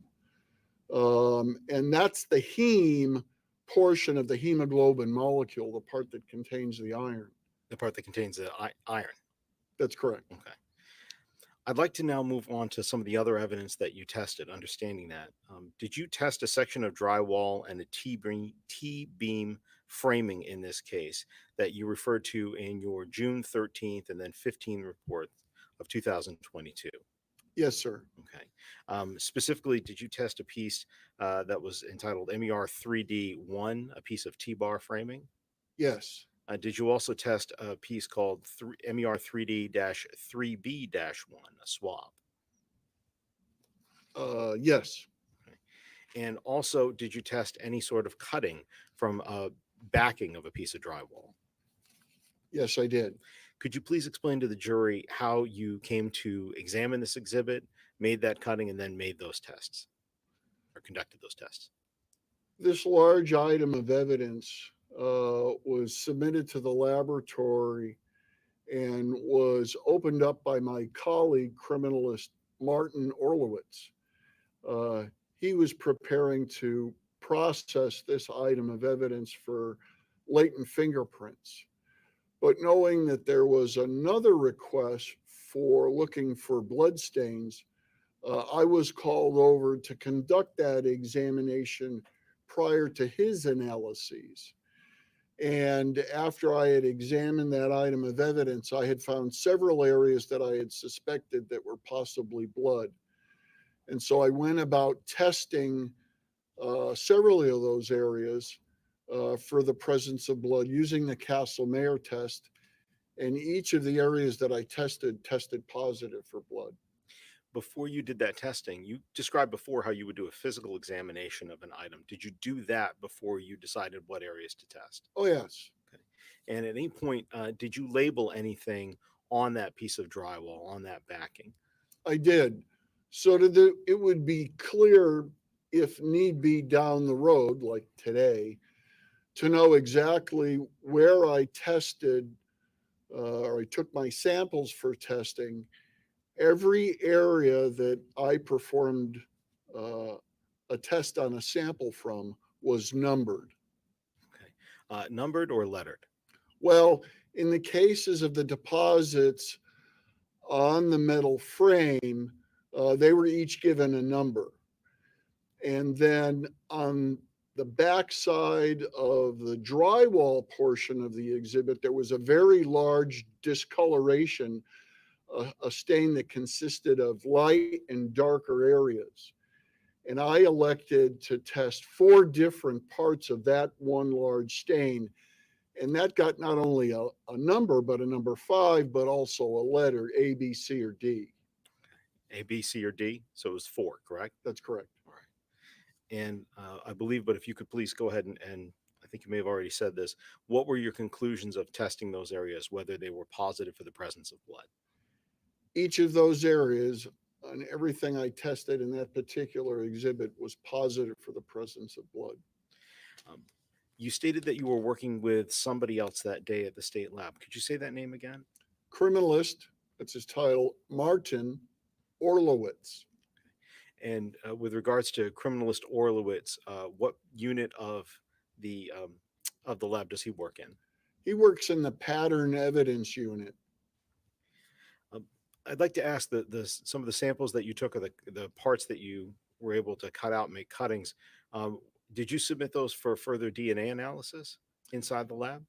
Yes, I swabbed the blood deposits that were on the metal frame because that was the most effective way of removing the blood from that metal surface by transferring it to a swab that had been moistened with something called digest buffer. As far as the stained area on the backing of the drywall, that had soaked into this very thin cardboard backing, and swabbing it would not have been as effective. And so what I did was I took a sterile scalpel, and I very carefully cut out a small square of the darkest stain on that cardboard backing of the drywall. I put that cutting into a coin envelope, and that coin envelope and the swabbings from the metal parts of the exhibit were forwarded to our DNA unit for DNA testing. How did you label that cutting that went to the DNA unit for DNA testing, and how did you label the swab that went on for DNA testing? So the cutting would have been labeled, if I might refer to my notes again. Please do.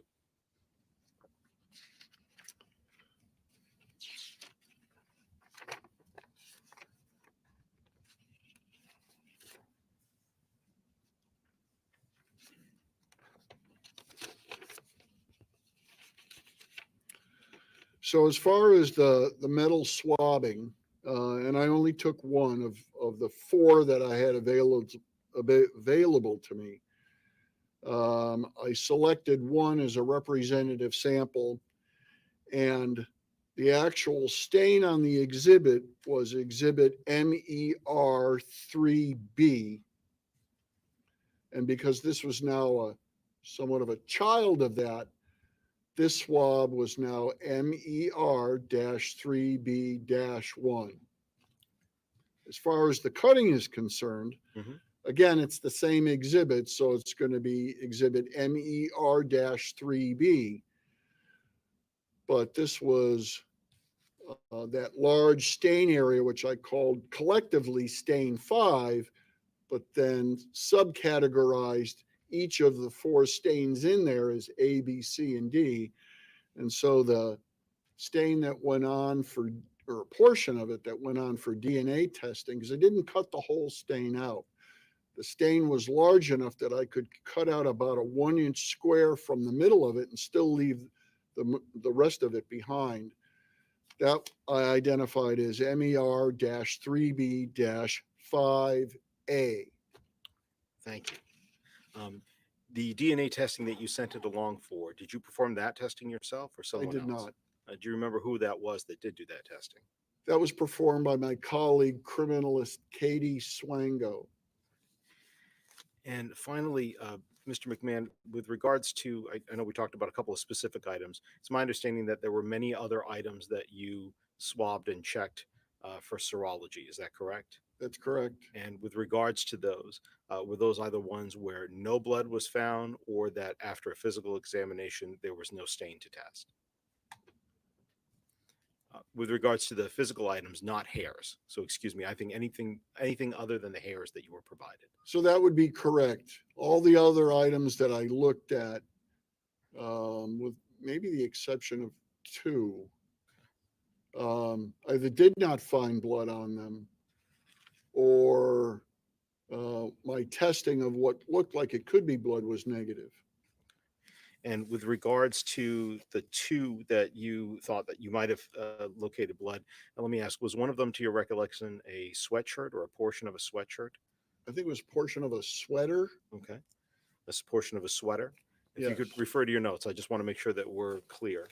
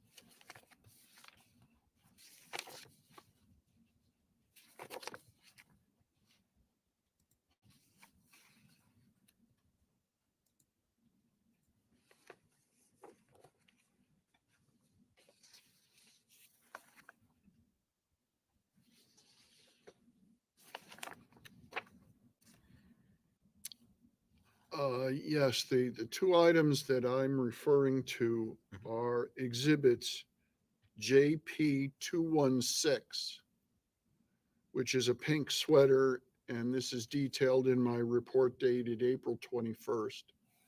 And JP 216. So that's the first two initials there are JP. Is that That's correct? correct. Okay.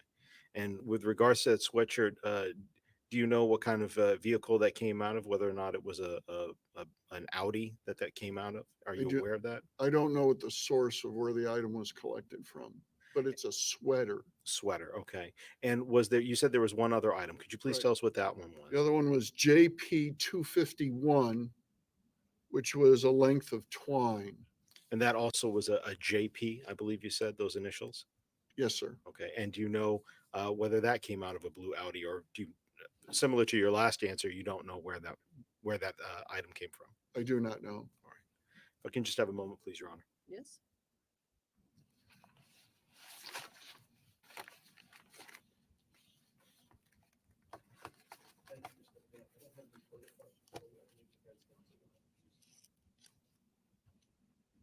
Good afternoon. Good afternoon.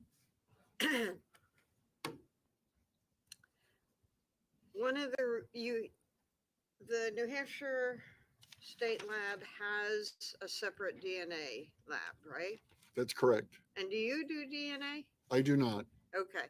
And one of the reasons that things don't go directly to DNA is DNA kind of costs a lot of money, and you want to make sure that the testing is of something that may produce a DNA result. That's correct. The vast majority of evidence that comes to the laboratory with a request to check for blood or semen or saliva typically goes through a serological examination first. And if we find something, usually only a portion of the original item gets forwarded on for DNA testing, not the entire item. We'll cut a stain out of a garment or out of a piece of drywall, like I just explained to you. When I don't find any type of a biological material, then that's where the analysis ends. Okay. And nothing would go on to DNA. Right, because if it doesn't get through you, there's likely not DNA. That's correct. And that a DNA test would be a waste. That's correct. So that's not always the case that it goes through you, right? Well, the vast majority of it is the vast majority of the evidence is subjected to some sort of a serological analysis by either myself or a colleague of mine. Okay. There are some items that would go straight to DNA, like a known DNA sample of one person or another. There's no need to perform any analysis on an item of evidence, which is a known sample from a known individual. Okay. I'm going to show you a copy of what's been marked as State's Exhibit 10. Have you seen this object before? I have not. Okay. And this is a full exhibit, Your Honor. Yes. A toothbrush. There's been testimony about DNA tested in the lab and results found on the toothbrush. Why was it that didn't go through you? I'm not sure if I can answer that. I could only surmise that for serological or biological testing, the area of interest in that particular item is so small. We're not looking for DNA on the parts of the handle. We're looking for DNA only on the part that goes into the person's mouth and makes contact with their teeth and gums. And that was so small. And the fear would be that there would be very little DNA present because it's a small surface area. And so rather than wasting sample on a serological test, because we're going to do DNA testing regardless, let's just reserve all of the sample for DNA testing. There are a few situations where even though my testing is negative, the item still goes on for DNA testing. And that's a few situations, and it's only done because we recognize that the sensitivity of the test that I perform is much lower than the sensitivity of a DNA test. So when I swab the mouth of a bottle that was left behind at a crime scene, and I test that swabbing for saliva and it's negative, that swabbing would still go on for DNA. And essentially, we are talking about saliva, and that the area of interest on a toothbrush would be saliva. That's correct. And so pretty much no matter what, that's going to the DNA lab. Yes, ma'am. And so this isn't simply a procedure where people are doing things by rote. You actually consider the possibility of whether testing might consume DNA before DNA can actually be tested. That's correct. And if there's the possibility of that, you're going to send it straight for testing so that your tests don't consume or have any effect on the DNA that might be present. That's correct. To make sure that if it's there, it's going to be found. Yes, ma'am. There you had some testimony about JMT evidence, starting with the initials JMT. Yes, ma'am. And that was a section of black carpet, a child's t-shirt, and a child's pajama pants, right? Go ahead. Yes. Okay. And those, I think you were aware, were found in the trunk of a car? I believe so, yes. Okay. And the same area where the toothbrush was found? That I'm not sure I was aware of at the time. Okay. And so you tested each of these items and they were all negative for blood? That's correct. And you talked about the testing, that if you saw a stain that looked like it might be blood, then you would take the next step and do some screening with the chemical. That's correct. In the black carpet, because a stain might be there and you might miss it, you do extra tests, right? Right. That's when we re-examine the item using the infrared light source. That's correct. So you don't assume, okay, I can't see anything. You're going to make sure that it's not there. That's only done when the color of the substrate, the surface that possible blood is on, is dark enough that it might, by virtue of its dark color, interfere with my ability to see the blood stain. Items that are lighter colored, it would just get a standard physical examination under normal room lighting. So the next step after you question, perhaps there's something there, you do that Castle Mayor. Testing. And the black section of carpet from the trunk was negative for blood. The child's t-shirt, you checked that for, you examined it by sight to check for stains, right? That's correct. And you found several. Yes. And you tested them to see if those stains were just child stains or blood. Well, I'm not sure I would describe it that way, but there are a number of stains on a green sweatshirt. Turquoise, perhaps? Okay. I wasn't exactly sure which one you were speaking about. Sorry, JMT5? Okay. I was thinking of another item, but yeah, I conducted an examination of it. Again, if I might refer to my notes. I conducted a physical examination of this child's t-shirt, and because the sleeves of the t-shirt were dark blue, the body of the shirt was this turquoise, I conducted an additional physical exam using the infrared light source and looking for additional staining on the sleeves. And so that was negative for the presence of blood. That's correct. And then there was pajama pants, a child's pajama pants found in the same area. That's correct. And Well, I'm not sure where it was the collected location. from. Okay, sorry. JMT6. That one you didn't have to go to the Castle-Meyer testing, right? I did not. Because you could see the item well enough to determine if there were stains characteristic of blood. Well, in this case, like some of the other items, these pajama pants were dark gray in color. And so after examining them under normal room lighting, I conducted a re-examination using the infrared light source, and I didn't find any staining on these pajama pants at all. So it's pretty fair to say that if there's a question in your mind, you take another step. If one is available. So then you did several items that had the initials at the beginning JP.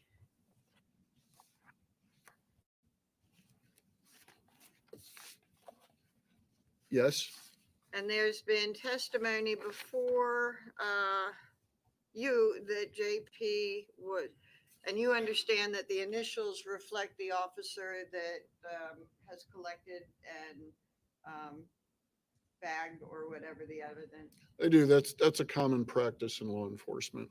And there has been testimony that that was JP referred to an Officer Pittman. And these items were from the Audi. Were you aware of that? At that time, no. Okay. And same sort of testing to determine whether or not there was a presence of blood. That's correct. And if there was a question in your observation, you would take the next step and check for either a light source or the Castle-Meyer. That's correct. And the results were a little bit mixed. Some you did not find the presence of blood. Some you had to do additional screening for blood. That's correct. And 2 items I think that you testified of, let's see, 1, 2, 3, 4, 5, 6, 7, 8, 9, 10, 11, 12, 13, 14. About 15 items that were JP something. Do you want me to double check your math? We can do approximates if you want. Well, excluding hairs.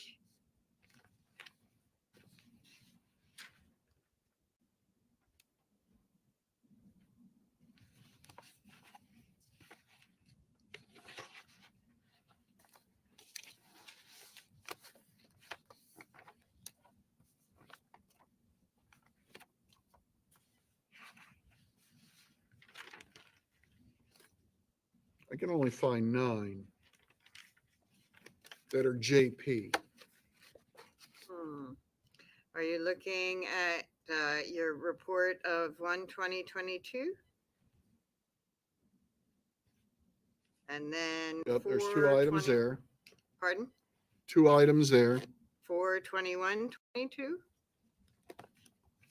The next one's 1/26/22. Yep, those are the hairs. Okay. And then 4/21/22.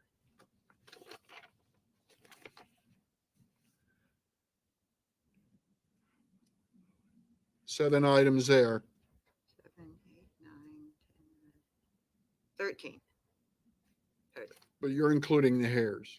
Yes. Okay. 14. Okay. Good thing. 14 in total. Okay. And speaking of the hairs, you found 1 specimen, and it's a JP hair, 1 specimen suitable for DNA analysis and send it on, right? With respect to JP 185, yes. And then with respect to JP 202, a couple of hairs to go to the DNA. That's correct.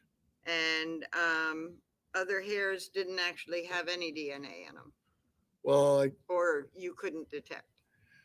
No. I guess for the remaining hairs, based upon my microscopical examination of the hairs, I had determined that they were likely unsuitable for a DNA analysis. Okay. So then you also testified on direct about a pink woman's sweater screening positive for blood, right? That's correct. A length of twine, which was JP 251, screening positive for blood. That's correct. And you sent those two on for DNA analysis. That's correct. And if these items were found in a motor vehicle that had been sitting out in the weather for a very long time, subject to heat, subject to cold, and subject to mold, apparently, you were still able to find presence of blood on those items. That's correct. And environment can degrade blood or DNA, Possibly, yes. and it may not. That's correct. And so the fact that something has been in the environment doesn't mean that any blood that's been there has degraded. That's correct. And the fact that something has been subject to heat and cold doesn't mean that any blood that had been present would be degraded. That's correct.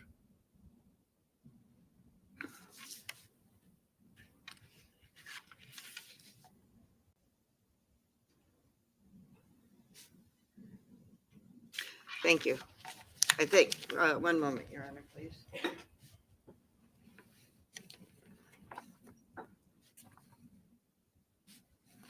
Oh, and one more thing was you talked about the area of dry paneling that was sent on to the DNA lab as well. Drywall paneling. Yes, ma'am. Paneling, sealing, I don't know what to call it. Drywall, you have it as drywall paneling, right? Yes, ma'am. And if there's testimony that this was taken from a ceiling, would that be consistent with your description? Yes, although I couldn't describe it in my notes or in my report as a part of a ceiling because that's assuming I knew where it came from, and I can't take that assumption into account. So I just describe what it is as it's presented before me. Thank you. Very briefly, Your Honor, I could just from the table. Mr. McMahon, just on that last line of question you were just asked about not being able to take it for granted that the drywall that you saw necessarily came from the ceiling. Is that something where to be able to say that you'd have to talk to the person that actually took it from the ceiling or took it from a wall? I'd either have to be there during its collection. I'd have to get its source or from where it came from someone whose opinion I trusted. Or a third option would for it to be described that way when it was submitted to the laboratory on the paperwork that's submitted with evidence. But I'm still the final say for how an item is described. That may have come from a ceiling, and I'm certain it probably did. It's just that wasn't so apparently obvious to me that I had to describe it as what it actually was. Thank you for that. Two other quick questions for you. You asked a moment ago about JMT5, the T-shirt, and I believe you described how on cross-examination that the sleeves were darker, that dark substrate that you talked about earlier, and that's where you used the infrared light. That's correct. Did you make any notation the fact that that T-shirt was sized for an 18-month-old? I did make a notation in my notes where I can about the garment manufacturer's name and the size.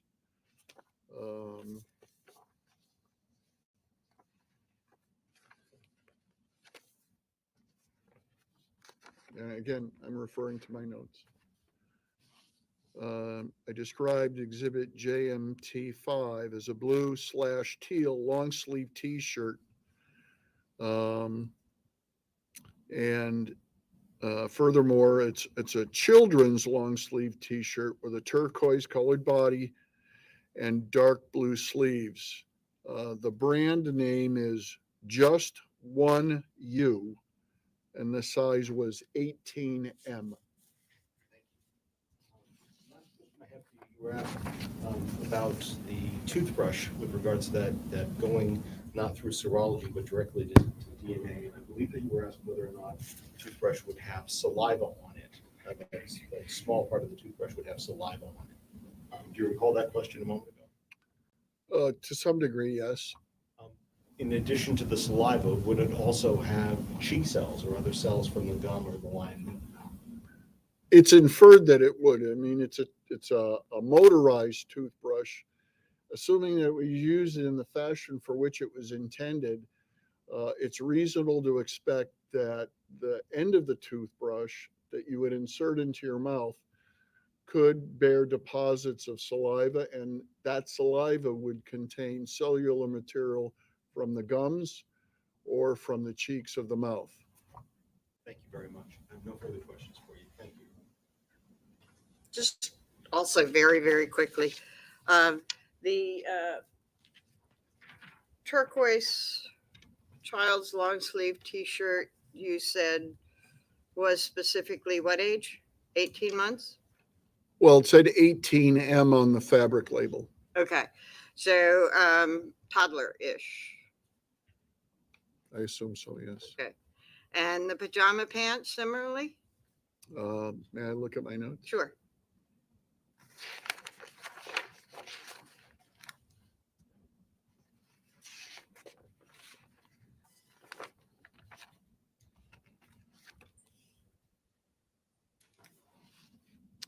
One pair of dark gray fleece children's sleep pants with a red, white, and black winter holiday pattern.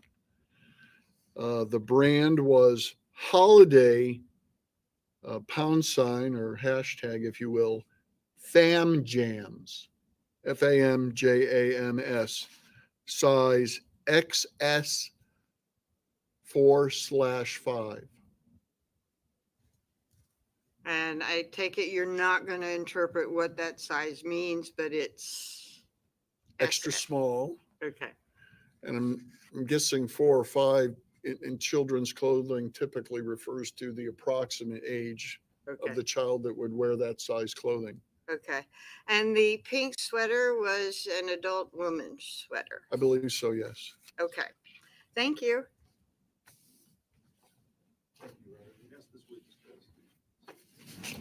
Any objection? Yes. Maybe excused? You may. But sir, you may step down. You are excused. Thank you, Your Honor. Thank you. All right, ladies and gentlemen, it's 2:30. Perfect timing for our mid-afternoon break. So I remind you, don't discuss the case with each other. Don't do any independent research. I'm going to ask the witness, if you would, just to stay there for just a moment so I can let the jurors go. We'll see you in about 15 minutes. All rise for the jury, please.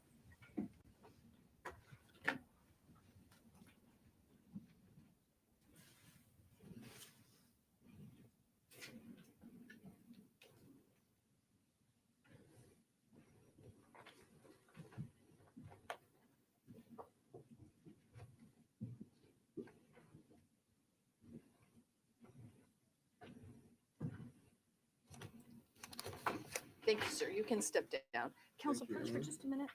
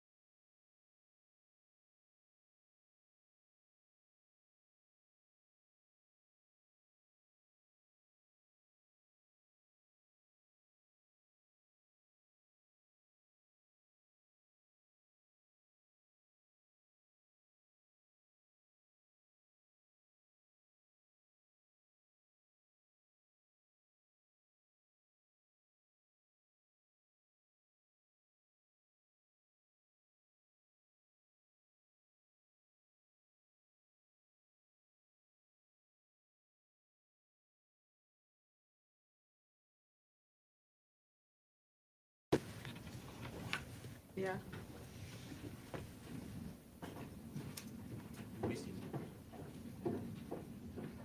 We're back at 2:45.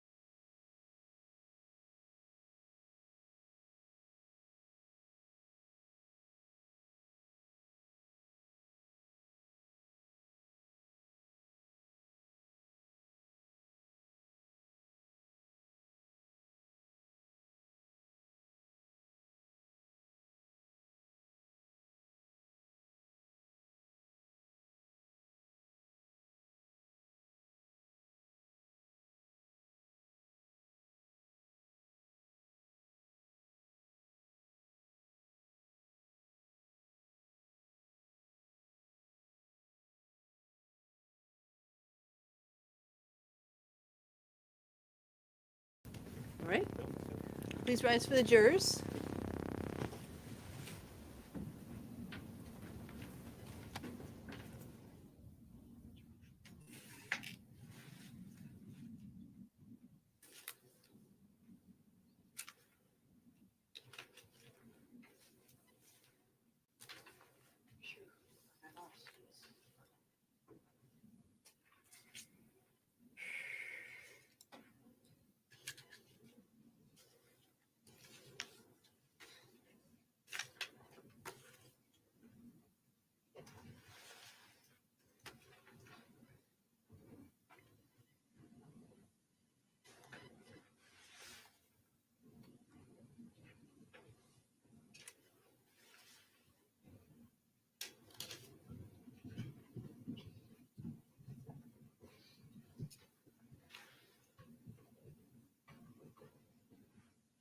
Please be seated. State may call its next witness. Thank you, Your Honor. The state calls Martin Orlowitz to the stand.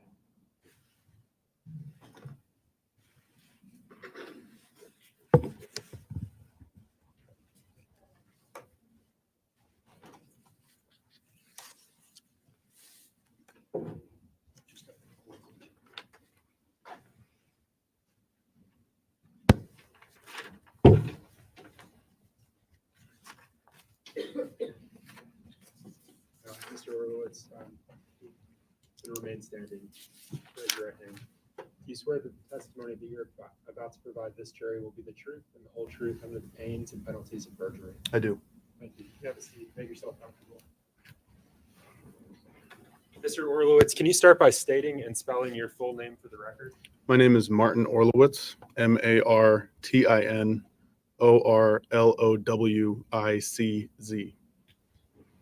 And Mr. Orlowitz, how are you presently employed?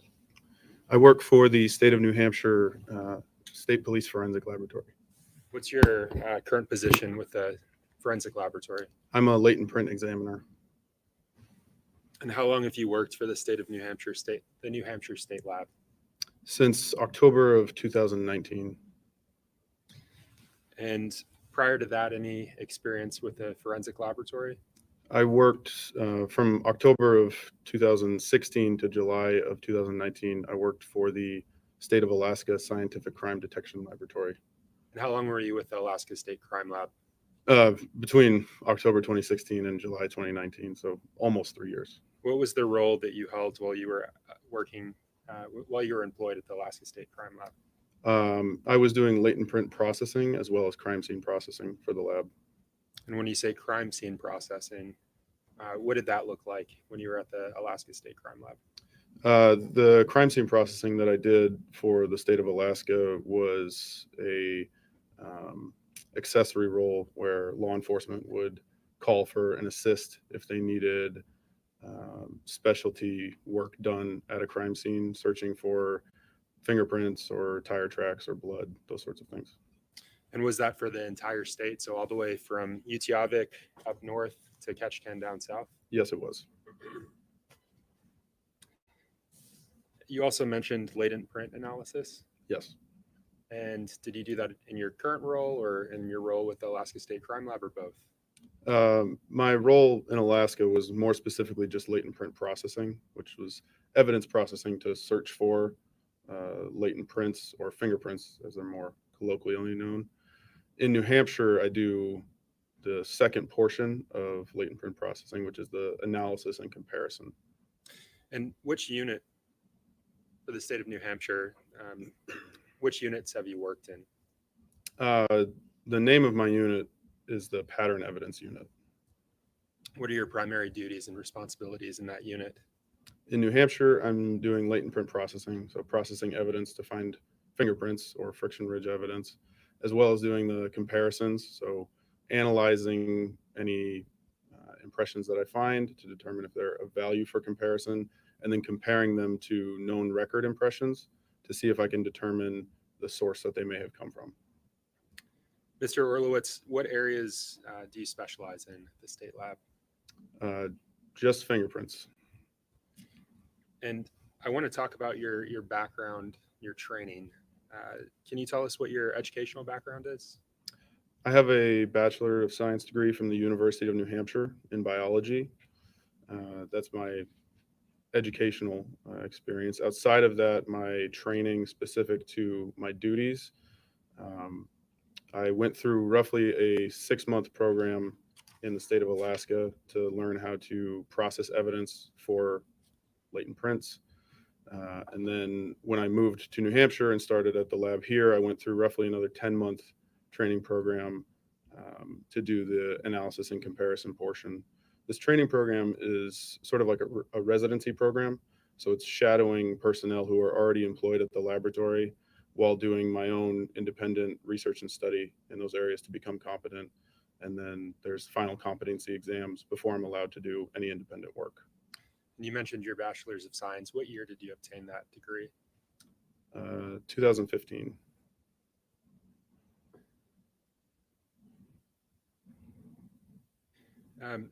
I want to talk about the New Hampshire State Police training program for friction ridge detail. Are you familiar with that program? Yes. And can you tell the jurors what it is?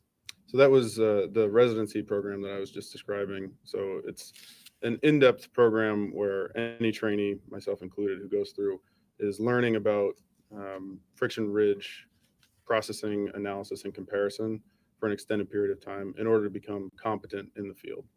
And Mr. Orlowitz, do you currently hold any certifications in your field? I do. Can you tell the jurors what that is?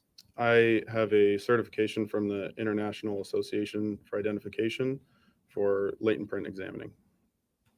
Can you also tell the jurors what you have to do to become a latent print examiner?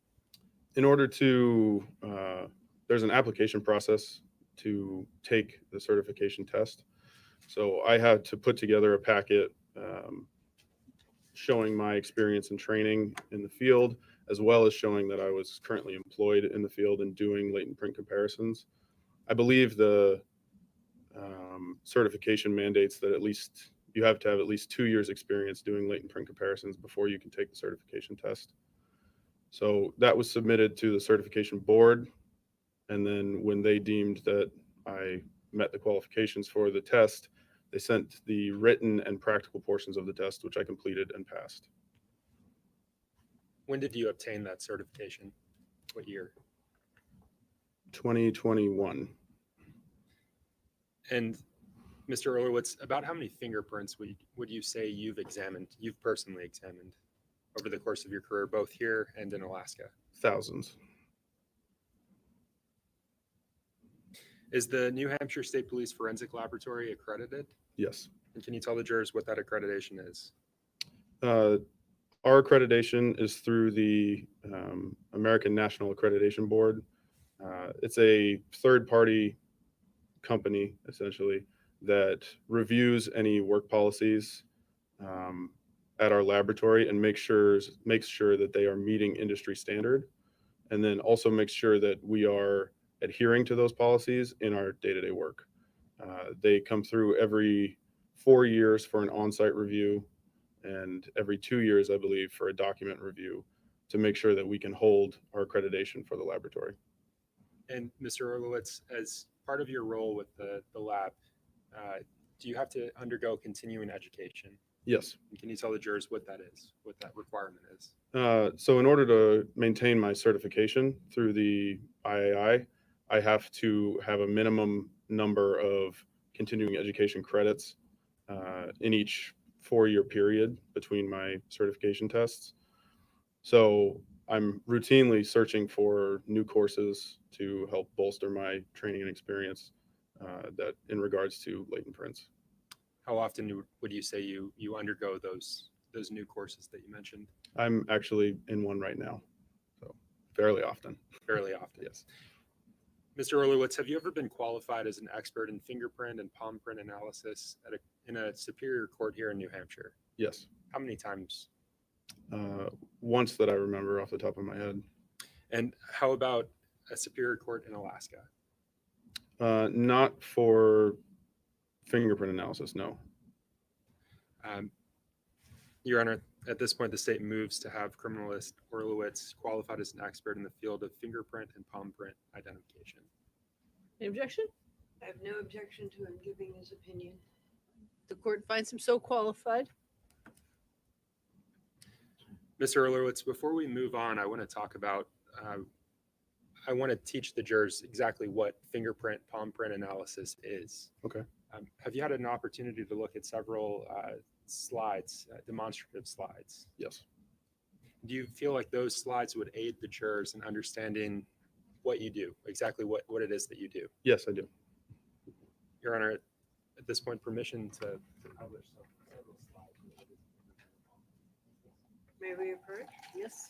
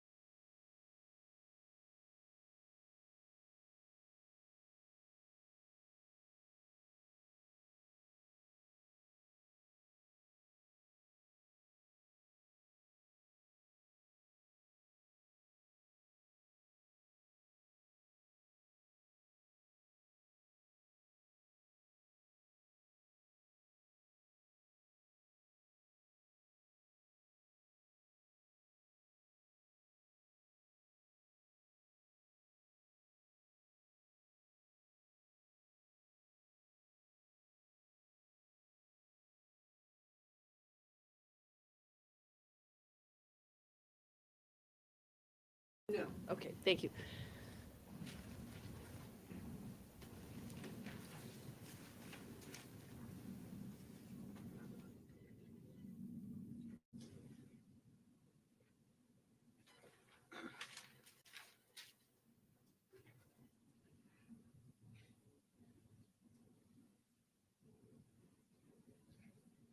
And Mr. Erlowitz, just to clarify, the demonstrative photos that you reviewed prior to testifying today, nothing to do with this case. Is that correct? No, as far as I know, they're just stock images of fingerprints or friction-rich skin. So, Mr. Erlowitz, what is a fingerprint? A fingerprint or friction-ridged skin is the skin that's on the grasping surfaces of your palms and your fingers, as well as on the bottoms of your feet and your toes. Its name implies its function. Friction-ridged skin provides friction to those surfaces of your hands and your feet in order for you to be able to better grab things. And what are some of the basic fundamentals in fingerprint, in the science of fingerprint and palm print analysis, identification and analysis? So two of the basic fundamentals in fingerprint analysis and comparison are that the friction-rich skin that you are born with is unique to you. So any individual has unique patterns and flows of friction-rich skin across their hand. And then the other fundamental is persistency of that detail. So the details that are present in your friction-rich skin should persist throughout your life, barring any catastrophic change. And the images that are depicted on the screen there, what do they depict? These two images, the image on the left shows a fingerprint, specifically the distal phalange of a finger, the one furthest from the palm. It's showing the friction-rich skin present on that. And then the photo on the right is showing a palm print, or a portion of the palm print. This portion of the palm is called the interdigital palm. It's just underneath where the fingers meet the palm, and it's showing the friction-rich skin there. Can you tell the jurors what a latent impression is? Latent impressions are, rather than your physical skin, your friction-rich skin, a latent impression is a chance impression that might be left behind when an individual touches an object. So the residue that is present on your skin may deposit itself onto a surface, leaving a copy, essentially, of your friction-rich skin on that surface.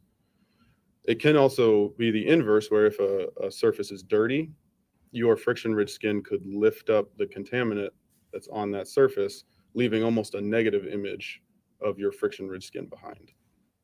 Can you tell the jurors what a known impression or known print is? Known impressions they're also referred to as exemplar impressions or record impressions. So these impressions are taken anytime someone is fingerprinted. These are a known recording of an individual's friction-rich skin. Traditionally, these were done with ink, by rubbing ink onto someone's finger and then rolling that finger on a piece of paper to record that.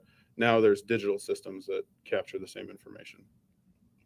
And how are fingerprints deposited onto an item?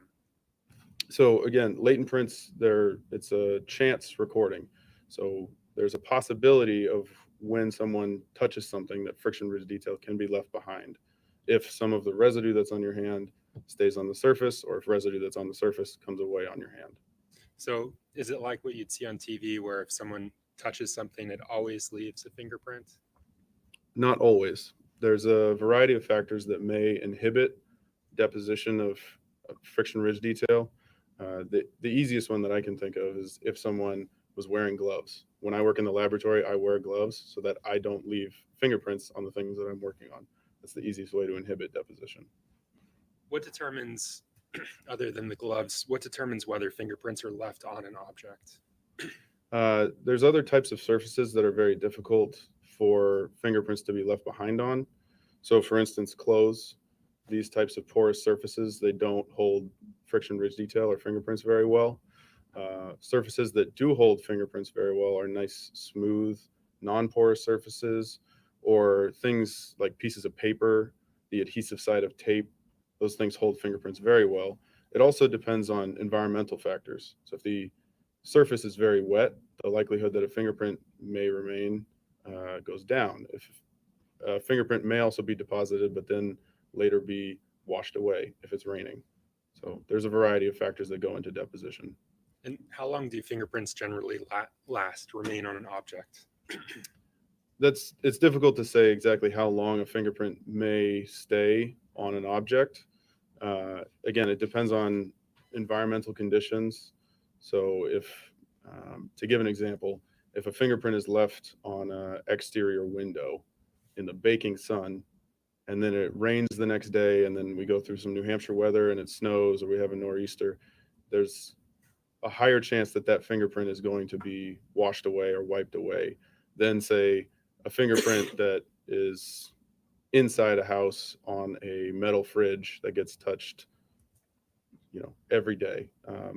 Likely there will be fingerprints there much longer. I want to switch gears just a bit. Once you've received a fingerprint, how do you go about analyzing it? When I'm looking at fingerprints, I'm trying to analyze any of the information that's present within them. So the information that I'm looking at is a macroscopic to a microscopic feature. Generally, we describe these as level 1, 2, and 3 detail. Mr. Orlowitz, how is an identification made and a comparison conducted? A comparison is conducted by taking the analyzed latent impression and then comparing it to known impressions or a record impression to determine if there's the same source or if they're not the same source. An identification specifically is a conclusion that can be rendered if it's my determination that the latent print and the record impression have enough detail in similarity in order for me to say that they came from the same source. And so the screen shows this methodology ACE. Can you describe that to the jurors? This is the analysis, comparison, and evaluation methodology that I use on every case that I work. This is the methodology that most latent print examiners in the field use. So analysis is, again, assessing the detail. So assessing those macroscopic and microscopic features, those 3 levels of detail. Once that's done, I would move to the comparison phase, comparing the latent impression that I analyzed to known record impressions. And then my evaluation is my final conclusion of my comparison phase. So whether I identify the print, which is, as I said, when it's my opinion that the 2 impressions came from the same source, or if I exclude the print, meaning that the latent impression and the record impression, I believe, are from different sources. There's a third conclusion I can come to called inconclusive. This conclusion is used if the record impressions that I have available to me are too low quality in order for me to definitively say whether the latent print came from them or did not come from them. Mr. Orlowitz, can you walk us through that identification process and the different levels of detail that you're looking for to make a comparison? So during my analysis, again, assessing the details present in the latent print, I like to think of it as starting with a macroscopic view of the impression and then moving to a microscopic view. There's 3 levels of detail. The first level of detail is ridge flow. So how the ridges themselves are flowing across the finger or across the hand. In fingerprints specifically, there are 3 pattern types that are typical to see. There is an arch pattern type, a loop pattern type, and a whorl pattern type. Those are helpful in determining anatomical source and orientation. If I can see a pattern type, I can determine this likely came from a distal phalange portion of the finger, and I can usually determine which orientation is up on that, which direction would be up on that latent impression. Because all I'm assessing with level 1 is the ridge flow, I would not make an identification just based off of that ridge flow. Lots of people in the population share pattern types. So a lot of people have whorls, a lot of people have loops, a lot of people have arches. That's a macroscopic detail, but the microscopic detail, level 2 and 3, is where I can begin to make an identification. So let's discuss level 2 detail. The level 2 detail is ridge path formation or deviation. So this is moving from looking at the entire latent print to looking at one single ridge at a time. And what I'm determining and looking at in my analysis is where these ridges are ending, where they're splitting, where there's smaller ridges. So I'm searching for attributes specific to each ridge. A grouping of these attributes can be used to identify a latent print to a source. So I see bifurcations up there. Can you describe what that is for the jurors? Bifurcation would be where a ridge splits from one ridge into 2 ridges. A ridge ending is exactly what it sounds like. It's where a ridge ends. And then a dot or a short ridge is just a very small segment of ridge instead of a longer portion. And can you just identification process in terms of level 2 detail? What are we looking at on this slide? So this is this photo is showing specifically those 3 features that I just mentioned: bifurcations, ridge endings, and dots. It's pointing them out in the greater ridge flow in the larger image, and then zooming in to show you the exact feature in the smaller images.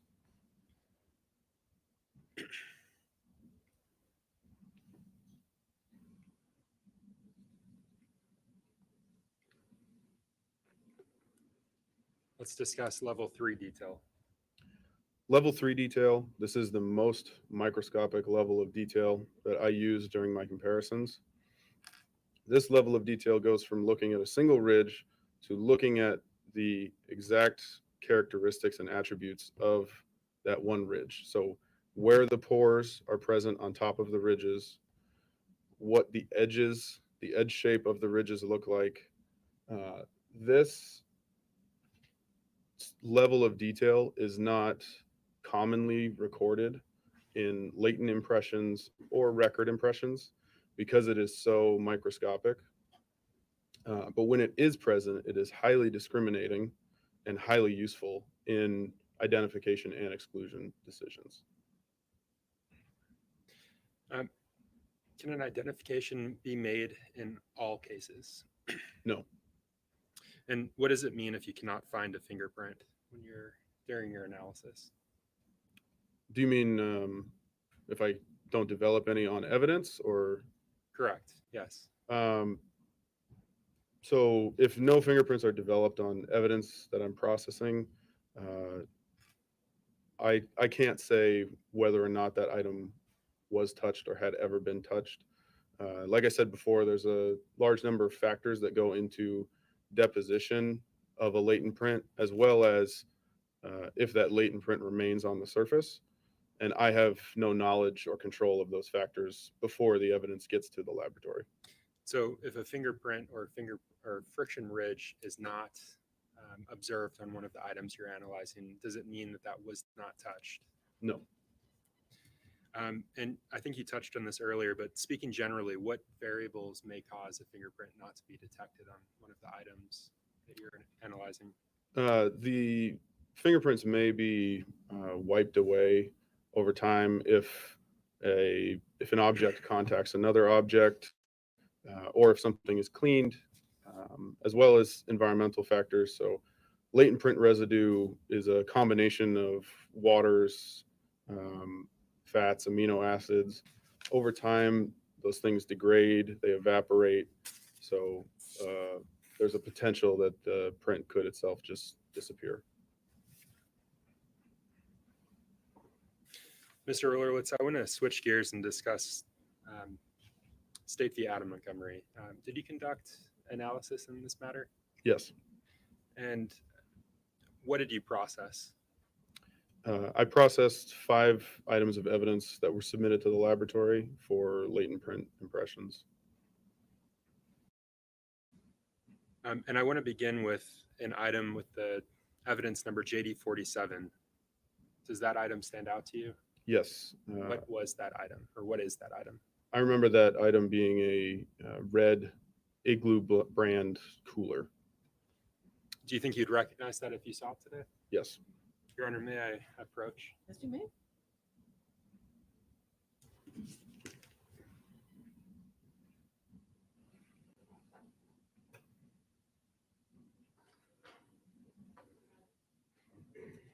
So, Mr. Orlowitz, I'm showing you what's been marked for identification as State's Exhibit 29. Do you recognize that item? Yes, I do. And what's depicted in this image? This is JD47, the red Igloo brand cooler that I processed at the laboratory. Is that a true and correct copy of the item that day? Yes, it appears so. Your Honor, the state moves to strike State's Exhibit 29 for identification. No objection. All right, the idea is stricken. It's entered as a full exhibit. It may be published. And so if you can just point to, let's talk about this. Did the item arrive in your laboratory that way? appearing as it does in this image? To my recollection, yes, it did.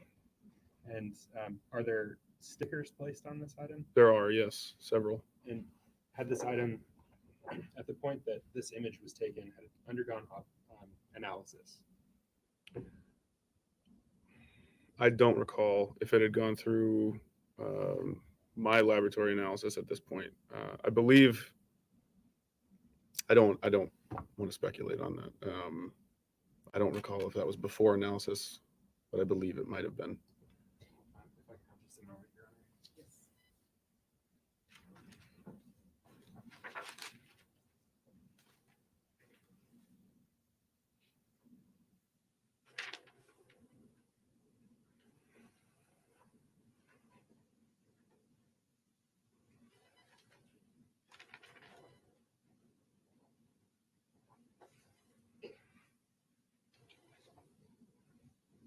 Mr. Orlowitz, I'm showing you what's been admitted as State's Exhibit 28. Okay. Having seen this item, does that refresh your recollection on whether or not image State's Exhibit 29 had undergone analysis?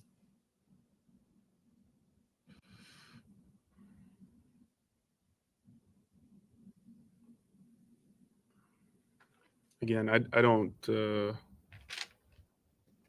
believe it went through latent print analysis before that image was taken. Okay. At some point, did it? Yes, it did. And you conducted that analysis? Yes.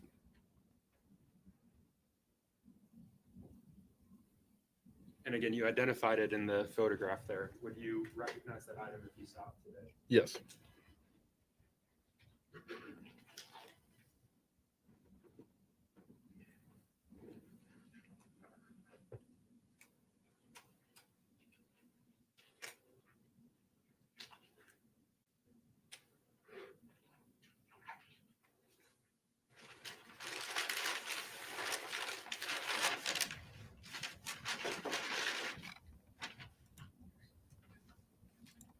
Mr. Orlowitz, I'm showing you it's been marked for identification as State's Exhibit 73, and I'm just going to ask that you stand. Do you recognize this item? Yes, I do.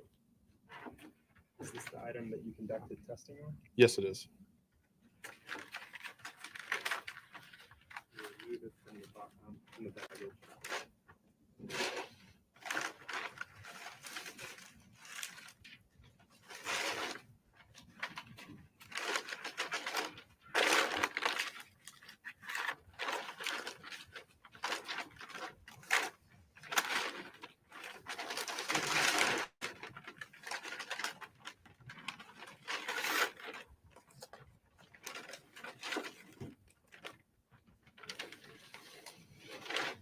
The igloo cooler that you mentioned examining, is this that item?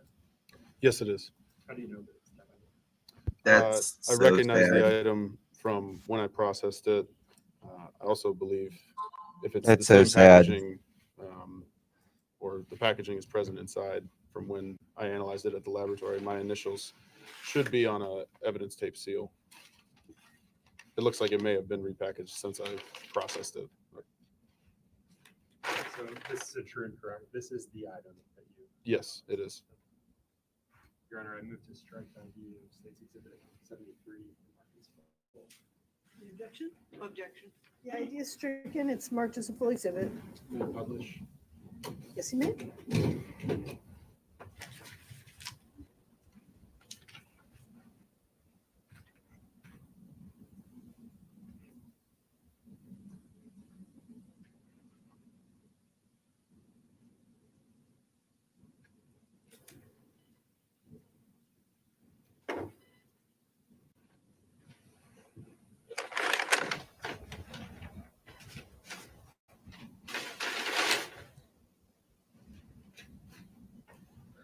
Jaguars, where did you see that?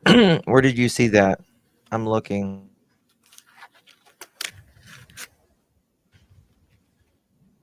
Mr. Orlowitz, you mentioned processing that item, analyzing it. What were the results of that analysis? I did not find any friction ridge detail on that exhibit.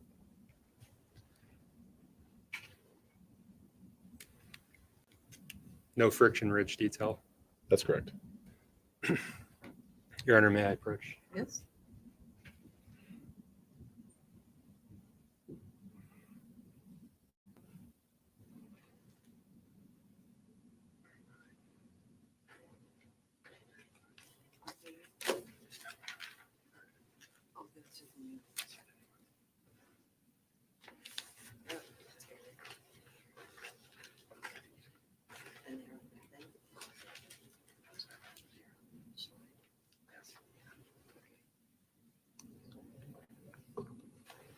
Hey guys, I'm going to interrupt this for just 1 minute.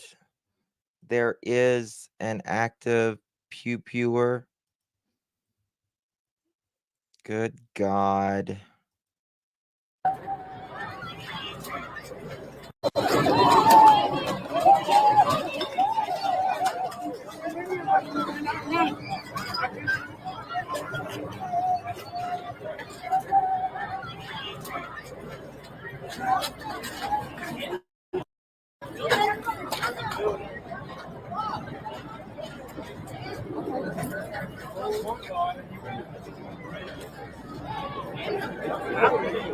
FBI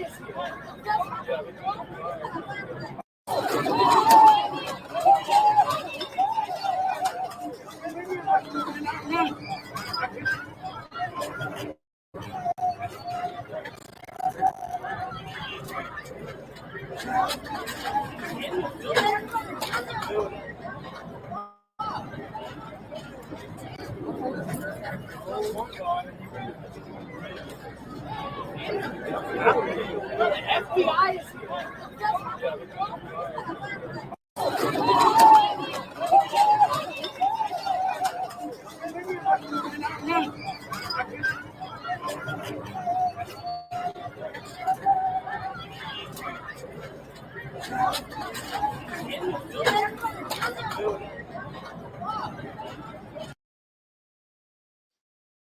Hold on. I'm going to see if I can get a live feed.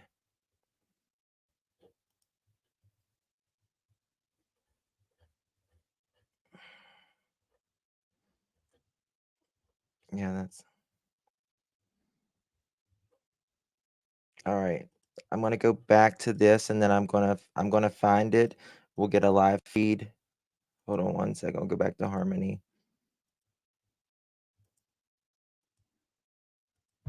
No. Oops, wrong one. Wrong one. The world's crazy. In there, entered as a full exhibit. So, Mr. Orlowitz, switching now to the white metal ceiling, it's MER 3A and 3D.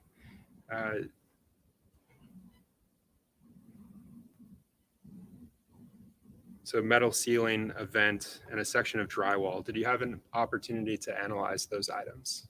Yes, I did. And based on your analysis, were you able to develop friction ridge details for those items?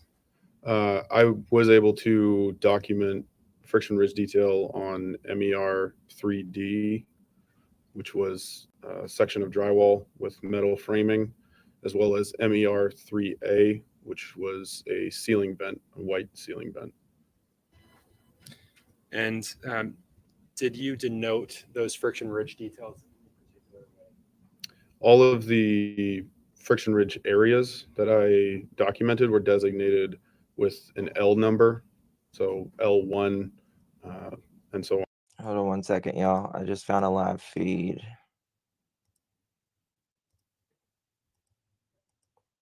It was very frightening with hundreds of people running in all directions trying to get away from this situation. All right, Neil, thank you. If you are just joining us right now, we want to parade, or the celebration on the stage ended. People were starting to leave. And then that's when, as our Neil Jones reported, there were shots fired. Some people thought it sounded like fireworks. But it turns out it was Two shots suspects fired. detained, There have been several reports of as many as 4 shots. people who may have needed treatment. Police then immediately ran in and tried to clear the scene, told people to leave immediately.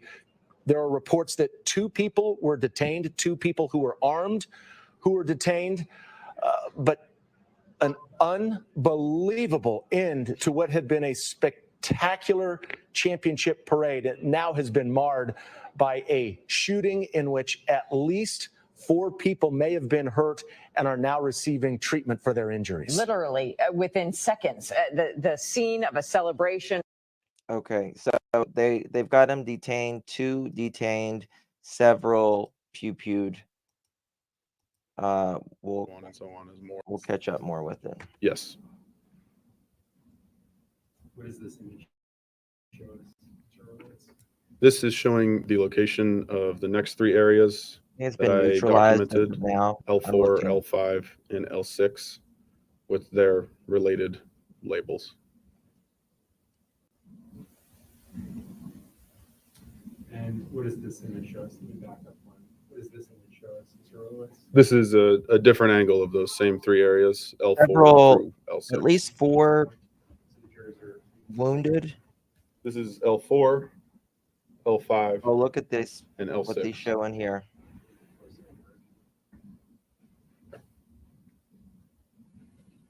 And what is this item?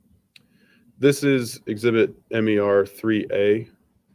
This is that ceiling vent. This is a photo that I took to show the location of several designated areas that were on, I guess I would call it the underside of it. So the side that would typically be in a ceiling, not the visible side of it. And can you identify in that photograph just each of the areas that you designated?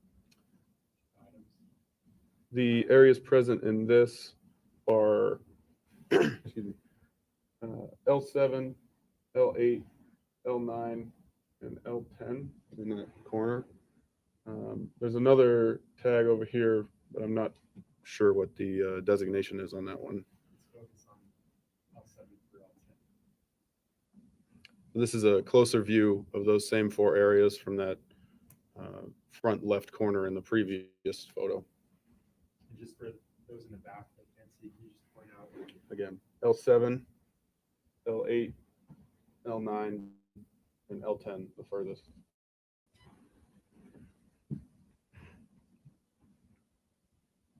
Which of those items had sufficient details that you can compare them to known impressions? During my analysis, I determined that some of these areas had multiple sections of ridge detail in them. So they were subdivided out. So instead of just being L8, I subdivided out to L8A through L8E, for example. So 5 impressions in that one area.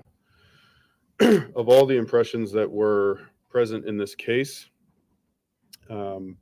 Thank you, SEU. L6, L7B, L8A, L8D, L9, L11, L10A through L10C, and L13 were all determined to be sufficient to move on for comparison. Okay. And this is showing States Exhibit 116. I want to take a look at the prints that you found, beginning with, you mentioned L7. I want to look at that first, and so it's blown up here. If you could point out L7 again, the friction. L7 is in this area. Okay, and what did you do with L7? How did you analyze it? So again, moving back to how I described the analysis phase before, L7 particularly was 2 impressions. So I sub-designated those L7A and L7B. Looking at the details present, the level 1, 2, and 3 detail present in those 2 impressions, L7A I determined was not identifiable. So I would not be moving forward with that impression to comparison. There's not enough detail present in it that I believed was reliable to make any sort of conclusion with. L7B, on the other hand, I determined to be identifiable based on the detail present in it. And just for those that can't see, can you point out those items, L7A and L7B? L7A is the impression on the left of the photo, this area here. L7B is this impression on the right of the photo, this larger area.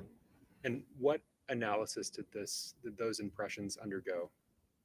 So the analysis that I'm doing for all of these impressions is the same as I've described before, looking at the 3 levels of detail, documenting detail that's present in them, particularly when I'm marking up an analysis image like this, I will mark level 2 features that are present, or if there are reliable, what I believe to be reliable level 3 features that are present in the impression, I'll mark those up as well. So I'll put like a small green dot at the end of an ending ridge or at a bifurcation or around a. Guys, we're going to go back to this live footage at Kansas City. There's a lot going on. Day here, tough ending to a day. Absolutely heartbreaking. We had a chance to talk with a couple of people out here who were there when everything went down, and they had been out here since 9 p.m. yesterday, so heard those gunshots, which they thought were fireworks as well. So we're hearing a lot of the same thing from people, thought they were fireworks, and now that we know they were gunshots. But we're going to continue to gather more information out here, talk with folks, and find out what they saw and what they heard. But for right now, guys, we'll send it back to you. This has just been an absolutely unbelievable afternoon. So, more news to bring you from Kansas City, Missouri police. This is what they just tweeted out. They're saying, remember the child reunification stations in the area at 23rd and Main and inside the main entrance of Union Station. They go on to say, we still have several needing reunification, meaning there are kids who have been separated from their parents and don't know where their parents are. So it says, contact the officer nearest you for reunification information. They also just posted this. We request witnesses to the shooting to please go to the southwest corner of Pershing and Main. And Carolyn, more bad news, not been confirmed, but there are now reports coming out that there are children who were hurt and that there are multiple people who are injured. We don't have a number yet, but they're saying multiple. We don't know the severity of injuries yet, but this is obviously very concerning. If you are watching us now here on KCTV5, we're going to bring you back up to speed here on what is happening now in Kansas City, Missouri, in the downtown area, right there near Union Station. We're asking you at home, if you know someone who is at that parade, please contact them, ask them to make sure they have their entire party and get away from the area as quickly as they can. If they witnessed anything, though, if you saw what happened, take your testimony over to the southwest corner of Pershing and Main. Police do want to hear from you.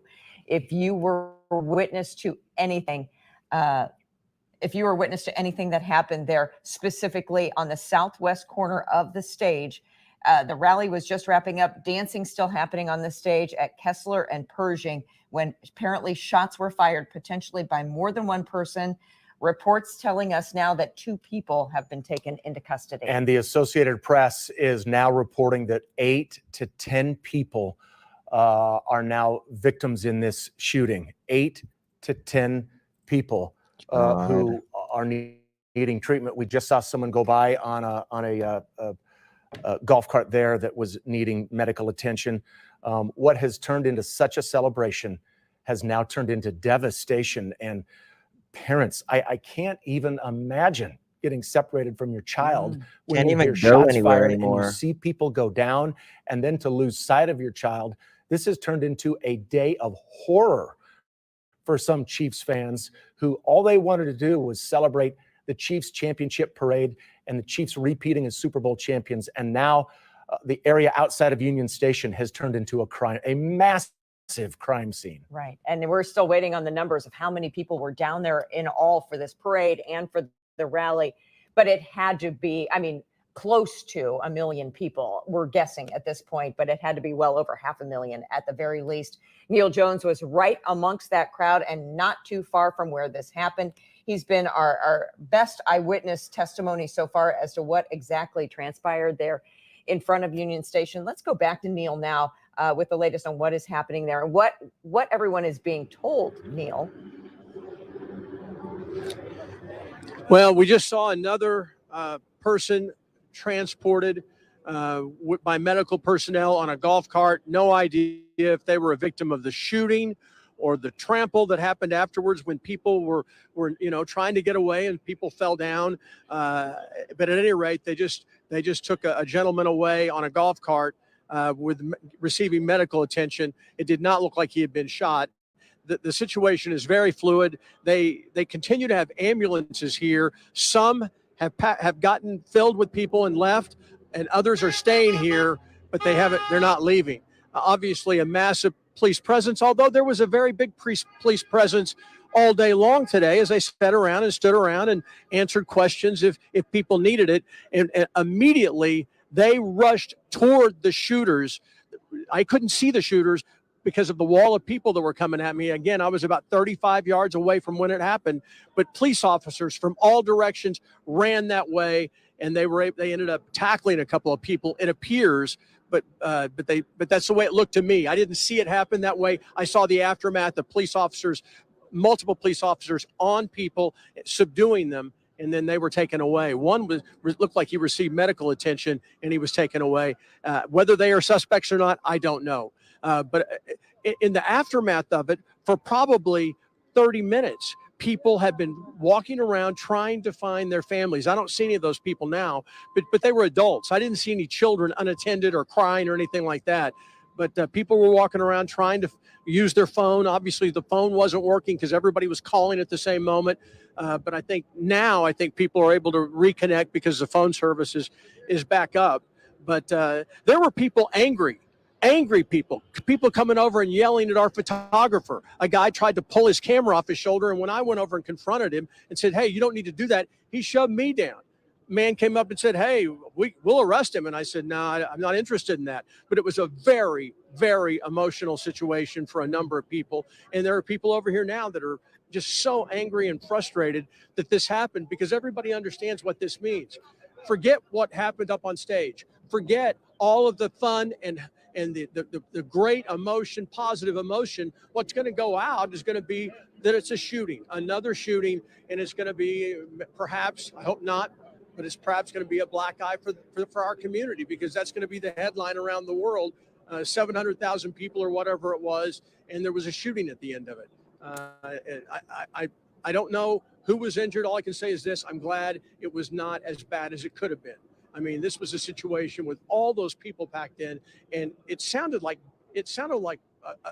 a string of fireworks going off. I don't know enough about guns to know if that's an automatic or a semi-automatic weapon, but a lot of bullets looked like they were fired, and as we saw, there were a number of people hurt. So stay on that thought just for a moment, Neil. You said it sounded like a string of fireworks. If you were to, are you talking 10, 15, 20 shots? Something like that? Or I think so. And my photographer's agreeing with me. I'd say it was like that, a string of maybe 20 fireworks, and it went off over a period of a few seconds.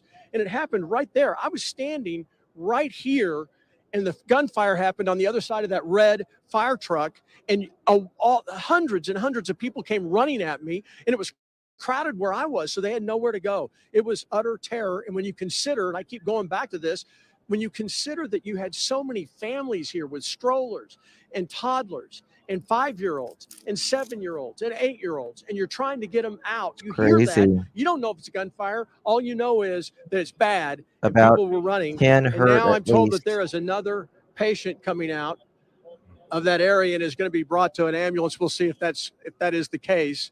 Least But 10.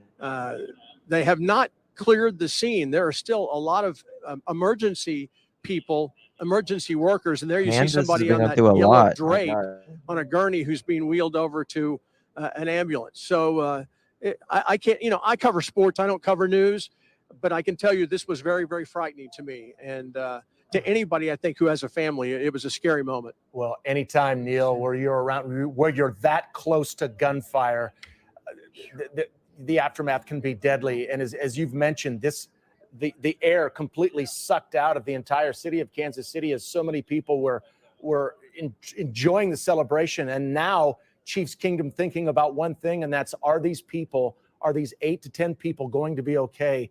Chiefs Kingdom now, the thoughts on the victims, as this has turned into a celebration to just something unimaginable. Unimaginable. As you can see here on your screen, you're watching one other person being taken away here in a stretcher in an ambulance.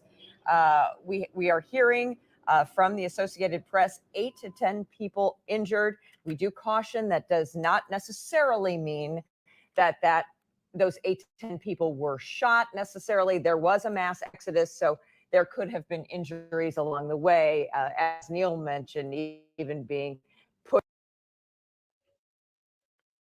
Oh, come on. pushed aside, shoved out of the way.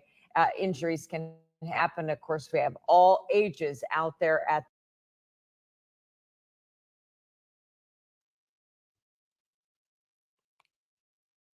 4 officers pew-pewed by active pew-pewer in DC right now. Oh my God, please.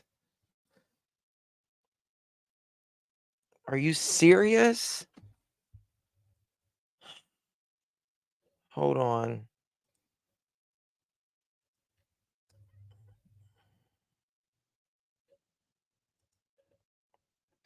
My internet just fucked.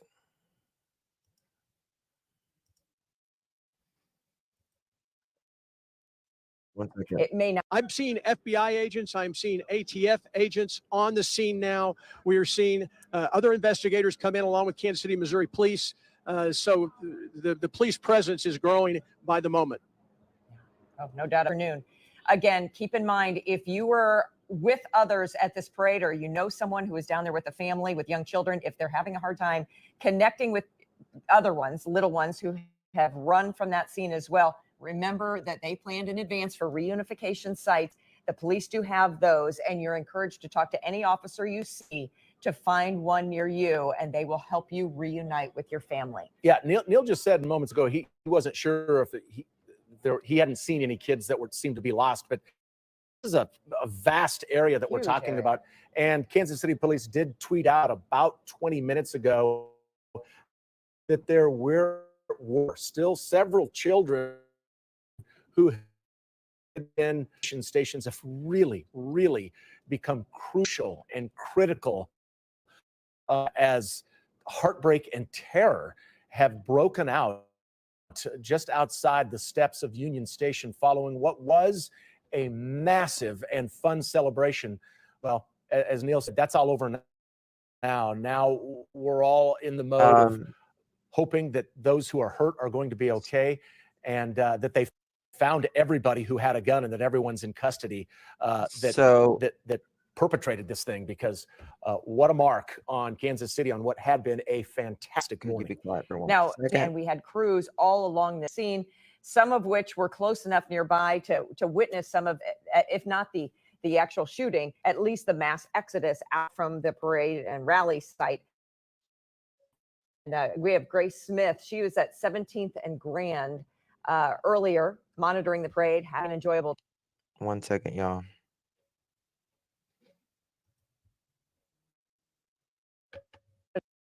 During the parade, having an enjoyable time. Okay, so there's one in DC, 3 DC officers pew-pewed while serving animal cruelty warrant.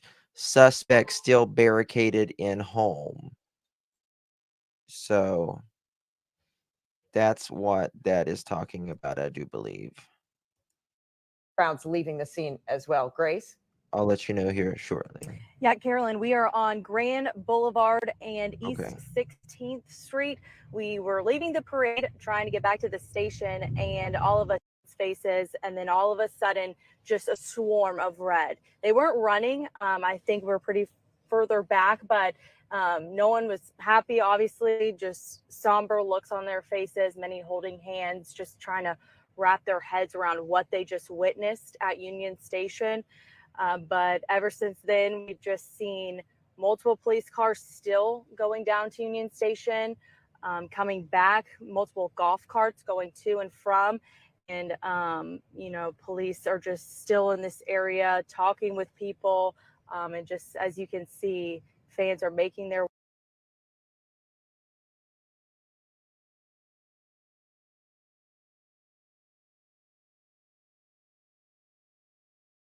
leaving the Gardens Mall was being blocked by police. They were actually looking in each car as people were trying to get out. This is We one did in hear from DC right Rhonda, who now. said she was in the mall and heard 4 very loud gunshots to the right of Lily Pulitzer, closer to the food court. That corresponds with what one of our viewers who was listening to the police scanner says. There are reports of multiple gunshots. This has not been confirmed. I remember at one time we had a similar thing happen at a mall, but it turned out to be kids popping balloons. That was at Boca Town Center several years ago. So we don't know that these were gunshots, but we do know that, as Todd said, Jupiter police are here, Gardens police are here. Right now, Gardens Parkway is closed down. Richard, if you could show over there the police presence. All of these entranceways to the mall parking lot are closed down by police officers right now. We couldn't get in there, but now you see some people are being allowed to leave. And that's been kind of confusing because we have seen cars leave before, but it seems like some of these people are being held up. And back at this parking lot, some people have even brought out chairs to sit while they're waiting for this to come to some sort of conclusion. But when we first got here, Todd and Felicia, it was pretty frantic. Police officers every. All right, so we'll keep an eye on that. The one in Kansas City seems to be the most serious at the moment. way back slowly at this point, just to wrap their heads around what a tragedy this really has been, guys. That's what everyone is doing, Grace. You're right about that. Everyone's just trying to wrap their heads around. That gives us some insight into what exactly is happening there. Moments ago, we just saw a couple standing out in the middle of the grounds there, just holding each other, sobbing, buckling in tears, not sure if they were affected in some way by the gunfire, but no doubt affected by the fear that came over that huge crowd there at Union Station for this joyous celebration, just starting to let out. Everyone was heading, quietly back to their cars when this sound came out that some thought sounded like fireworks. That's correct. Potentially. It sounded very rapid, maybe 15 to 20 shots very quickly. Has been confirmed now by both Kansas City, Missouri police and Kansas City Fire that it indeed was a shooting at this rally. Yeah, FBI, ATF, and just a massive investigation underway. We're hearing from some people who are in and around. James Palmer is a reporter for the NFL Network. He just tweeted saying, "We have been escorted away." He tweeted this about 40 minutes ago, but says, "We've been escorted away from Union Station after being told to get under the stage that we were on while hosting the parade." Giving you just a flavor of what people who were there right on the stage were told to shelter, not shelter in place, but just get underneath the stage to get away from the gunfire that was erupting right there just outside of Union Station. And our Neil Jones was only about 35 yards away from that and said, as you mentioned, Carolyn, said it sounded like there was as many as 15 to 20 shots fired. We do know 2 people are in custody. I have seen someone who was taken away in handcuffs. We don't know anything about if they were injured. We don't know anything about how the police, the apprehension of these guys, how they were able to get them to stop shooting. And then again, it all now focuses on those as many as 10 people who were hurt in some way, shape, or form. Don't know if they were shot, but hurt in the aftermath of this. But again, the police presence huge. And the number of people now up to 10 people hurt, it's mind-numbing. Yeah, it really is. Again, happening, it seems, at the southwest corner of the stage. We're going to go back to Jillian and Shane. Guys, explain to us exactly where you were at the time. Is she going to join? It looks like they're talking Hey to guys, someone we're else down tonight. here. We're down here at Union Station and we're talking with people all throughout this afternoon who were in the area and saw some of the stuff that we've been talking about. This is Krista. Krista, can you kind of explain to me what were you saying when everything went down? Yeah, if you were looking at the stage, we were to the right of the stage of the VIP area. And we saw some people start running, and we were like, okay, well, the police ran into the building, so we didn't worry because there's a lot of police running. And then someone said, oh, it was a fire. And then she comes running and she's like, no, it's shots fired. And so we started listening to her, and then that's when everybody started. Yeah, and I was just telling everybody to get down, and then like get out the way, and the officers were coming around, and that's what they did. So, Krista, you were saying that you saw police actually forming something. so when I was leaving, and I don't remember if my other friends were still with me or not at the time because it kind of blurred. We saw the police swarm a stairwell, and then we heard another pop from there. And that's when I was like, okay, we're gone. Time to move. Similar situation. same. Yes, I was on the probably to her right, on her right side when everything was going on. And then so we kind of circled back, but then all of the people in FBI and police, they were all like, okay, everybody has to go that way towards Crown Center. And so everybody started going that way, and then everybody's trying to come back because everybody's parked over here. And now that's a crime scene, we can't get in the parking garage. So everybody's until it's cleared up and stuck. Because your cars are still Yeah. in there as well. And that's where. Well, thank you guys so much for sharing. You actually said you saw someone being led away in handcuffs. We did see two police officers lead someone away in handcuffs. So I don't know if that was him or not. I just kind of went cuffs, turning them the other way because at that point I don't want to. 2 people in handcuffs, so it's okay from what I understand. We'll get back to There's a this. section that these 4 touches, these 4 areas of friction-rich skin on this exhibit were one simultaneous impression. So all 4 of those fingers came down at the same time on the exhibit and left those 4 impressions. Following your analysis, did you conduct a comparison of L6? Yes, I did. And who did you compare L6 to? I compared to Adam Montgomery and Kayla Montgomery. And what were the results of that comparison? Both of them were excluded as having been the source of this impression. And did you conduct further comparisons on this L6? After reaching those exclusion conclusions, I ran this impression through our automated biometric identification system, or ABIS system, which is a repository of record impressions from local systems as well as national systems. So I turn your attention to States Exhibit 135. What does this image show us? This is my comparison chart of L6 to known impressions of an individual who was a candidate on the search list that ABIS sent back to me after performing the search against the records. This candidate's name was Yared Luyano Mondrag. I identified this impression as having originated from that source. So after looking at the entire ceiling paneling, the vents, there were only 2 individuals you were able to identify as having deposited prints on those items. Is that correct? Yes. And can you remind the jurors who those 2 individuals are? Adam Montgomery and Yared Luyano Mondrag. Are you aware that Yared Mondrag, Mr. Mondrag, was the drywall installer? I was not aware of that. Thank you. No additional questions.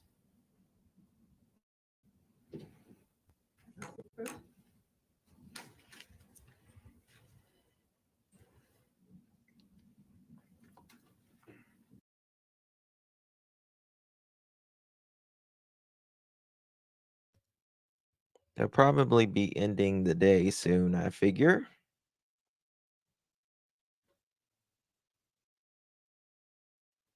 Which one, Angela? Which one, Angela? When you're ready, Attorney Smith.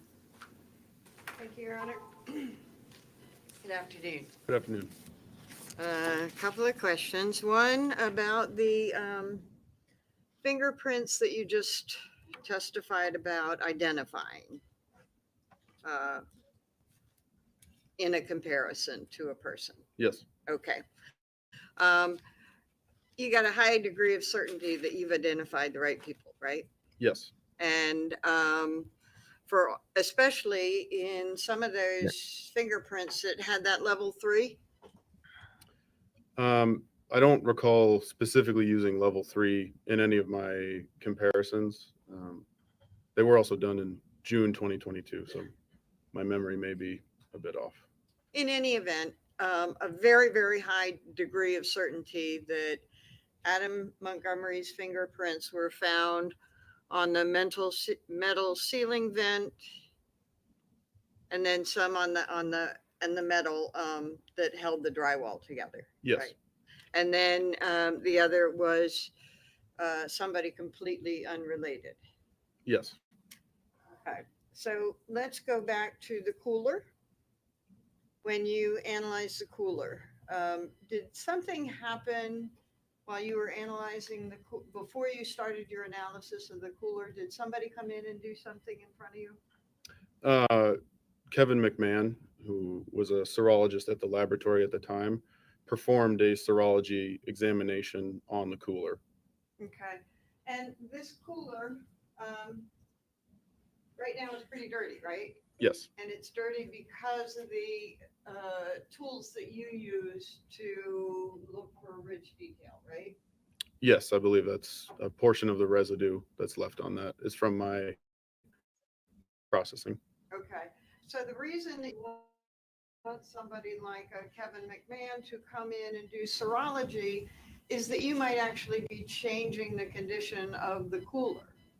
Yes, there's the potential that any processing I do could dilute or remove biological evidence that's present on an exhibit. So in the laboratory in general, and specifically for this case, serology would be conducted there to latent print processing. And and again, you do this so that if there's evidence on this cooler, it can be found, whether Yes. serology or fingerprint. Yes. The other is that you talked about different surfaces being good for fingerprints. Yes. Is this cooler? And I can bring it to you. I can put a glove on and bring it to you if you'd like. That's okay. Okay. Is this cooler good for that sort of finding rich detail and stuff? The exterior of the cooler is textured, which is not the best type of substrate or surface to retain fingerprint detail. Like I said before, smooth surfaces are usually what's best. Okay. So I can go and I can touch this cooler at the top, and you may not be able to find my rich detail. That's correct. Okay. How about the handle? So same thing? It's metalish. There may be a potential to find friction ridge detail on something like that handle. It's smooth, but it being a handle gets handled a lot, which could potentially wipe off any friction ridge detail that was deposited prior. Okay. And that was going to be my next question. An object that is touched a lot might remove, smear, or change any rich detail below it, right? Yes, it may remove it completely. And so you get an accumulation at some point, and you may not even be able to identify the last person touching. That's correct.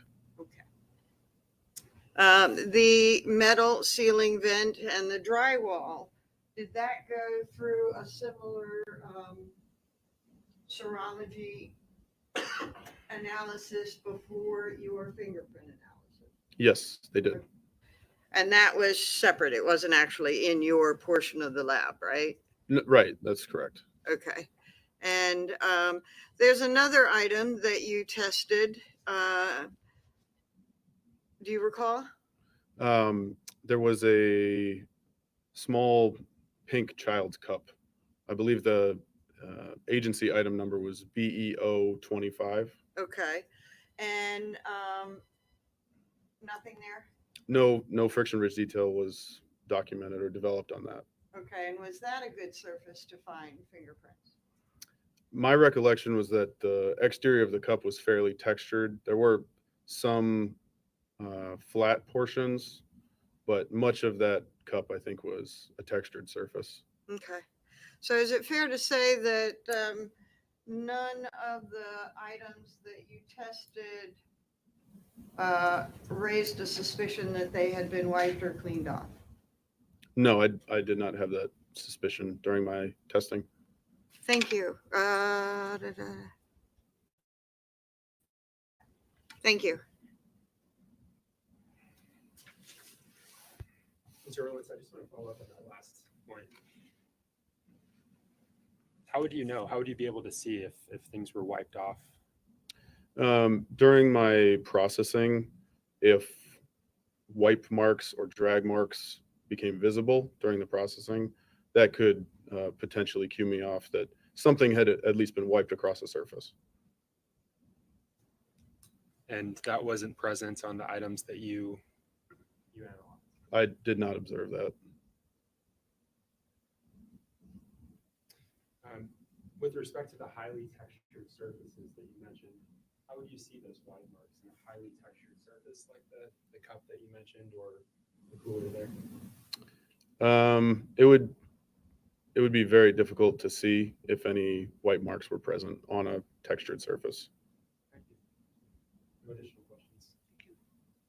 But it's fair to say that you saw nothing to raise that suspicion. That's correct. Okay, thank you. Should be ending You soon. may sit down. All right, ladies and gentlemen, we've reached the end of our day today. I remind you, don't discuss the case with anybody, not with each other or with anybody else. Don't watch any social media, read any newspapers, look at any online coverage of this case.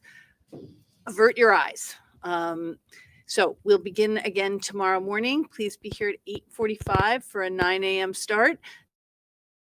Thank you so much for your significant attention today. Have a good evening, ladies and gentlemen. All rise for the jurors, please.